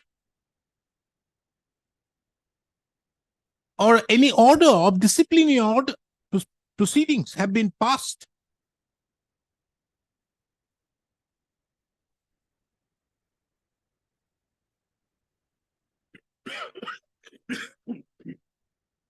It would not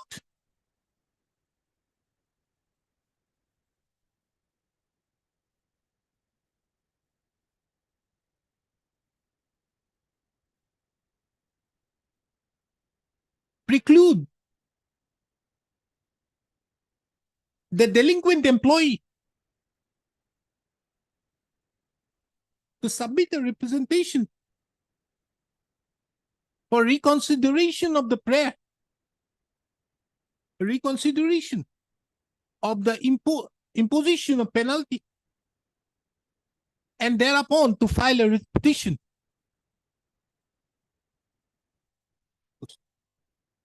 Therefore, the question which would be to be decided, as could be seen from a perusal of the judgment in the case of Ramlal,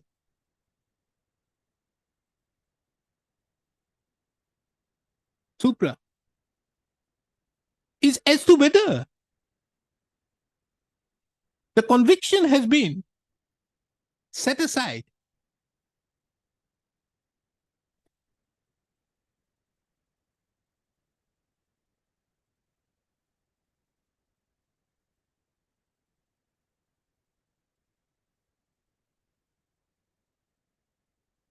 on the same set of facts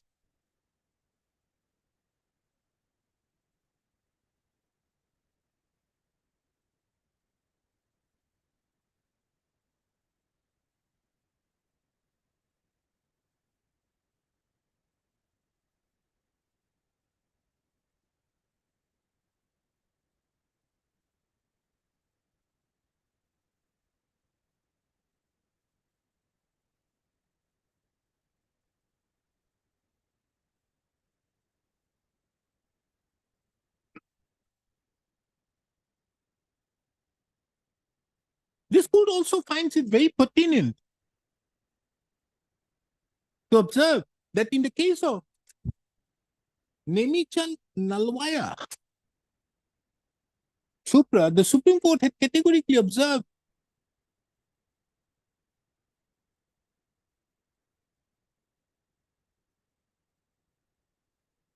that made the observations in the case of a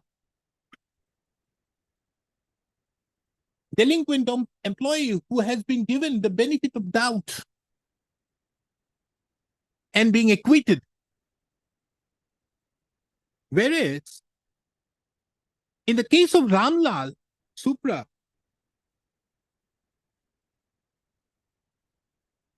the Supreme Court categorically considered that the charges against the appellant therein was not just, inverted comma, not proved.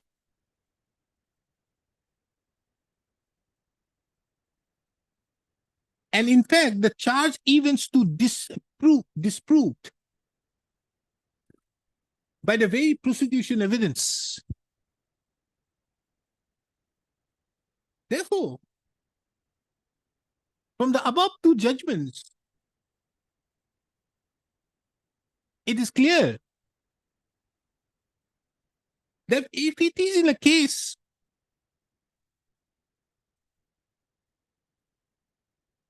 where the charge against,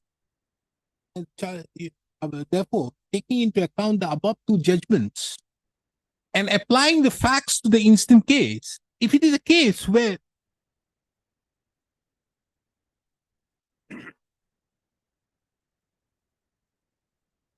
the prosecution evidence was disproved,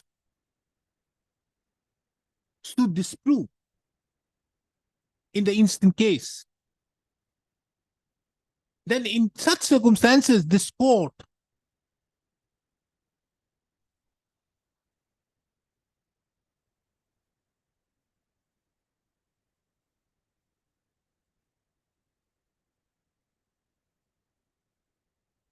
would still be entitled to exercise his discretion and grant appropriate relief.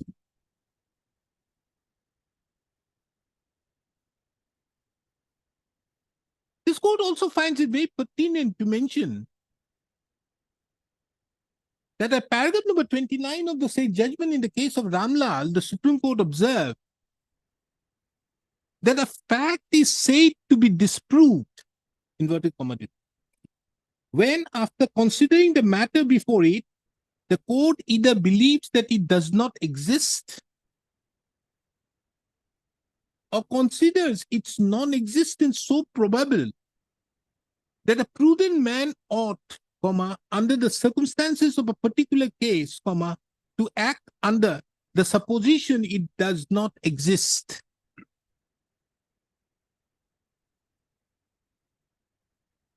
This court also finds it very pertinent to take note of a very significant fact in the said judgment in the case of Ramlal,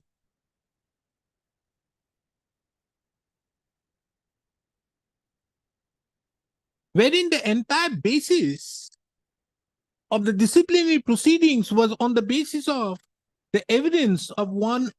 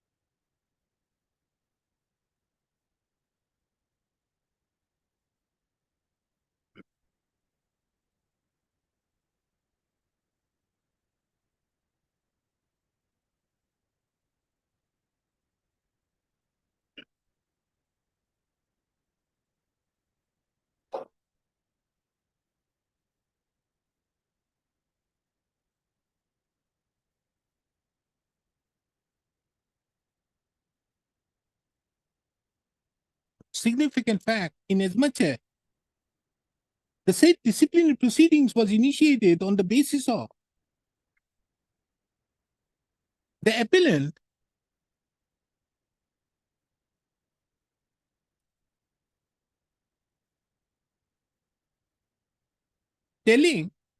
informing one Shravan Lal, the PW4, in the departmental proceedings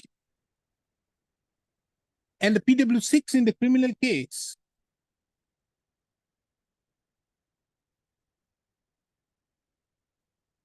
that he has received a job by fooling the government in a drunken state.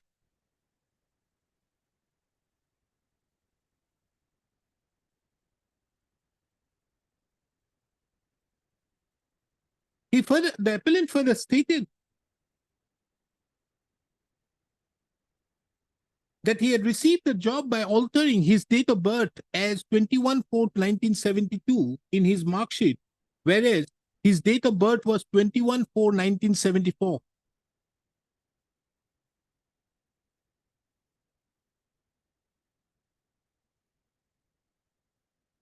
Full stop.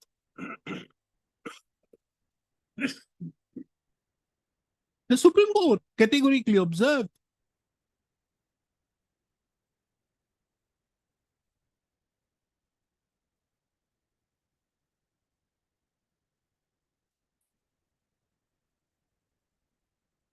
that the appellant judge had duly taken note of Exhibit P3 therein, which was the original mark sheet of the 8th standard, wherein the date of birth was clearly shown as 21/4/1972, and other documents produced by the prosecution.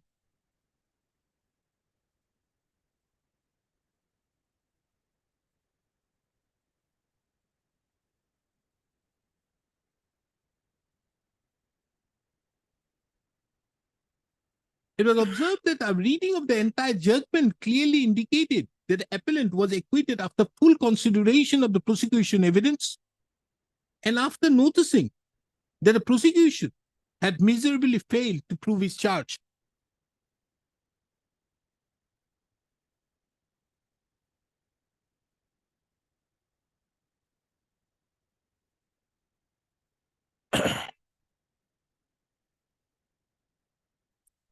In the instant case, and again, moving forward, a perusal of the facts in the instant case would show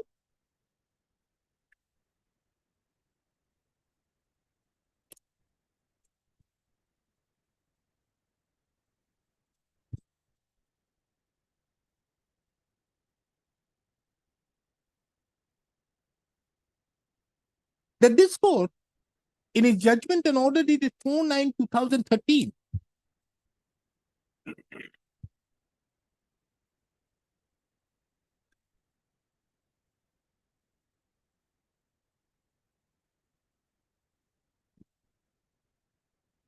had duly taken note of 17 prosecution witnesses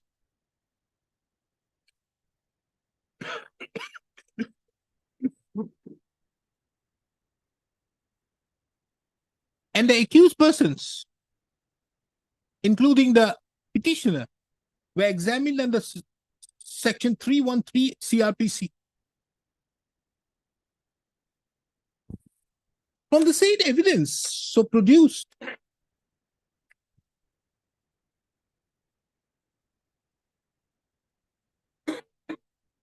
this court had categorically held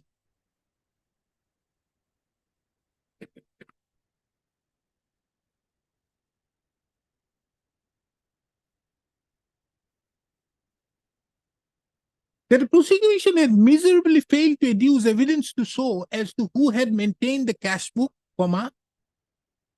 in question, far less proving that at the time of handing over of the charge by the appellant, that's the petitioner herein, he had not given a sum of rupees 6,28,450 to the officer who had relieved him.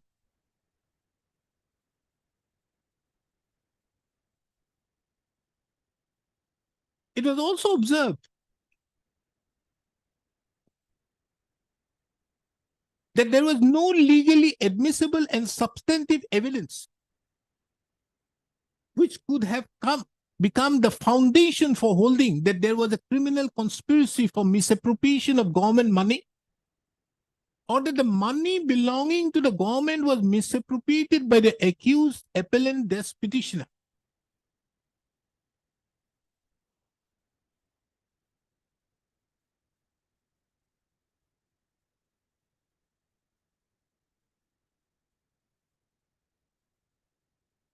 It is also pertinent herein to mention that this court had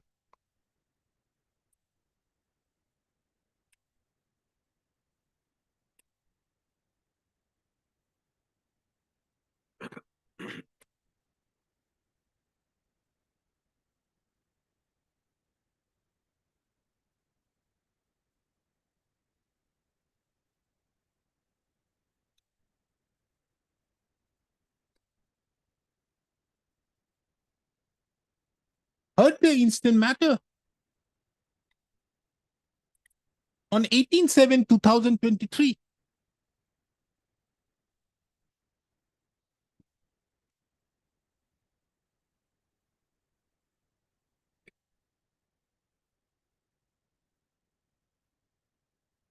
And directed the respondent authorities to produce the records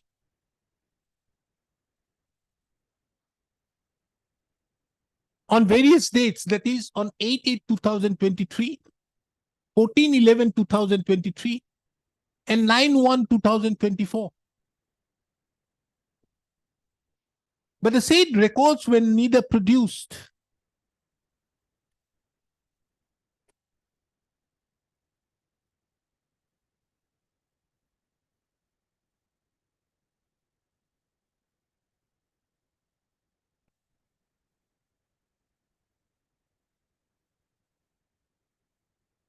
It is also seen that the inquiry report, which formed the basis on which the inquiry, the disciplinary inquiry, the the disciplinary proceedings were on the basis of which the imposition of penalty was imposed is not a part of the writ proceedings.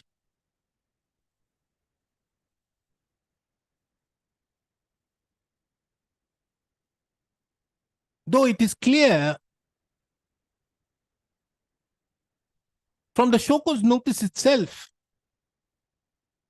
that there were 5 witnesses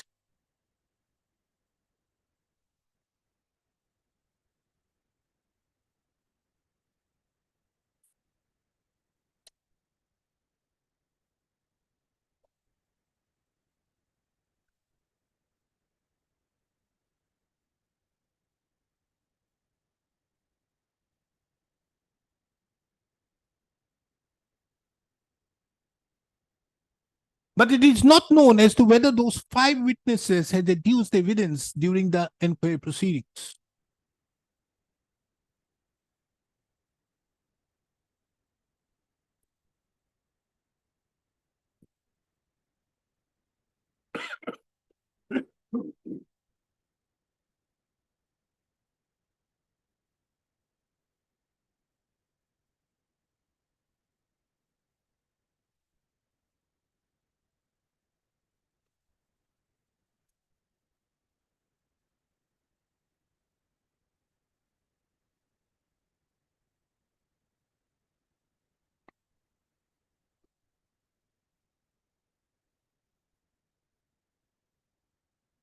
This court have also duly taken note of the preliminary report which is enclosed to the writ petition.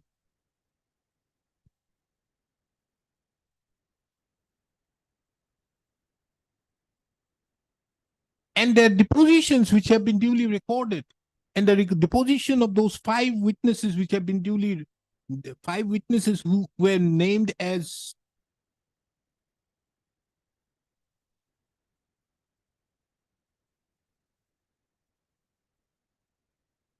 in the deposition of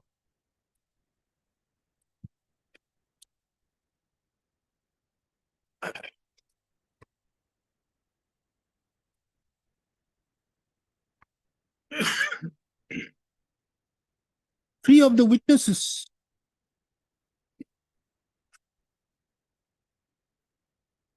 is mentioned therein.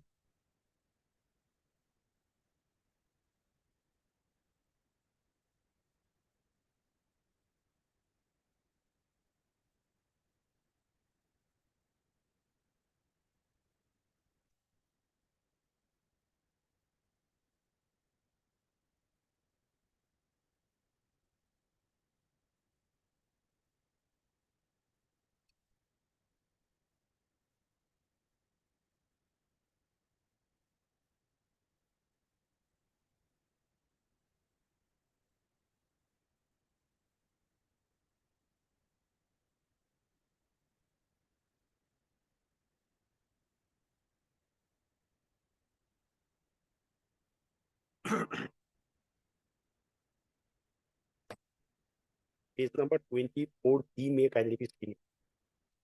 Paragraph 1.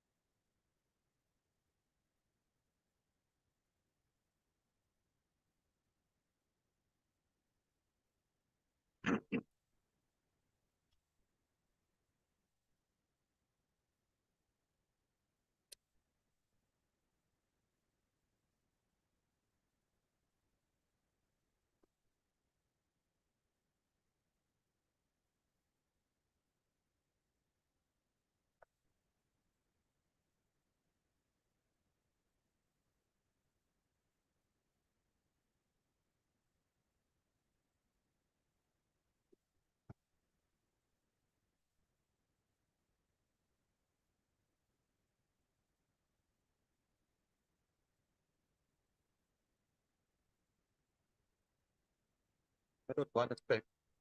By the preliminary report, the accountant and cashier both were held responsible. And if your lordship sees the charge memo, my lord, they are in the list of the list of. So only, my lord, I have been targeted. It's a selective treatment. They have already been Understood, but you didn't challenge them. Correct. That's correct. On the above facts, the question therefore arises.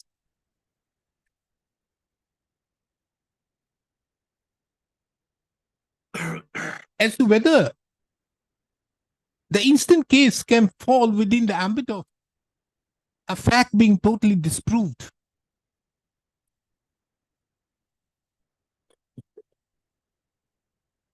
The petitioner has approached this court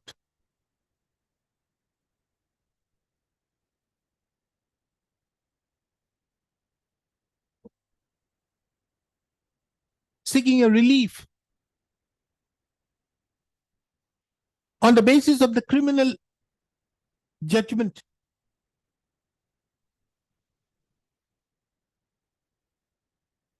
It is the opinion of this court that the petitioner has to prove the said aspect of the matter, that it was on the same set of facts and same evidence that the criminal court had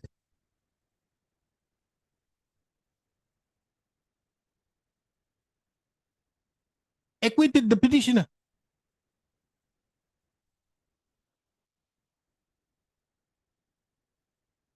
There is no denial to the fact that the petitioner had approached this court almost after 18 years. And as of today,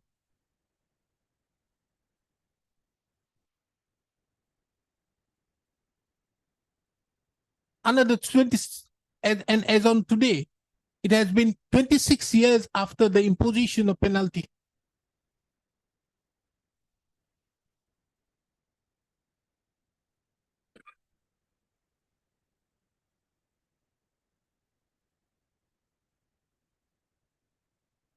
Without the inquiry report,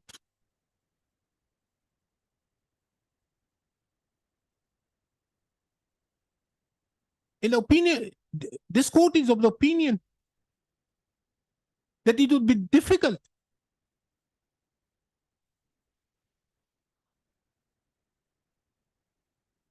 to assume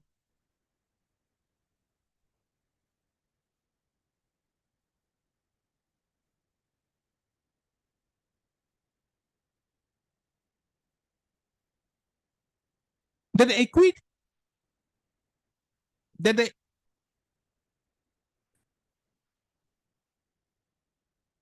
the facts on which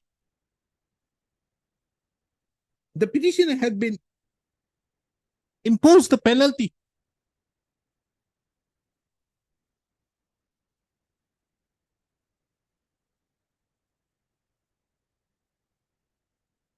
were non-existent facts, more so taking into account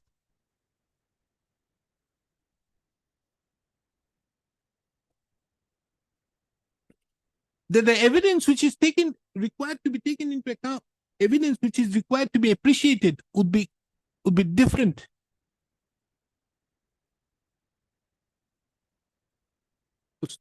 Taking into account the above, this court therefore finds no grounds for interfering with the impugned orders for which the instant petition stands dismissed. I'm sorry, but couldn't help it. Not only the law permit me, the doctrine of proportionality. I understand the Very- proportionality doctrine, but No, that what- doctrine of proportionality No, cannot be not done in now. respect of the inquiry report, but in respect of the subsequent order having been cancelled, my lord, on my representation. The order which was passed, my lord, on 2014, and thereafter I immediately approached whether, my lord, that order to 24/9/2014 can be tested, my lord, by the doctrine of proportionality. This is one ground, my lord, which I'm arguing. Whether, because, my lord, the doctrine says whether there is a balance, my lord. Hmm. And whether the least restrictive, my lord, measure has been adopted, my lord, by the, perhaps it's a lordship permit. End of the matter. Of the matter, because that issue I thought about it. It is very difficult now to dig up. It's a very long lost case from 1990. 97. But rash cause of I action, although hold it that it is permissible, but as of now we cannot go into that. but can it be this way? If I don't claim my the earlier part, current my lord pension, from 2014 onward, when my representation was rejected, because if you only one my lord, The line liquid. one judgment, my lord. No, lordship, if your lordship permits me only one judgment on No, no, proportionality. I understand. You are referring to that judgment of the Chief Justice of the proportionality concept. My lord, the 2011-15 Act. Otherwise, the recent judgment where it also is the radio one or whatever television one. Anyway.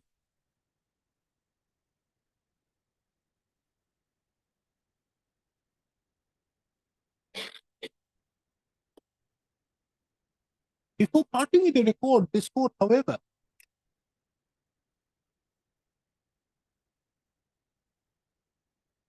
would observe that this court had only dealt with the issue pertaining to interference with the impugned orders dated 19/12/2097 and 24/9/2014. On the touchstone of issuance of a writ in the nature of tertiary.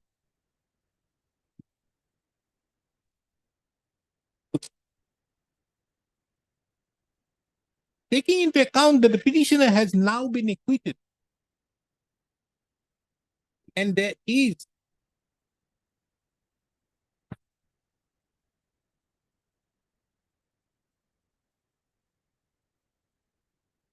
and there are specific findings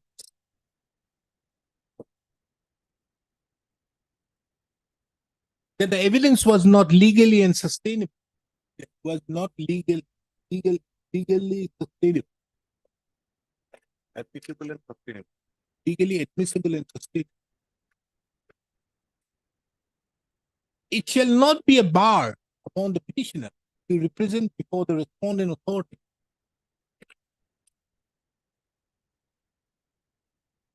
for granting of the pension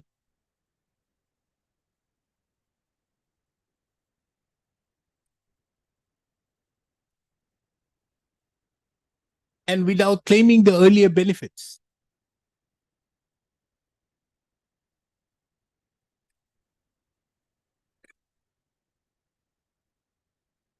So relegated may must get it by your lordship.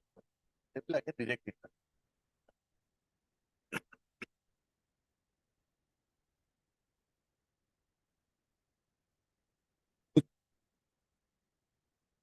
Who is that official?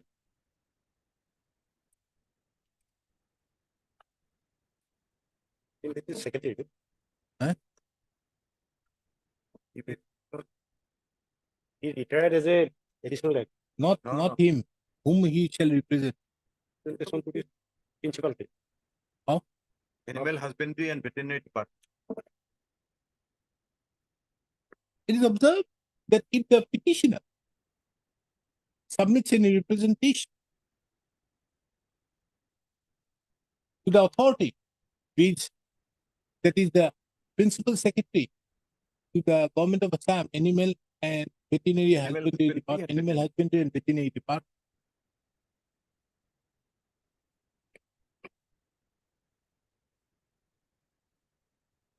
This court requests the state authority to duly consider the same.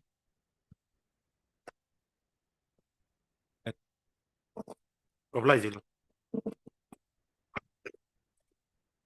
Number 1 for admission.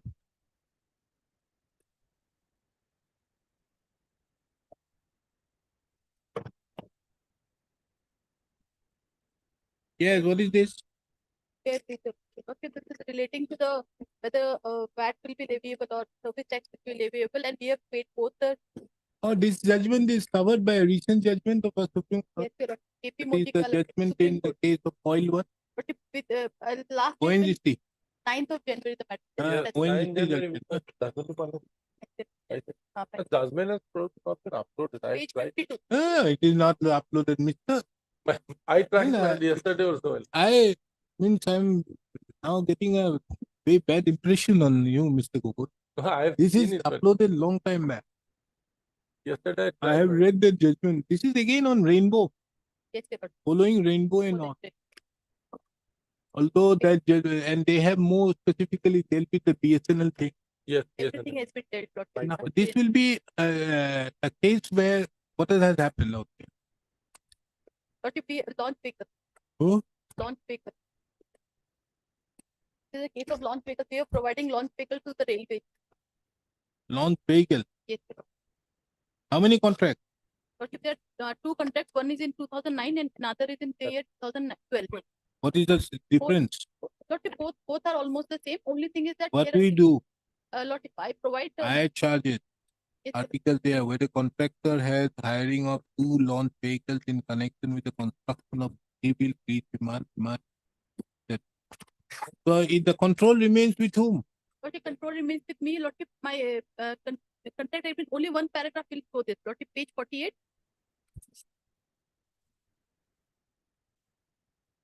Yes. Lordship, paragraph 2.5.1. Yeah. Extent of plant specification and contract. The work to be carried out under this contract shall accept that otherwise provided in this condition include all labor except the material. Construction that full and depending the type. It help to carry up the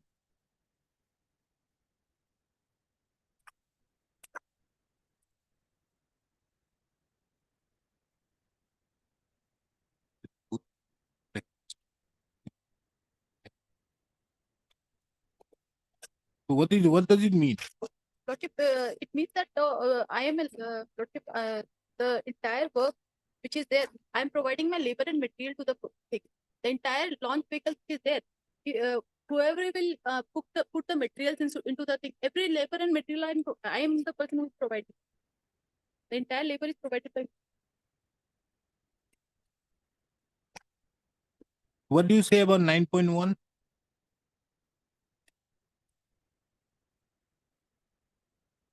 Page 54.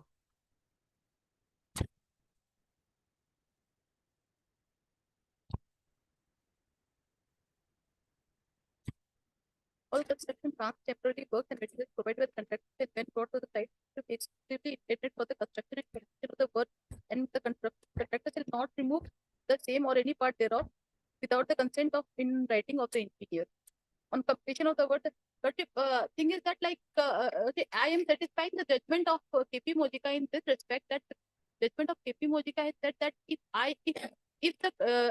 the contractor wants, if the railway authority wants the vehicle to be used for anything other than the work, then it is not permissible. If it is like that, then I have not transferred the right to use good. I will use it only for the purpose for which it for the purpose for which it is intended. Apart from that, he cannot use my vehicle for anything else. My launch vehicle is intended for use only for that specific purpose for it is given. Which purpose? Lordship, page 52, the judgment starts. Finally come to page 89, paragraph 40.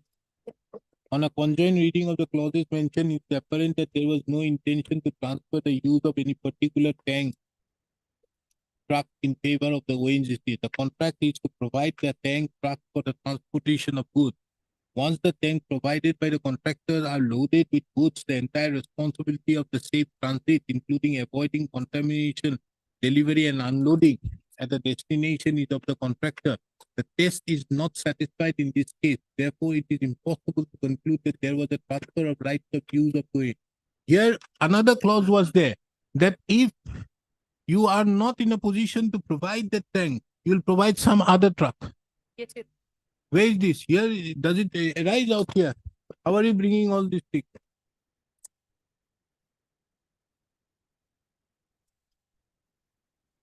Lordship, that part I have to see. Lordship, the entire, so far as launch vehicle is concerned, the main, Lordship, the agreement starts, the main process starts at page, Lordship, Hiring of 72. two number of launch vehicles in connection with the construction. Where is the launch vehicle? page 72, Lordship. It's 72. Yes, sir, Lordship. Yes. Lordship, The launch- contractor for any purpose during the contract without the specific permission of the area. The operation land will be required at any time. Lordship, page The 72. launch vehicles will be operated at Okeville so and so in connection with demand and other specific unit. Okay, the The launch is launch specified. supply shall conform to the following standard. Then But if the launch cannot be used for the, by the contractor for any purpose, during the contractor without a specific permission of railway authorities. But if thereafter the technical and specific specification is also given, so you cannot use it. they cannot, Lordship, they cannot use it for any purpose other than this. Who? Lordship, we also cannot use it. We have to take permission of the railway authorities. This contractor, Where is it mentioned that they cannot use it? Lordship, Lordship, I may. You are please, reading both sides. You can't. The Yes, launch Lordship. cannot be used by the contractor for any other purpose during the contract without the specific purpose. So Railway they will not given the right of use, transfer the right of use. Lordship, may kindly see the technical and Lordship, this is exactly the same, almost the same contract which the ONGC contract was there. Oh no, ONGC is that if you don't give the tank out there, they will appoint somebody else. That Yes, is yes. one of the terms, categorical terms, if I'm not wrong, agree. That, See, I will H, have, I will page get to the 89. The contractor will keep the tank trunks in serviceable conditions. In the event a tank trunk is not so, the contractor shall be bound to effect supplies to outstation in drums by using state trunk. These are the conditions. Now here, this is a particular machine which is being given out there. Isn't it a case of lease? Right to use being transferred. No, your Lordship, I will, Lordship, scope of the contract, the several clauses of the contract agreement, Mm. that we have not transferred our right to use. You are saying you are not. Mr. B. Gogoi categorically says that it is, isn't it? Lordship, the main problem is that the service tax department is not saying anything. Who? They are saying, the service tax department are saying that we have nothing to do in this case. They have taken my money and they are saying nothing. So I am. The just- service tax department has already got the money. Yes, your Lordship. Now you also have nothing against the service tax. You are not asking for the refund from them. I'm asking- You must have been in some composite, something, all these things you have, no service tax one time go or something. Lordship, it's a service tax, what have, Lordship, we get the refund from the railways. So that is, Already they've got. that is why you are not concerned with them. You Whatever are only concerned with them. If you are get away from them, okay, service tax is okay, no problem with it. TDS has been collected from me and paid to them. So Lordship, that, but. Chalo, we Then- will again look into it on Tuesday. Lordship, Lordship, Lordship, some medical emergency is there. I'll be out of state. Any date after 8, I will be. Why? Lordship, my brother has suffered a heart arrest. I'll be going tomorrow for bypass surgery. I'm very sorry to say. Lordship, after 8, any date. On 8 also, Lordship, on 8. 8 Okay. or any date, Lordship. The request of the Learning Council for the parties matters and adjourned to be listed again on 8th of February 2020. Much You go obliged. through the judgment, Yes, yes. Yes, yes. KP Mojika. This has set aside the judgment of Justice Goel, the Chief Fine. Justice. Yes, Mr. Ahmed, sorry to keep you waiting. I never thought that the other matter was there on the line. Item number 3, Lordship, I am not insisting with the matter, maybe close one. Yes, Mr. M. Khan, the Learned Counsel appearing on behalf of the petitioner submits that he has instructions to withdraw the instant petition for which the instant petition is dismissed on withdrawal. Interim orders, if any, stands vacated Lordship, item number 4, the instruction. for instruction. Yes. What is your case? Lordship, the petitioner number 1 is a company, is a business concern engage in the manufacturing of coke and other allied products Hmm. in Ledo under Margarita subdivision. Hmm. And the petitioner number 2 is the sole proprietor of the business concern. Why there are two writ petition? No, there is one petition so far as item number 6 is concerned. I think there's another one by some- Mr. Bhumi, GP Bhumi. he is not. Okay. whatever. What about your matter? Yes. we have been running the business Hmm. for substantially for quite a long time. Hmm. And the You have constructed a particular coke. coke manufacturing Where? plant. It is in Ledo under Margarita subdivision in the district of Tiltukia. Okay, then And if your you- building has been demolished. it has been demolished. Now by the what do you Coal want? India authorities. And as per the How are you asking for compensation before this no, court? we are not asking, not only the compensation is the only part. Uh. Our prayer, if your lordship comes to page 18. Uh.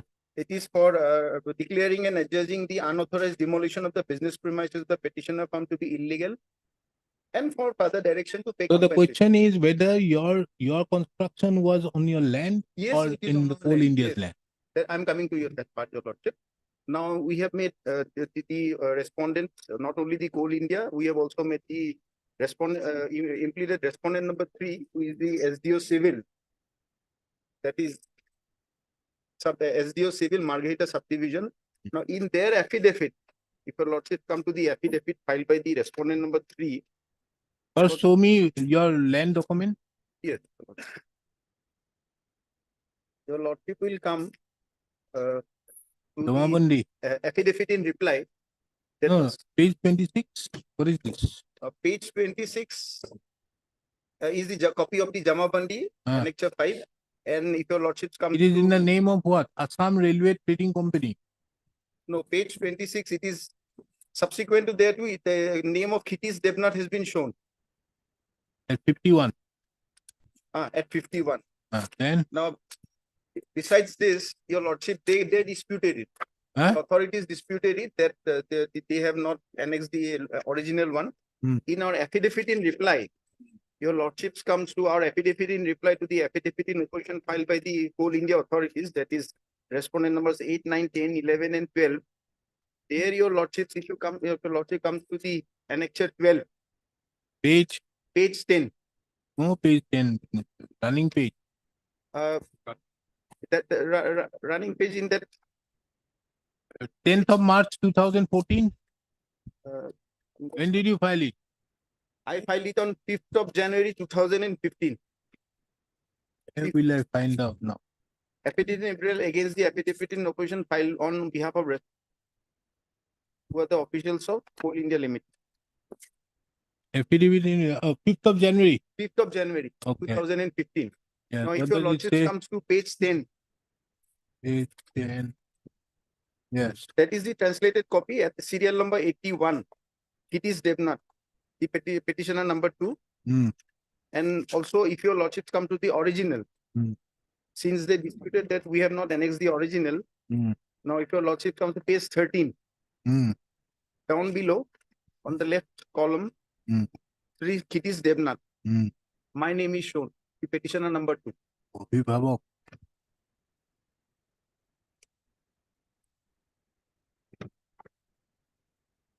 এশ 60 দাগৰ অংক 2 বিঘা একতা Yes, your lord. 2 বিঘা একতা 2 বিঘা এক কথা চাৰিলে। চাইলে okay then Then this your is in lordship, dark number kota number 2 yes, your lord. and dark number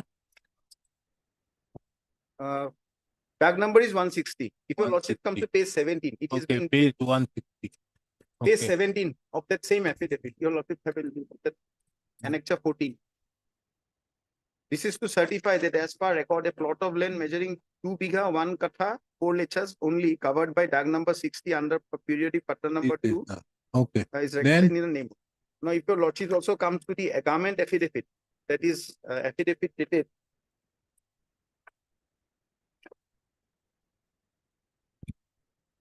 affidavit filed by respondent number 3, SDO Civil. yes what does it say If your lordships come to paragraph number 3, on number 6 respondent number 3, SDO Civil, Margarita subdivision. Difficult. Yes, tell me. Paragraph 3. Yeah. With regard to the statements made in paragraph 1 of the writ petition, the deponent begs to state that as per record, the petitioner's name is found as recorded at serial number 81 of periodic patta number so and so and so, along with the pattatar on the plot Okay, of then, now what happened? Now the Coal India authorities, Hmm.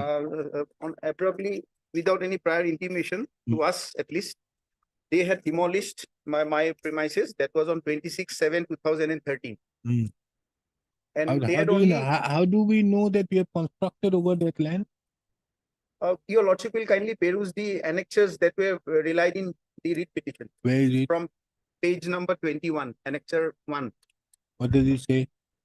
Office of the Leto Colliery Gaon Panchayat. Hmm. No objection certificate is given an inhabitants of so and so to install a coal product in the That name and you have installed in that land, how do we know? You may have a land. There's no Yes. quarrel. Dark number 160 Yes, yes. or patta number 2. Yes. Where is it that you have constructed over that land? Because we have the subsequent documents, if your lordships kindly annexure 2 onwards, that is Hmm. page 22 onwards. Where is it? Now, this is the certificate of from the inspector of shops and establishments. But it doesn't say that it is in dark number so and so. You must have taken a permission somewhere to construct. Uh, How did you construct? When did you construct? it was around 2007-8. So 2000, you must have taken the pollution control permission. Yes, we have those documents. Where is also. that? It is constructed Page over that please, land. 35. Huh? Page 35, annexure 10A. And fill both of it.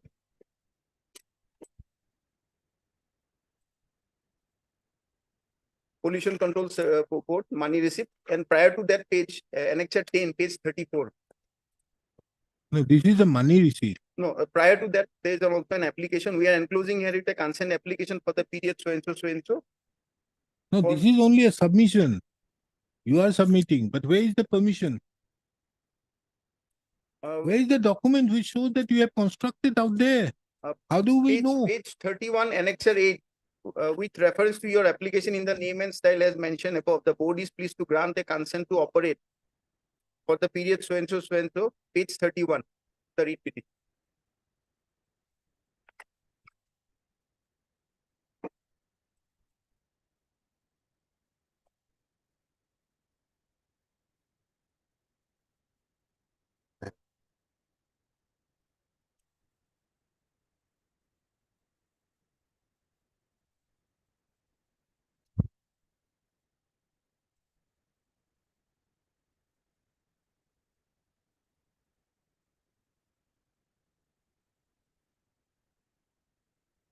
What is this law and order business? Actually, your lordship, they apprehended probably that there will be some law and order disruption. So that is why they had written to the authorities from the documents available on record to show that they had asked for some detailment of some security personnel and all. As per the affidavits filed with the different respondents. What does the Coal India say? Who is Coal respondent India number say 2? that it is not my land and it has been constructed. If the lordships comes to paragraph 5. Proposed to demolish two paragraph numbers 5, page 2 of their affidavit.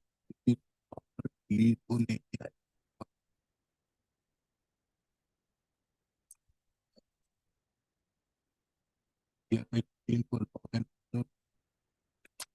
How can you demolish something?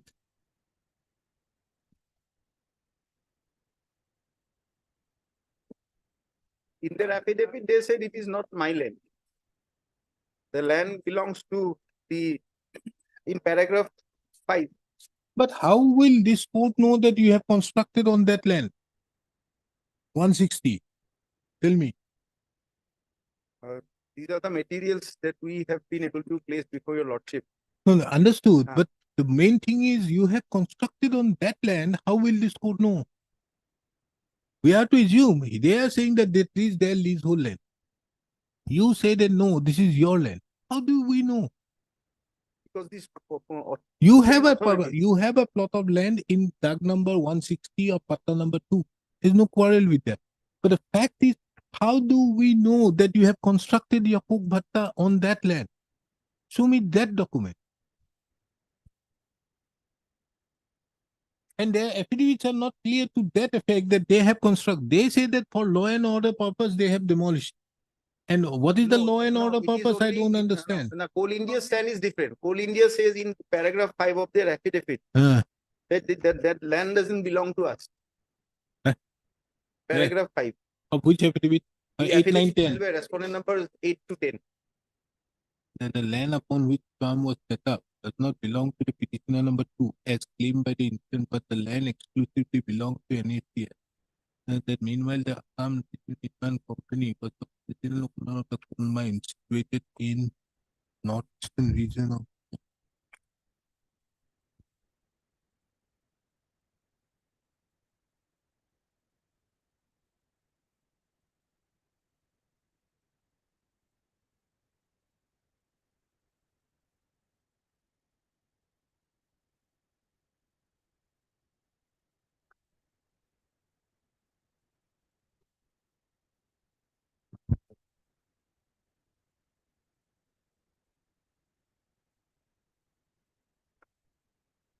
let us see.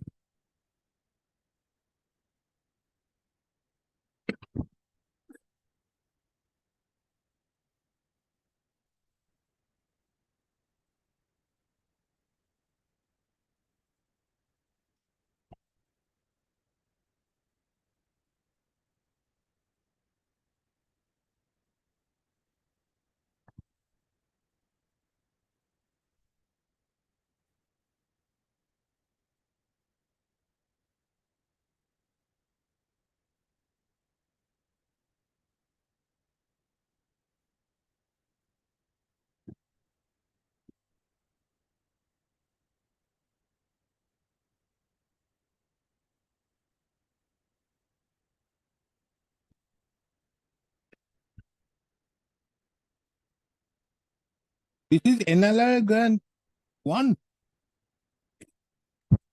Originally what? NLR grant old 1.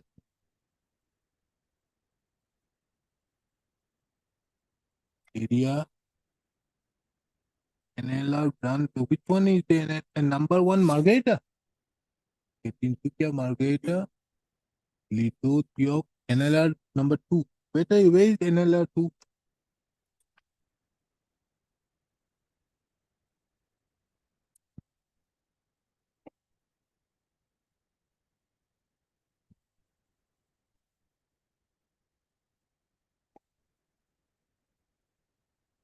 You see, Mr.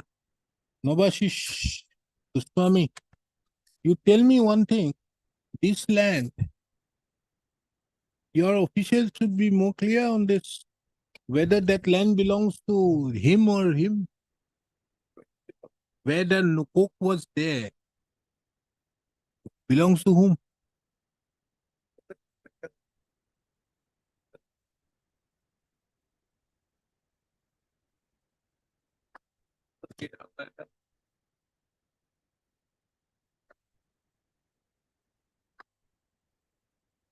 But how can this court decide whether you are saying that the land belongs to the petitioner? The SDO civil in his affidavit, as I had quoted it, your Paragraph 3. paragraph 3 of the respondent number 3. So it does not belong to Coal India.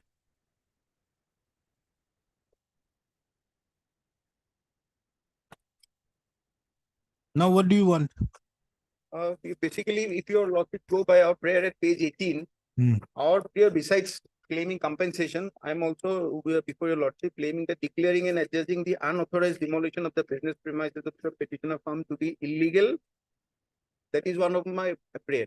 That- So that it should be held by this court that it was illegal and it was unauthorized That- demolition by the Next- authority. Next court, Next court authority is that how do this court assume the compensation? there let the parties, let the petitioners appear before the authorities and accordingly say that why they have meet. No, because in future also the same problem may arise tomorrow. Compensation is one part. The main hurdle is that tomorrow, when if I am running the factory, they may come with a similar plea, so that it is a deterrent move that they You want a pursue, no? declaration of law, declaration of your title read to city. No, I am not on that. For That that, seems probably to I be- have a civil record. But what I am saying is that the No, particular first and demolition they foremost, have why done. didn't you go for the civil court asking for your right title and interest and keeping the matter pending for the last 10 years? Isn't it half-bound here? This court may today, let us assume today the court says that you are the owner of it. But how will you know that, yes, they only say that this 160 belongs to you. But you constructed on this particular land, how do I know? I think only from their affidavit, more particularly the cadastral map which they have enclosed, that gives an indication that they have constructed, they have demolished your building, which was actually.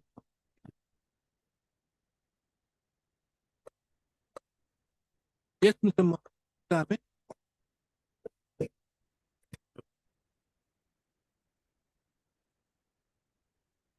Petition is misconceived because these lands are all under the ownership of Coal India. Originally, it was under Assam Railway and Trading Company.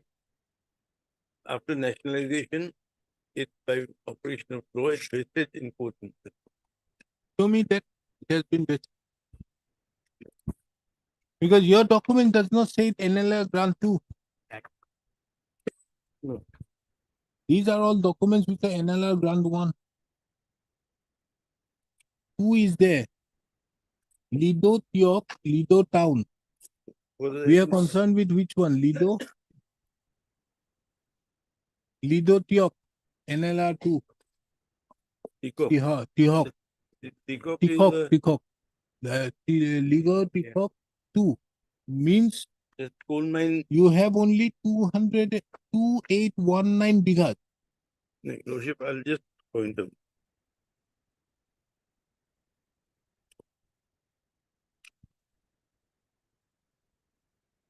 Your Lordship will see the Coal Mines Nationalization Act. Hmm? The Coal Mines Nationalization Act. The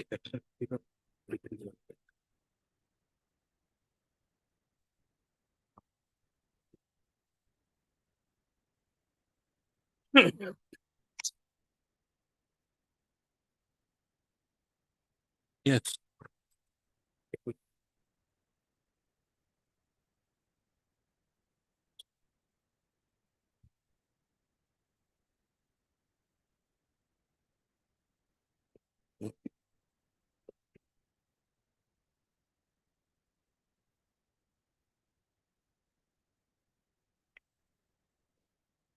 Section 3 indicates acquisition of rights of owners in respect of coal mine. Where in respect to those land which are there in the schedule. Schedule. And schedule is the end, Lordship will see under Assam, the Jaipur coal field. Lido. Maku- Amount included in the amount specified against serial number 4. Railway and Trading Company Limited. So this land, Yes. for this amount, 48,840. What is it? No, this is rupees, the compensation paid by the government. This is for 5,204. This belongs to the Assam Railway and Trading Company Limited, Yes. which included that land also. Yes. So how did you make this if this is the land which has been already acquired, done in terms with the Coal Mine Nationalization Act?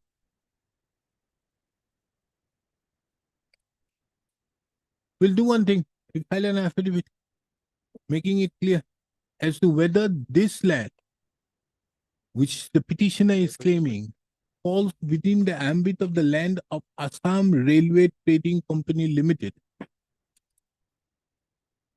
Railway Trading Company Limited.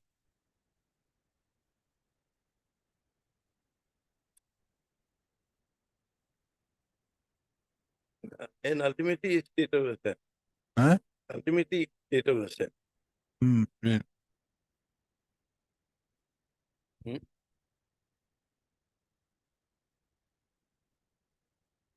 All these things, land, these things. We are concerned with Borgolai. Borgolai is Borgola is also one of the mines Hmm. on the Namdang. Borgolai is yeah, Namdang is one. We are concerned with Lido. Lido. Okay. List the matter again on 13th of February 2024.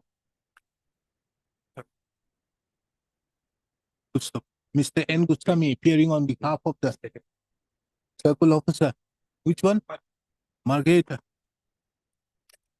Shall apprise this court on the basis of instructions which should be reduced in the form of an affidavit as to whether the land belonging to the petitioner, as stated in paragraph number 3 of the affidavit filed by the state officer,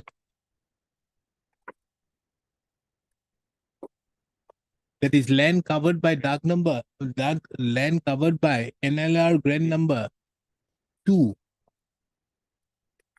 covered by DAG number 160, at measuring 2 bighas, 1 katha, 4 lecha, falls within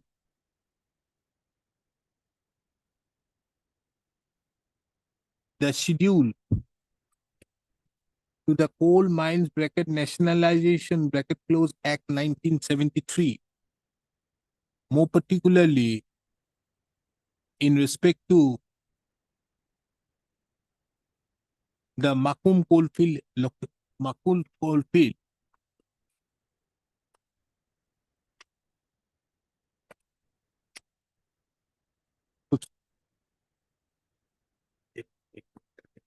I think this will clarify that thing. Because if that is so, then obviously he cannot. But then, because why this is very pertinent is because all these names which have been given, All encroachers. these are all being done by the circle officers illegally. Exactly. In fact, Your Lordship, it's been years since I have made application for transferring the name into our name by me take away my activity. District administration is not doing. So this is what is being happening out here. Okay. Supreme Court judgments also there. No, it's okay. No, I get your point. Because once it has been now vested, nothing remains. But they are making this mistake because this is not Yes. only him, everybody. In fact, it's a big mistake. And give him a copy of this so that he can forward it. And the date, 13th of February. 13th, Your Lordship, there is difficulty. Okay. Could That it be is on beyond- 27, your lordship? Because in between, we have some other matters. Personally, today it would have been most convenient, but since it is not possible, 27th is a Tuesday. February itself, Okay. 27th. Right. Obliged.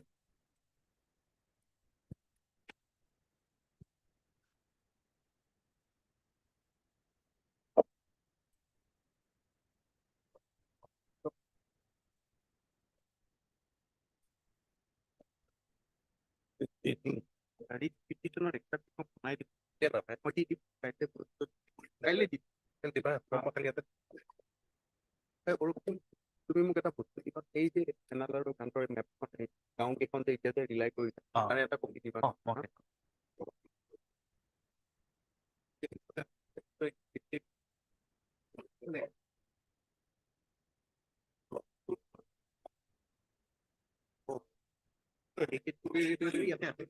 ৰেকৰ্ডটো তোমালোকৰ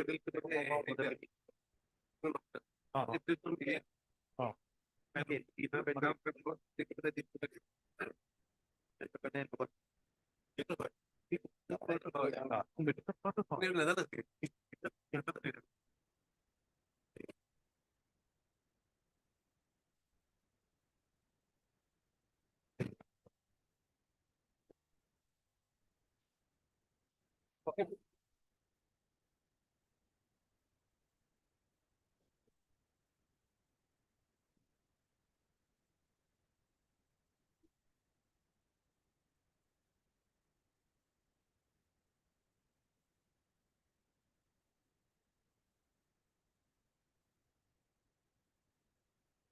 personal মানে commission